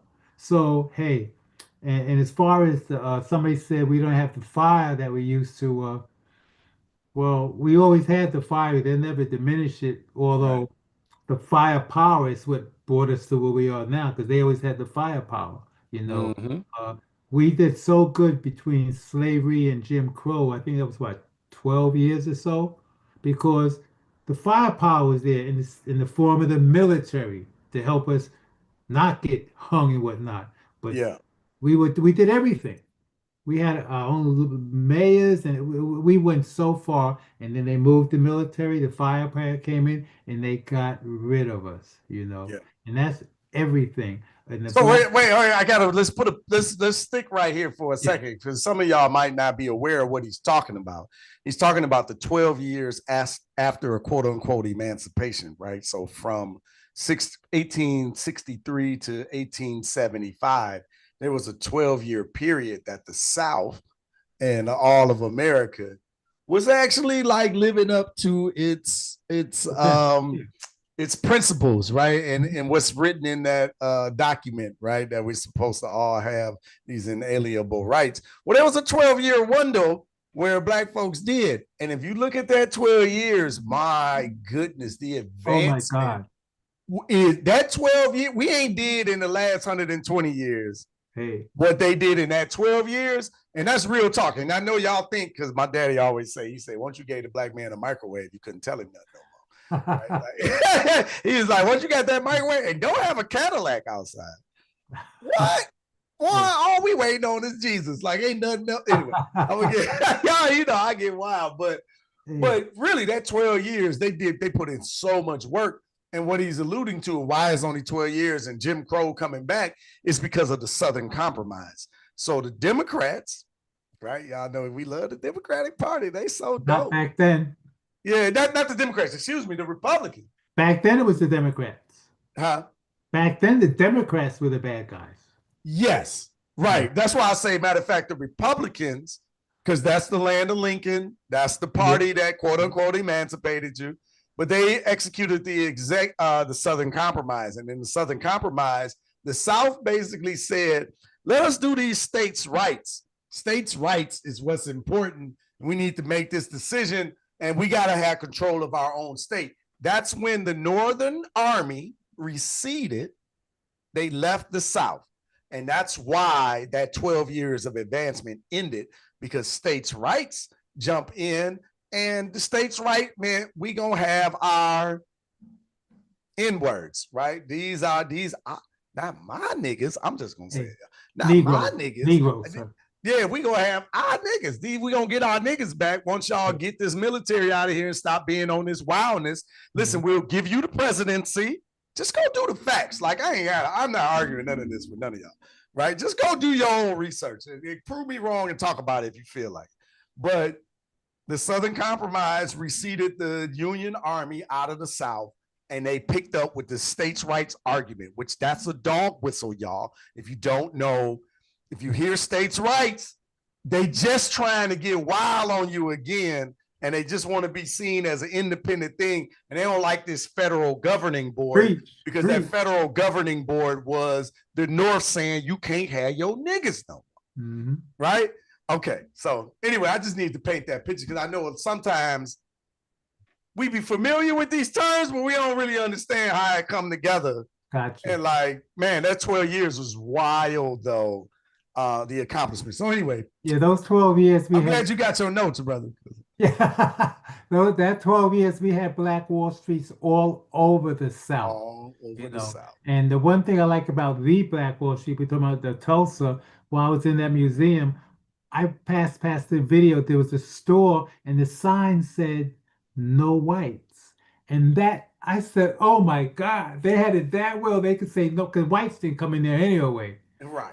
And me growing up in the era where I saw signs in the South, I'm that old, that it said whites only. To see some sign that say no whites blew my mind. That is such a beautiful thing. So through that and the media showing us like with just I mean, like I said, my mom was born in Indian Nation, or well, they call them reservations, and I wanted to be white. So the media, the TV, and the movies, that did a job on us.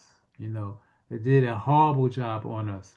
Uh, you said the police were the original slave catchers, but before the police, basically, mainly west of the Appalachians, before we started moving, it was the military. The military kept us being America, America being indigenous people. I mean, again, long before slavery, this country was indigenous. Millions of, I mean, 600 nations.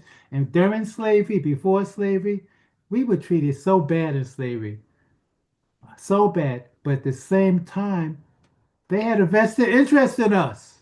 So they used all their nasty inhumanity on the Indians.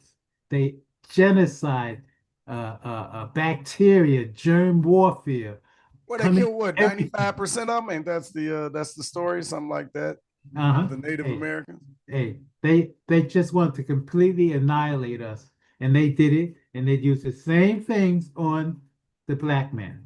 Yeah. So they've done that all over the country. And then they move us.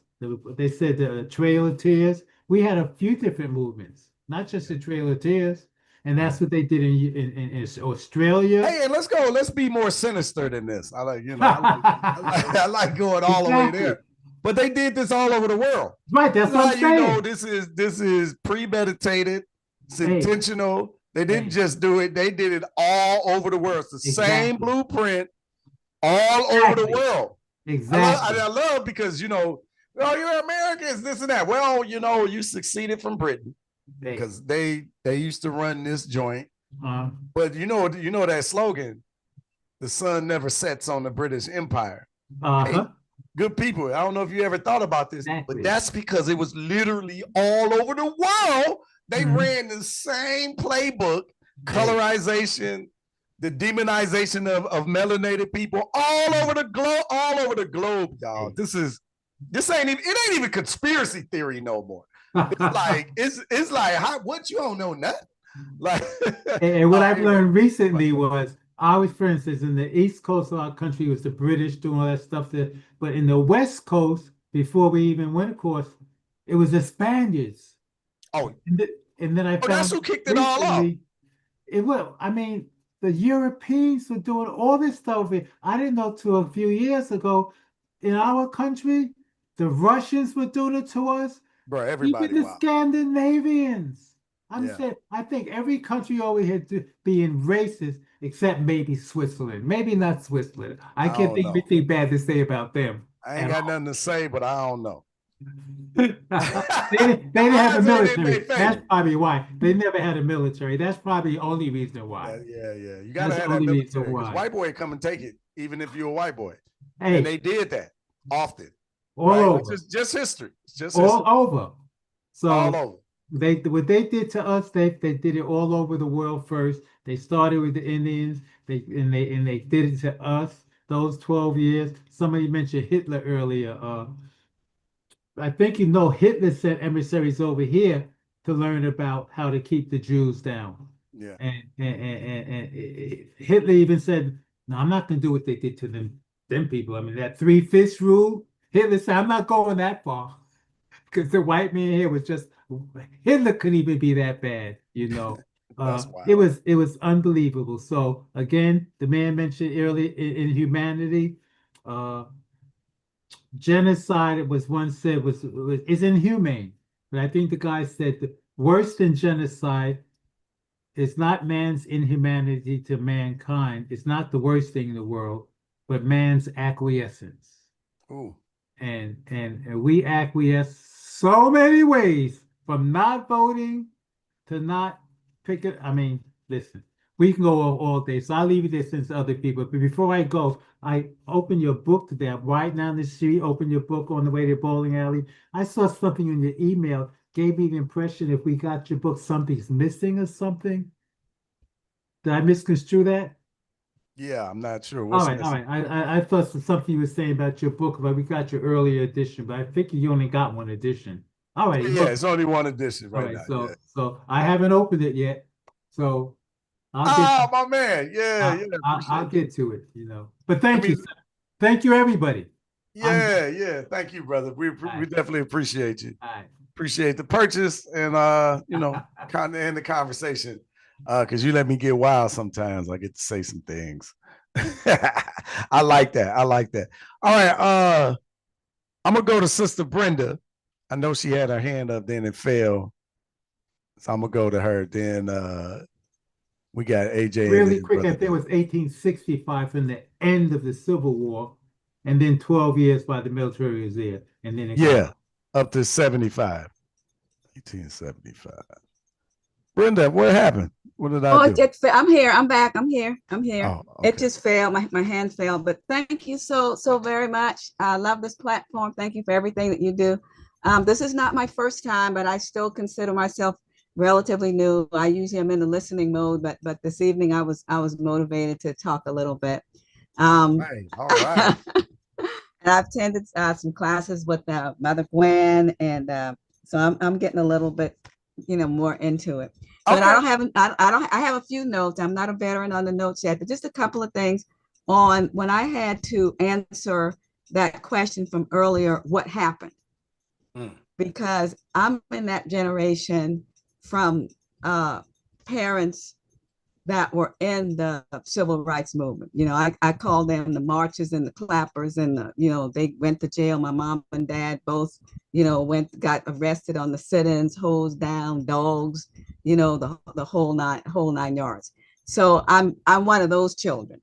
Okay. Was the first in my family to integrate a white school in my little small southern town. I was the first group of Blacks to ever set foot in a white school as a student, other than, not a janitor or maid or something like that.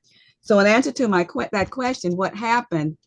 A lot. And I take integration in a different sort of way. That generation that did that for us, two things I really applaud about them. They did stuff for people that they didn't even know, that they were not even going to be able to reap the fruits of their work. And for that, I am so very proud. It would scare me every time I'd come home from school and my mom would not be there, and she'd be arrested waiting for the NAACP somehow to bail them out of jail. Wow. But that happened, but a lot happened on that. That book, Jim Crow, Pink Slips, and I remember one of my book clubs studied that book, and I think I remember in that book where what integration did was it demolished our segregated Black schools. Our teachers got fired, our administrators and they did not get hired back. And then it occurred to me when I did some critical thinking after a bit, integration was only one way. They didn't bust the white kids over to our side of town. They busted us out of our neighborhoods. And in my case, our little small town didn't even have buses. We had to walk. So we walked out of our neighborhoods over to the white side of town, to go to school. So that was one thing. The other thing, what happened. I wouldn't call it that we dropped the ball. First off, that generation that came before us, they did what they felt was right and what they had to do for the time that they was going through. They was going through hell. And they was going through hell. Okay. They got us access. Because I can tell you, if they had not gotten us access, okay, I wouldn't got the job. I wouldn't have been able to buy my house, none of that stuff. So they got the foot in the door. Okay. Now, when we got the foot in the door, okay, call it assimilation, call it what you want. We were so busy trying to keep that job because then people were after us. Mm-hmm. Okay. They put us in difficult situations. When we were the first ones to walk in on those jobs, they put us in difficult situations where they set us up for failure. Mm. Okay. That was the thing. So we were busy trying to keep those jobs. We weren't trying to plan the next step or nothing. We were just trying to survive. And I explained this to my son as well, just what happened. So that's one of the things that happened. The other thing that happened was we had a lot of things, the crime laws, the so-called war on drugs, which was not a war on drugs. It was a war on Black people. Yep. The over-policing of the Black neighborhood, things like that. The crime laws that were passed in the 80s and the 90s, were set up to mass incarcerate our men, and our young boys, get them off the street. get them out of school, that, school to prison pipeline, all of that. So it wasn't for me, it wasn't that integration in itself was a completely bad thing, because many people of my generation would not have had access. In my small town, it wasn't until after the passage of the Civil Rights Act in 1965 that Black folks in my small town was even, able to go into the library. It was the first time in the white library downtown. Our books were used, all that kind of stuff. So it gave us access to some things that, even though our parents were paying taxpayers money for, we were not going to get it. We just won't. So I take a kind of a different point of view. So, as I explained to my son, if my generation did not prepare as we should have, please forgive me. Sorry, because we were busy trying to keep our head above water with these people coming after us all the time. All the time. All the time. And then when you were a Black female, only Black female amongst all white men on your job, okay? The other thing that a lot of the other corporations did was, they had to report on, and all this was for integration, how many they hired of each ethnic group. Okay, number one, white women benefited more from the Civil Rights Act than any demographic in this country. White women. That's just it. Okay. Probably the least that got the least out of it was our Black men, because they would take a Black woman before they took a Black man, because they would get 2 checks on the government thing, female and Black. Right. And those big corporations, mine was one of them, they played that game. They played that game as well. So there are a lot of things happen, to our economics, the redlining, all that stuff. They were deliberately running freeways right through the middle of our town, cutting us off from main commerce. Our brothers were being, incarcerated, like, whatever, my mother was afraid for my brothers to even go to a football game, that kind of, because they were just sweeping them off the street. Yep. So kind of like what's going on today, right? Yeah, exactly. That's exactly what's going on. So when I had to think about, what happened, I have to give that generation before us all the credit for getting us in. I watched my mom. I used to go to those marches with her when I was little, and they would be on those hot pavements till their knees were burned, praying down there in front of those courthouses for people that they didn't even know. And well, I think you definitely in on point, but I think it's been sanitized in the mind of our children. Yes. And they're not like the nitty-gritty conversation that you had. This is why I think it's important to talk to the elders, or having the elders around our youth, because they got to get it straight, because they're being spoon-fed nonsense, because like you can't even imagine the horrific terror that you could live on by just being intelligent at your job and doing your job, and now there's a cross burning in your front yard.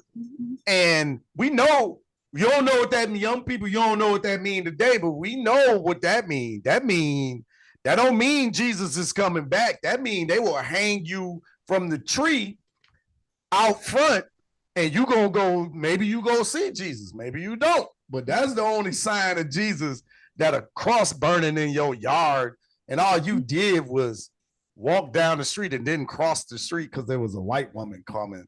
They don't understand that. I don't either. I wasn't alive during that time, but I talked to my elders, and they appreciate it. Yeah, I appreciate it. And they did it without all the stuff we have today, internet, AI, like you said, all this other stuff. They did whatever they did without cell phones. I still can't figure out how my mom knew what I was doing before I got back to the house. I still can't figure that out. That human network. Actual somebody, neighbors. Next door, somebody probably saw me somewhere and went over there and told mom. But that's how that. But snitch, just to close. So my point of view is just a little bit different. I don't necessarily call it assimilation.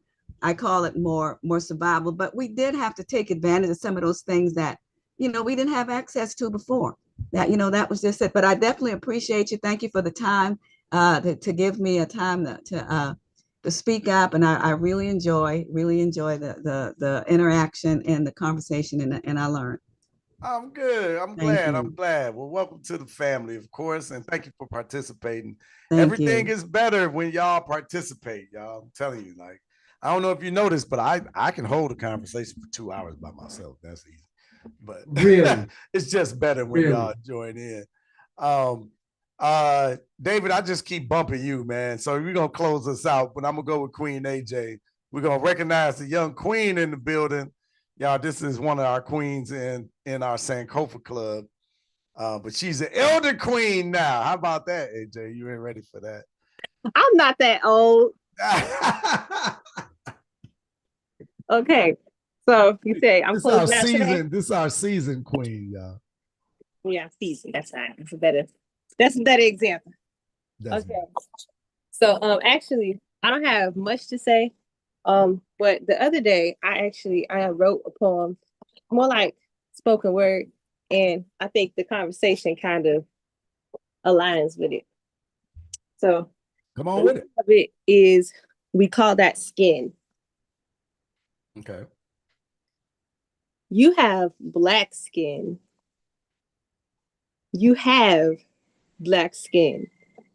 That colored skin, you have it. That colored skin is a threat. Seeing that colored skin around here, don't make it a habit. That colored skin is on you. See the contrast from the red, white, and blue. That colored skin, not it ain't nice, but burned to suntan, something don't seem right. I look to the left and just out of spite, someone spits, oh my, their skin color is bright. Well, really though, the skin color is light. You have brown skin. You have brown skin. His feet hit the ground one after the other. He's running cutting corners, trying to stay undercover. He finds his people. It is all right. But his house slowly crumbles night after night. Plagued by drought, the bright person fills him with greed. Though he taught him a couple things, money don't just grow off of trees. So he's leaving his people into the company he goes. They all say, look here, boy. And look there, he does. You are mixed. No, you have mixed skin. You can fit here. Go ahead and do that. But brush out them curls, because we don't like that. Yes, we can dance, have fun. Come on and sing. But don't stay too long, because after sundown, we'll do some things. Now, don't you feel threatened? You don't have to stay or leave, but don't get too close to those people, even if you're related closely. Now, rest your pretty hazel eyes. Yes, now we have a start, but don't stay too close to the farmers, because they'll still tear you apart. You are one of us. No back talk's what we need. Don't care about your ancestry. I just know you look like me. I have you walk just like me, talk just like me. No, this isn't hard to adjust to, Junior. Just stop complaining. You are one of us. You are you, and I am me. Until you do something wrong. Now you're the blackest you can be. That's it. Yeah. Okay. All right. What we got to do? Do we still do that? Is that still a thing? Am I showing my age? That's my Love Jones. Lord. Yeah. All right. We had some class people who definitely. Yeah. They like publish that. Hurry up. So what made you write it? Just give us a little bit of the inspiration. Really nice. I wrote that. I just had it was just like a spark of creativity. And then I think that the way that I wrote it and the way, because I feel like it aligns with this class, is how I described it was, I said, first, you have black skin in the way that we describe ourselves. Then I changed the way I said, and I said, you have black skin. That's the way the other people want to just oh, no, we don't like that. It's not a good thing to say it like that. I wrote it, I described with the brown skin example, I mentioned how he got filled with greed. He got taught some things, but now he's leaving his people and going into the company. When you talk about being mixed, those people are quote unquote more accepted, but they still face some things. And then when I think about black skin, we're completely just nope, we don't like y'all. Y'all don't get to come over here. Don't be by us. And then the self-solidified, you are one of us, or they're just being told, don't complain, and we accept you until you do something wrong, and then now, nope, you one of those black people. So that's why I really like that. I love it. I love it. I love it. All right. Queen AJ, y'all, is one of our she's the queen in our Sankofa club, right? For children. But she's what are you, AJ, now? 24? Oh my God. I am 16. All right, she's 16. She's an elder. All right. Yeah, this is life, sister. You know, we growing. We grow as we grow, you know, age out, then you get younger again, then you age out. Like this is just part of the thing. But sister's doing a great job inspiring our next generation, right? Being a leader. And you hear how insightful and knowledgeable she is. But she's been in the Sankofa Club learning from Sister Gwen and over the years, right? Like our other children as well. So if you're interested in Florida, excuse me, I was talking to you earlier. I think the team is going to reach out, but literally we got a Sankofa Club, Sankofa Nation, right? Where we teach Black history and empowerment to our children, our next generation, right? 16 going on 24. Yeah, definitely that's where we at, right? She's too insightful. It's like that's what they say about the children, right? They'd be like, oh, it's like she been here before. Like she been here before. And she was able to retain some of her knowledge in the next iteration. But it's great. All right, Brother David, I guess you're going to round us out here tonight. Yeah, she profound, right? Come on, man. Maybe I just can't accept that she's 16 because I know the nonsense I was doing at 16. And this wasn't it. I wasn't penning poems like that. All right, Brother David, come on, get me out of here. Take your time, brother, by the way. Obviously, I ain't in no rush, by the way. So, well, I feel like, especially after the young sister um, comments, it feel like I had a lot of heat I was going to bring, and it seems a little inappropriate. It seemed more appropriate after Cassandra and Brother Al spoke because they gave me something to look, you go want off me to step in? You want me to step in and warm it up a little bit? I'll warm it up. I'll say this. You mentioned how the previous generations were better than us, right? And they did more in shorter period of time than we've done in 100, years, right? Yeah. And those 12 years after of Reconstruction, right? Where the mistake we made was not building an army amongst ourselves. So when the Union left, right? Yep. Because we did do some great things, and we did great things because we had all the skills, because we the one who did everything. And they systematically removed us from those trades and skills. So now you're seeing others doing those things, and we're not doing that today. But I would say that there's a saying that's been going around the internet about how tough times make strong people, right? And then strong people make easy times, and easy time makes soft people. And so that's what I was reminded of when you said they were better than us back then. It's because look what they came through. Yeah, real. That's real. That's a real. And so, but someone asked like, what happened to us? And at the end of the day, Dr. King admitted that he was integrating us into a burning house. Yep. That goes back to what I said earlier, that this whole thing is falling. This whole thing is falling. It has fallen. You got a $19 value meal in New York City. That's how much it costs for a value meal now, and that's not inflation. That's actually the fact that the dollar is losing so much value. It's taking more dollars to buy a $3.25 value meal that we used to get when we were young, right? So, yeah, integration. We're integrated into a burning house essentially, and You spoke about King, or someone brought up Dr. King and his pivot towards being more radical. Well, that happened after he got some sense talked into him, because we had a choice. We had a choice to do for self back then, or to integrate and join the Democratic Party. And we chose what we chose. And we've lived long enough, or enough time has passed for us to do an analysis of that choice. And we could say that it was a failure when you look at every stat we're last in, including being the base of the Democratic Party today, but we're dead last in economic power, buying power. We're dead last.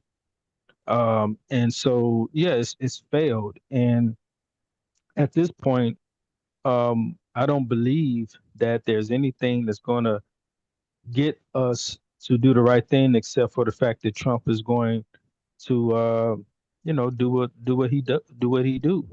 It's going to take some chastisement for us to get right. It's going to take some tough times to toughen us up, essentially, and hopefully, um, we'll get right afterwards. But right now, we're way too comfortable, um, having found what we feel is a comfortable uh, residence in white supremacy.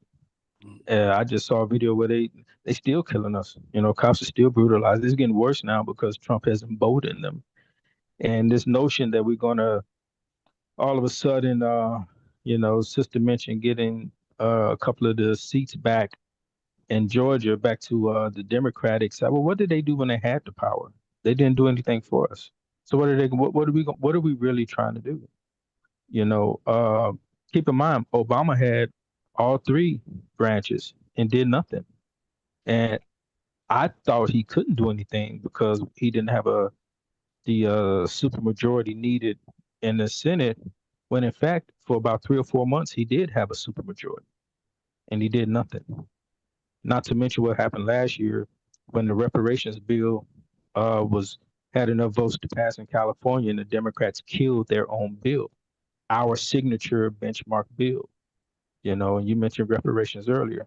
That's what we need in order to repair the damage, because we're just so messed up and inverted as a people.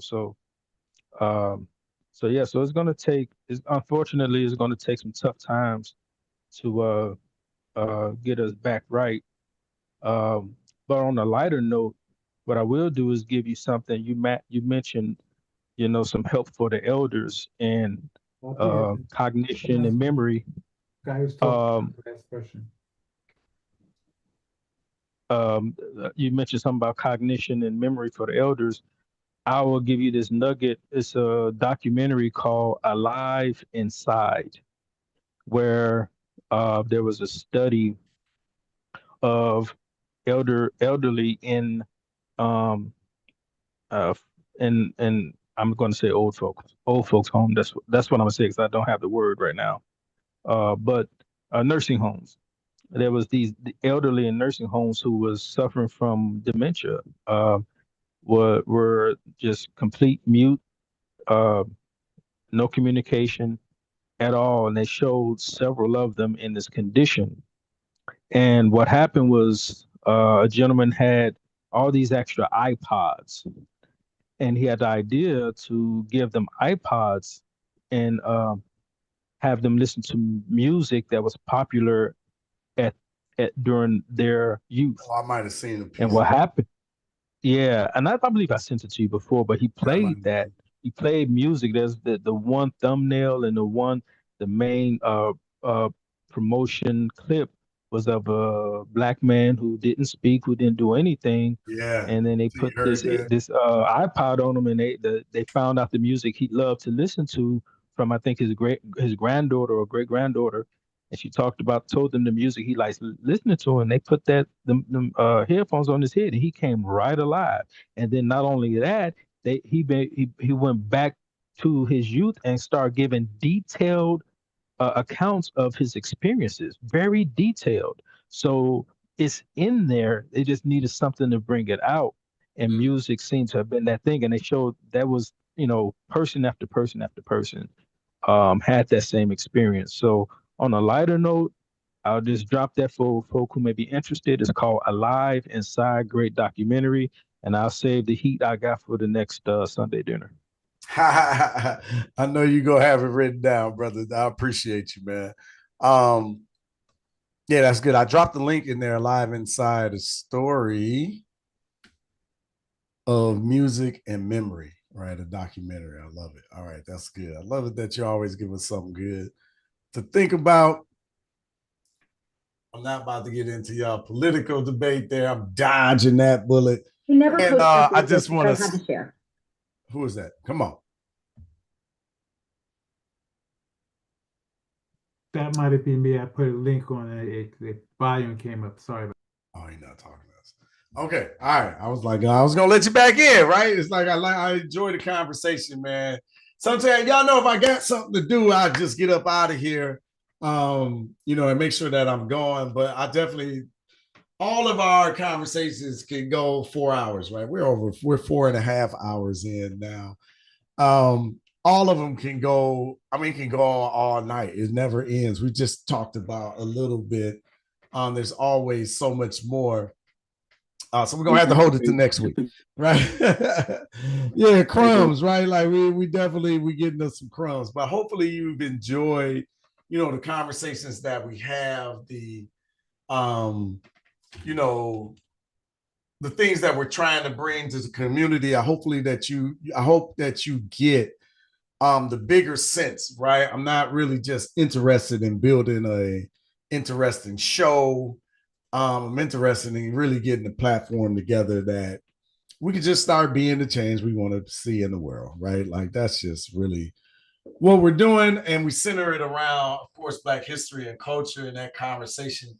But this is like an intersection of a lot of different discussions that we need to have and we need to connect with. So Sunday dinner is our way of trying to start approaching those conversations, right? And then also we do this with live events that we do and in engagements and interaction. Hey, you know what? All right, we late. So this is, if you've been here for 4 hours, we family now, right? Like we literally family. Cousins, how y'all doing? All right, so let me just ask y'all a question since this, I feel like this behind the scenes, because how many people will go watch 4 hours, 4.5 hours on YouTube? But I'm interested in doing like, I would say live events, but give me a yes in the comments if you would be interested in meeting us in, say, Savannah, Georgia, or South Carolina, going to Charleston, and really like engaging like some history on the spot in some sort of, I don't even know, right? Yeah, we're just trying to start gauging. Yeah, Louisville, we can meet somewhere. We can meet somewhere, engage in some history, have some wonderful conversations with one another, and do a live Sunday dinner, of course. Like we would have to cap the weekend off with, actual meals, right? Like it would be, I get a lot of times people are like, hey man, Sunday dinner was good, but I'm still hungry, right? Like I'm literally hungry. But yeah, I like the Savannah, right? I'm with that. All right, I got some yeses. Yeah, we can, different places, duh, right? I love that, duh. Yeah, you gotta ask, right? I can assume things, but I appreciate the commentary and the feedback. But it'll be good conversation. I just imagine doing something like this. It's just, to me, all of this like warms my soul, warms my spirit, because these are conversations that we need to have. Important, gritty, confrontational, in your face, but respectful, right? Respectful. Hopefully we fact check. We can look. We got it. We got to understand propaganda from all angles, right? I don't want to be, listen, I feel like Charles Barkley. I ain't your role model. I don't want to be your role model, right? I don't want none of that. I ain't trying to be your leader. I ain't trying to be nothing because I don't know enough, right? So I'm going to leave with that. I don't know enough, but I want to know. I want to have access to the people that do know. And then I want to give them a microphone to be heard And I want you to be in the room with the conversation so that you can ask your questions directly. But I feel like the world doesn't need anything new from me. The world just needs access, more access to reliable people. So if I had any goal, my goal would be to earn your trust for the recommendations that I make on either stuff I'm reading, we're learning, we're growing, or somebody that I feel got something important and useful to say. And you're always welcome for feedback. Be like, Brother Freddie, you missed the mark, right? Like, okay, you came up a little bit short, kind of like your height. All right, don't be insulting. All right. I'm a grown man. I'm 5'8". Leave me alone. It's just what it is. No, but hopefully you enjoyed like the information and the discussion that we try to bring to you here, Urban Intellectuals. El Grande, yeah. But yeah, hopefully you enjoyed the conversation. I just want to say, I want to get more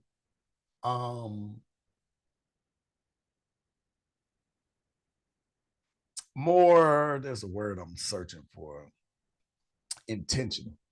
more intentional about the conversations we're having and the people that I'm bringing and like the interviews that I'm having. I want to be more intentional about that. I'm going to be, Miss Jean. Oh, I'm sorry. Thank you, AJ. Oh, Miss Jean, I'm so sorry. You should have jumped in because I got off of my. That goes against my upbringing. I know other people do it. It goes against my upbringing, and I've thought about it, but it's not something that's easy for me to do. So I respect that, and my apologies for. I'm so glad somebody put it in the comments. I happen to be reading the comments. I'm so sorry. Take your time, sister. I'd just like to be the last one because I have some comments here.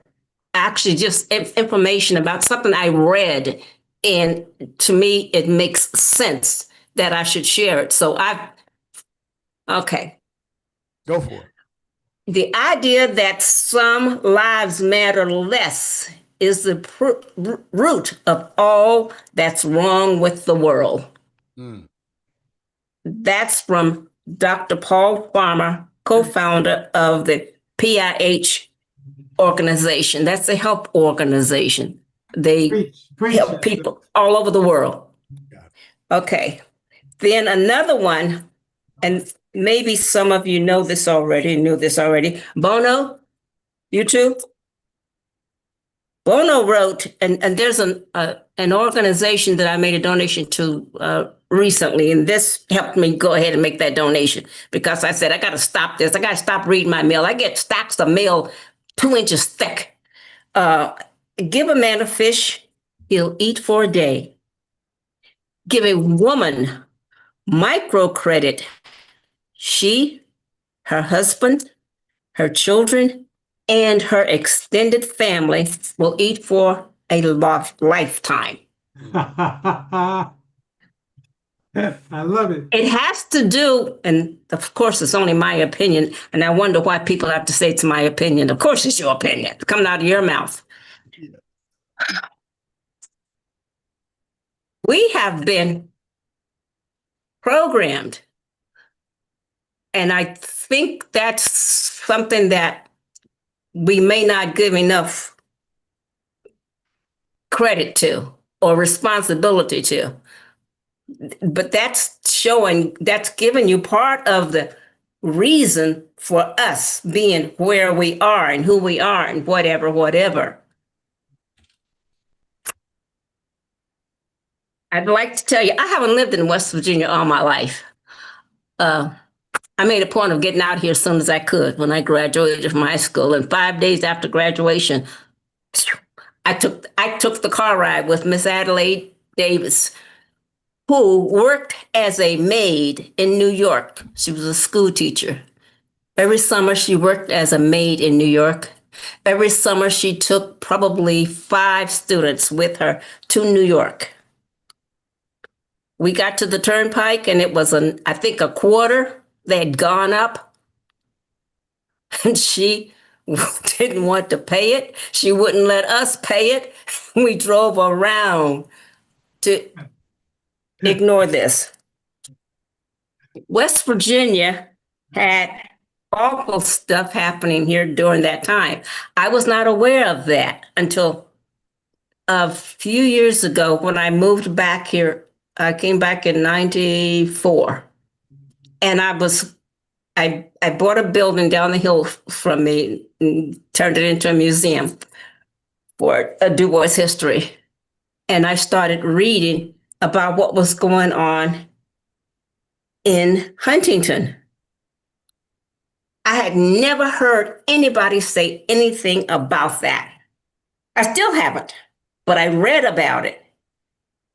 How the lunch counters, the owners would come out when they were Black students and white students sitting at the lunch counter. The owner would send the employee, whichever one, out to start mopping the floor with, let's say, bleach, something that's going to make it awful for them. It was, anyway, if I could convince myself to leave West Virginia, I'd go to Roanoke. And that's basically where I am. I didn't check before I moved back here to see what things were like. And as my daughter said when I called her complaining, she says, "Ma, you didn't do your research, did you?" Nothing for me to say. That's my child, and she was totally right. Totally right. But anyway, that's what I did. So I did make some of these in color, and I think I'm just going to take the liberty of getting some addresses of people that I know need to read this. They may not like it, and that's fine with me. Just read it because it is totally right. And this Dr. Paul Farmer, I just read about him also. He died at the age of 62, acute cardiac event in Buffalo. He died in his sleep. And yes, he is, I'd say European American was the title I was given by a Black friend for white people instead of white people. European American. That's it. All right. Well, we thank you as usual being here. Sorry about that. I missed it. No problem. We got to figure out how to get your Zoom hand up because I just happened to catch Oh, you. I see that hand, but my hand isn't yellow. My skin is not yellow.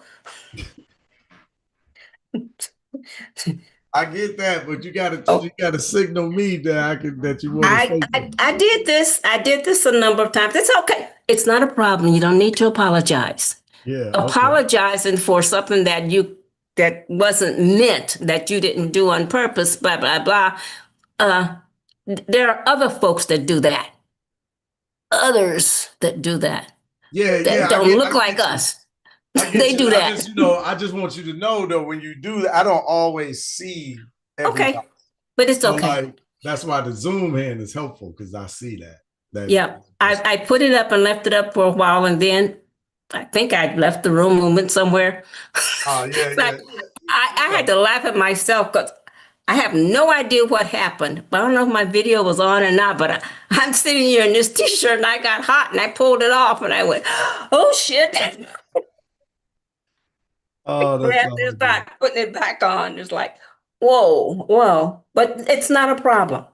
I don't get offended easily.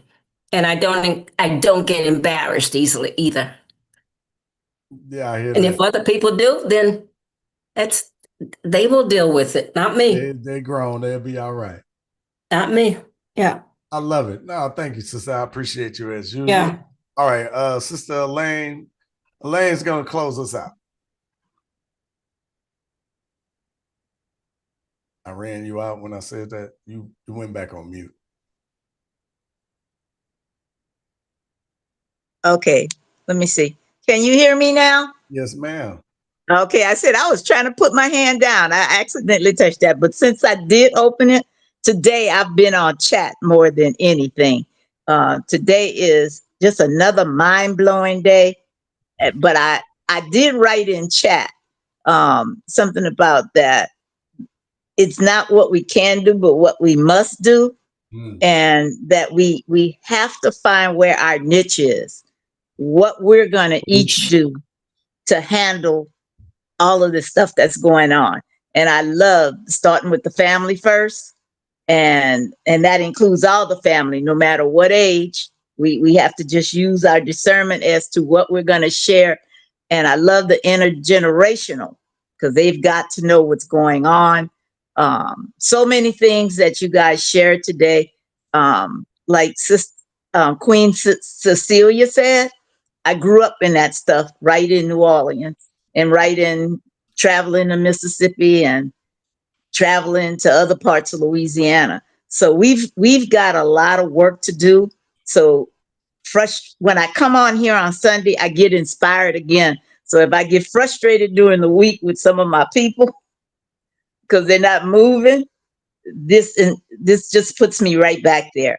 So Freddie, one thing I shared your information on a program that I go on that is called Hidden Truth. They're based out of London, out of the United Kingdom, and out of Gambia, Africa. Wow. So I've been sharing your information over there with them. They come on Tuesdays. And it's called Hidden Truth with Andrew Muhammad.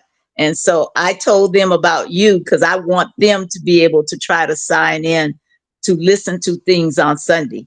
You're both coming at things from great perspectives. And that's our main thing, why I said in the chat, I'm an information portal and an advocate. I've been working all week on scholarships with young people. So I have to do what I can do. And sharing your information and sharing theirs is just something fantastic. Thank you. I love it. Thank you, sister. I appreciate the share. But if you could connect us, that would be great, because wouldn't it be great if they logged in and we had the conversation, or we did a special interview, or I'm going to talk, highlighted their work. I'm going to put that in the chat on Tuesday, because I go on, I'm in the Los Angeles area. So because they're in the United Kingdom, I sign on at 10:30 our time. Yeah. In the morning, US time. And they have schools in the United Kingdom. And then two of them went over and built a facility in Gambia, Africa. So just like you're doing the trips for Egypt, they also have one that's coming up and so that's what I'm saying. It's mind blowing that all these things are going I've been to on. the Gambia and I actually loved it. Yeah. Yes. So they have a beautiful place over there now. It's just, I'm saying, man, I'm 77 and there's so many things that I don't know. That's why I appreciate this platform, and I appreciate theirs and other things that I get to go on, because that's how I'm gonna have to travel right now. Unless I can figure out a way, I'm gonna get to some of these places too. So let me see what I can do. As far as I may have to be by email, but I'm gonna see what I can do, because I do believe both of you have something that needs to be shared with our people. Yeah. Thank you for that. And I'm giving you the email address, so you can just pass that along to them. I'll put Tamiko's name on it. Yeah, I do too. Yeah, just ask for Tamiko or whatever. Support us, send it to them, and they'll make that connection. But that'll be great. I mean, let's just have another resource of somebody that's trying to do the work to educate and grow our people, right? I think. Thank you. That's great. I agree. Yeah. Man, I don't know. I love this space. I love this conversation. And just because y'all my people, right? We 4.5, we almost 5 hours in, y'all are wild. This is a wild group. I want y'all to know. Y'all voluntarily hanging out with me. I appreciate you. With us, really. But the participation is wonderful, right? I'm struggling with, this is what I'm struggling with. I'm struggling with this being like a a show, and it's like strict hours. We're here from 3 to 5 Eastern Standard Time, and then I gotta put up countdown timers to make sure that people stay within the but you know what I'm saying? Like it becomes like it's got to get serious if I'm just gonna do 2 hours. So I'm struggling between, I would call it corporatizing, right? Like this is the thing about business owners, right? And I know Sister was on earlier, and it's like it's wild because I don't know. I started the business because I ain't want a job, right? I'm like, I don't want to work for nobody. I might as well just like start it. So I've had 2 jobs in my life, y'all. Like one in high school, one in college, right? And like that's it, right? Like, and I've just been in these entrepreneurial streets. But like as the business grows, you gotta get like some real structure, and it's gotta be a thing. It's gotta be a system that lives and works and breathes, whether I show up or not. Like I'm no longer just the muscle, right? Like, so you got to systematize things, right? And you like corporamatize, right? Like you got to really get into a corporate mindset, and there's just no fun in it.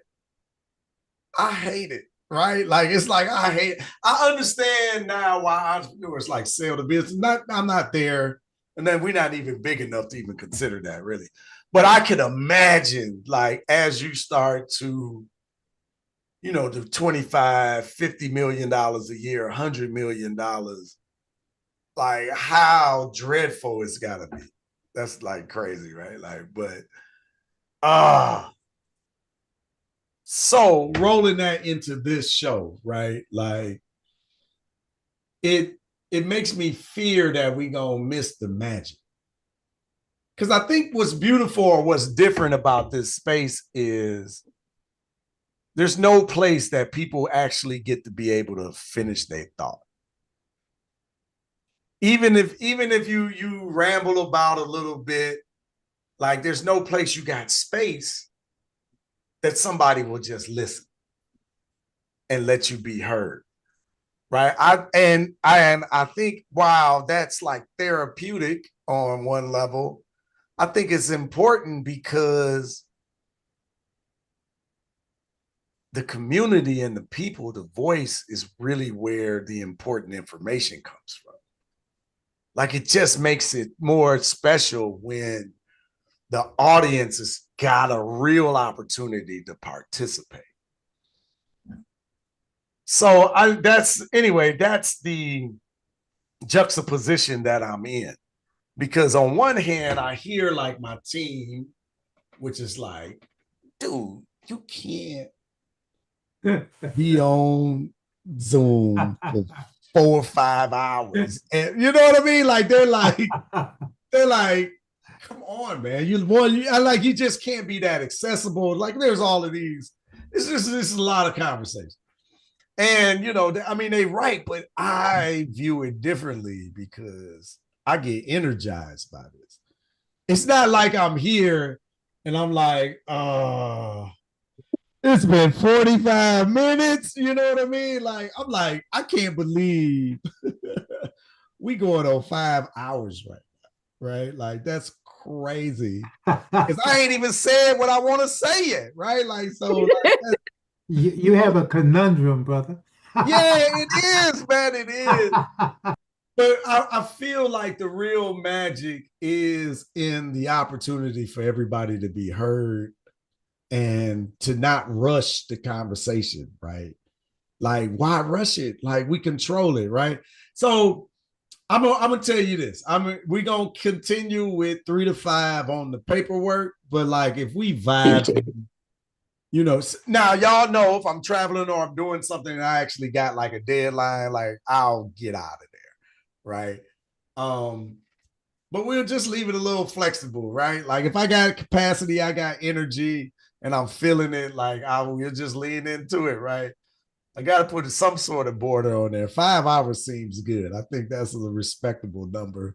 Because if we go to 6, we might as well go to 10. And, now all of a sudden everybody mad at me because we tired on Monday.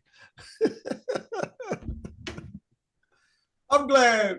I'm just glad. I mean, I just, I'll say this book launch, and all of that has just really, it lit a fire under me because it reminded me that y'all really do rock with us, right? Like y'all really are bought in on the work that we're doing and the conversation.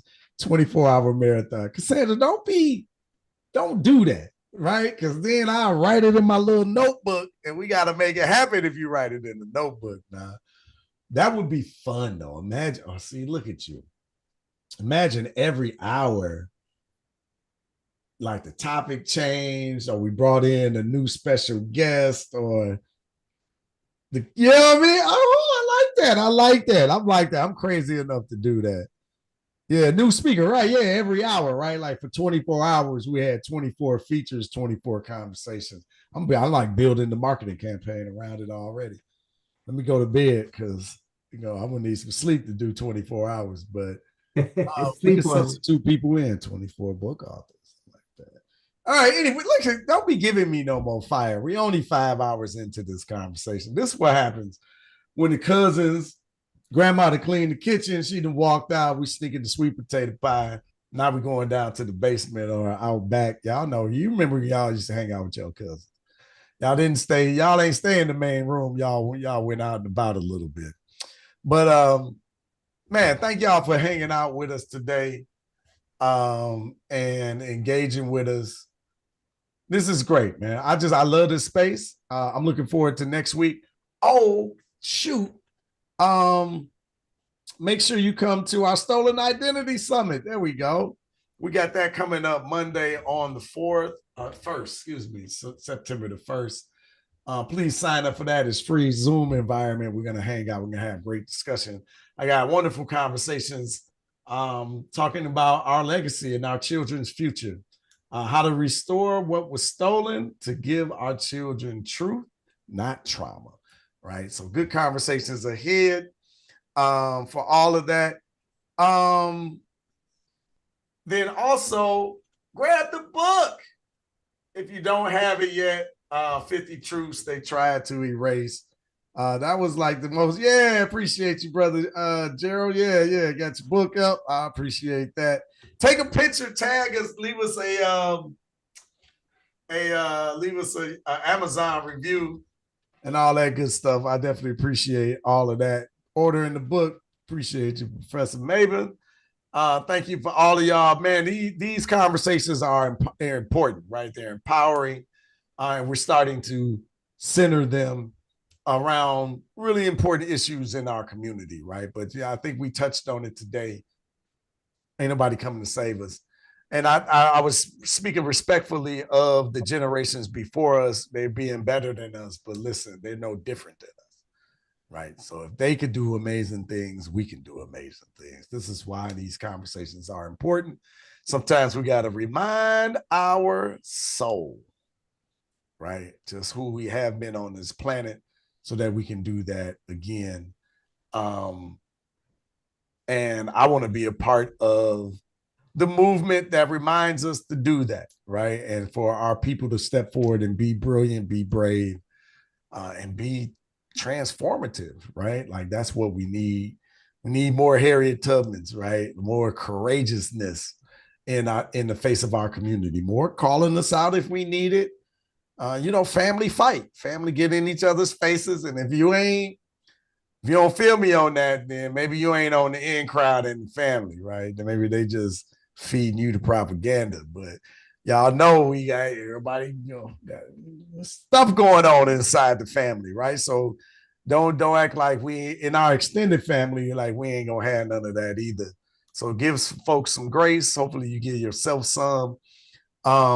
And I want you to don't be sensitive, right? And I want you to take on the mantra. I believe something wonderful is going to happen to me today. I believe something wonderful is going to happen to you today. I believe something wonderful is going to happen to us today, and every day moving forward, right? So let's have that intention, that energy, and that spirit. While we go grab the book, right? 50 Truths, right? They tried to erase. But thank y'all for being here this evening. Hopefully you got enough conversational food that last you over to your actual dinner, right? And then one day we're going to get together in person and have these conversations. But it's definitely been a fulfilling experience. Hopefully you enjoyed it. Thank y'all for coming out. I appreciate y'all. Thank you for the support of the book and the purchases and, you know, and all of that good stuff. Book ordered. That's what I'm talking about. The last 5 hours. How crazy is that, right? The last 5 hours. But I enjoy this, man. I appreciate y'all. I genuinely understand that the conversation is better when the people participate, right? So thank y'all for all of y'all that came on the mic. Thank y'all on YouTube that watching, the comments. You know, we're trying to engage and all of that, but we're going to continue to grow and build this space. The only thing I can promise you is tomorrow we'll be better than we were yesterday. I appreciate y'all. Great conversation. Looking forward to continue building with all of y'all. So until next time. Love. Bye, everybody. Thank you. And make America pay reparations. Power to the people. Power. Later. Bye, everybody.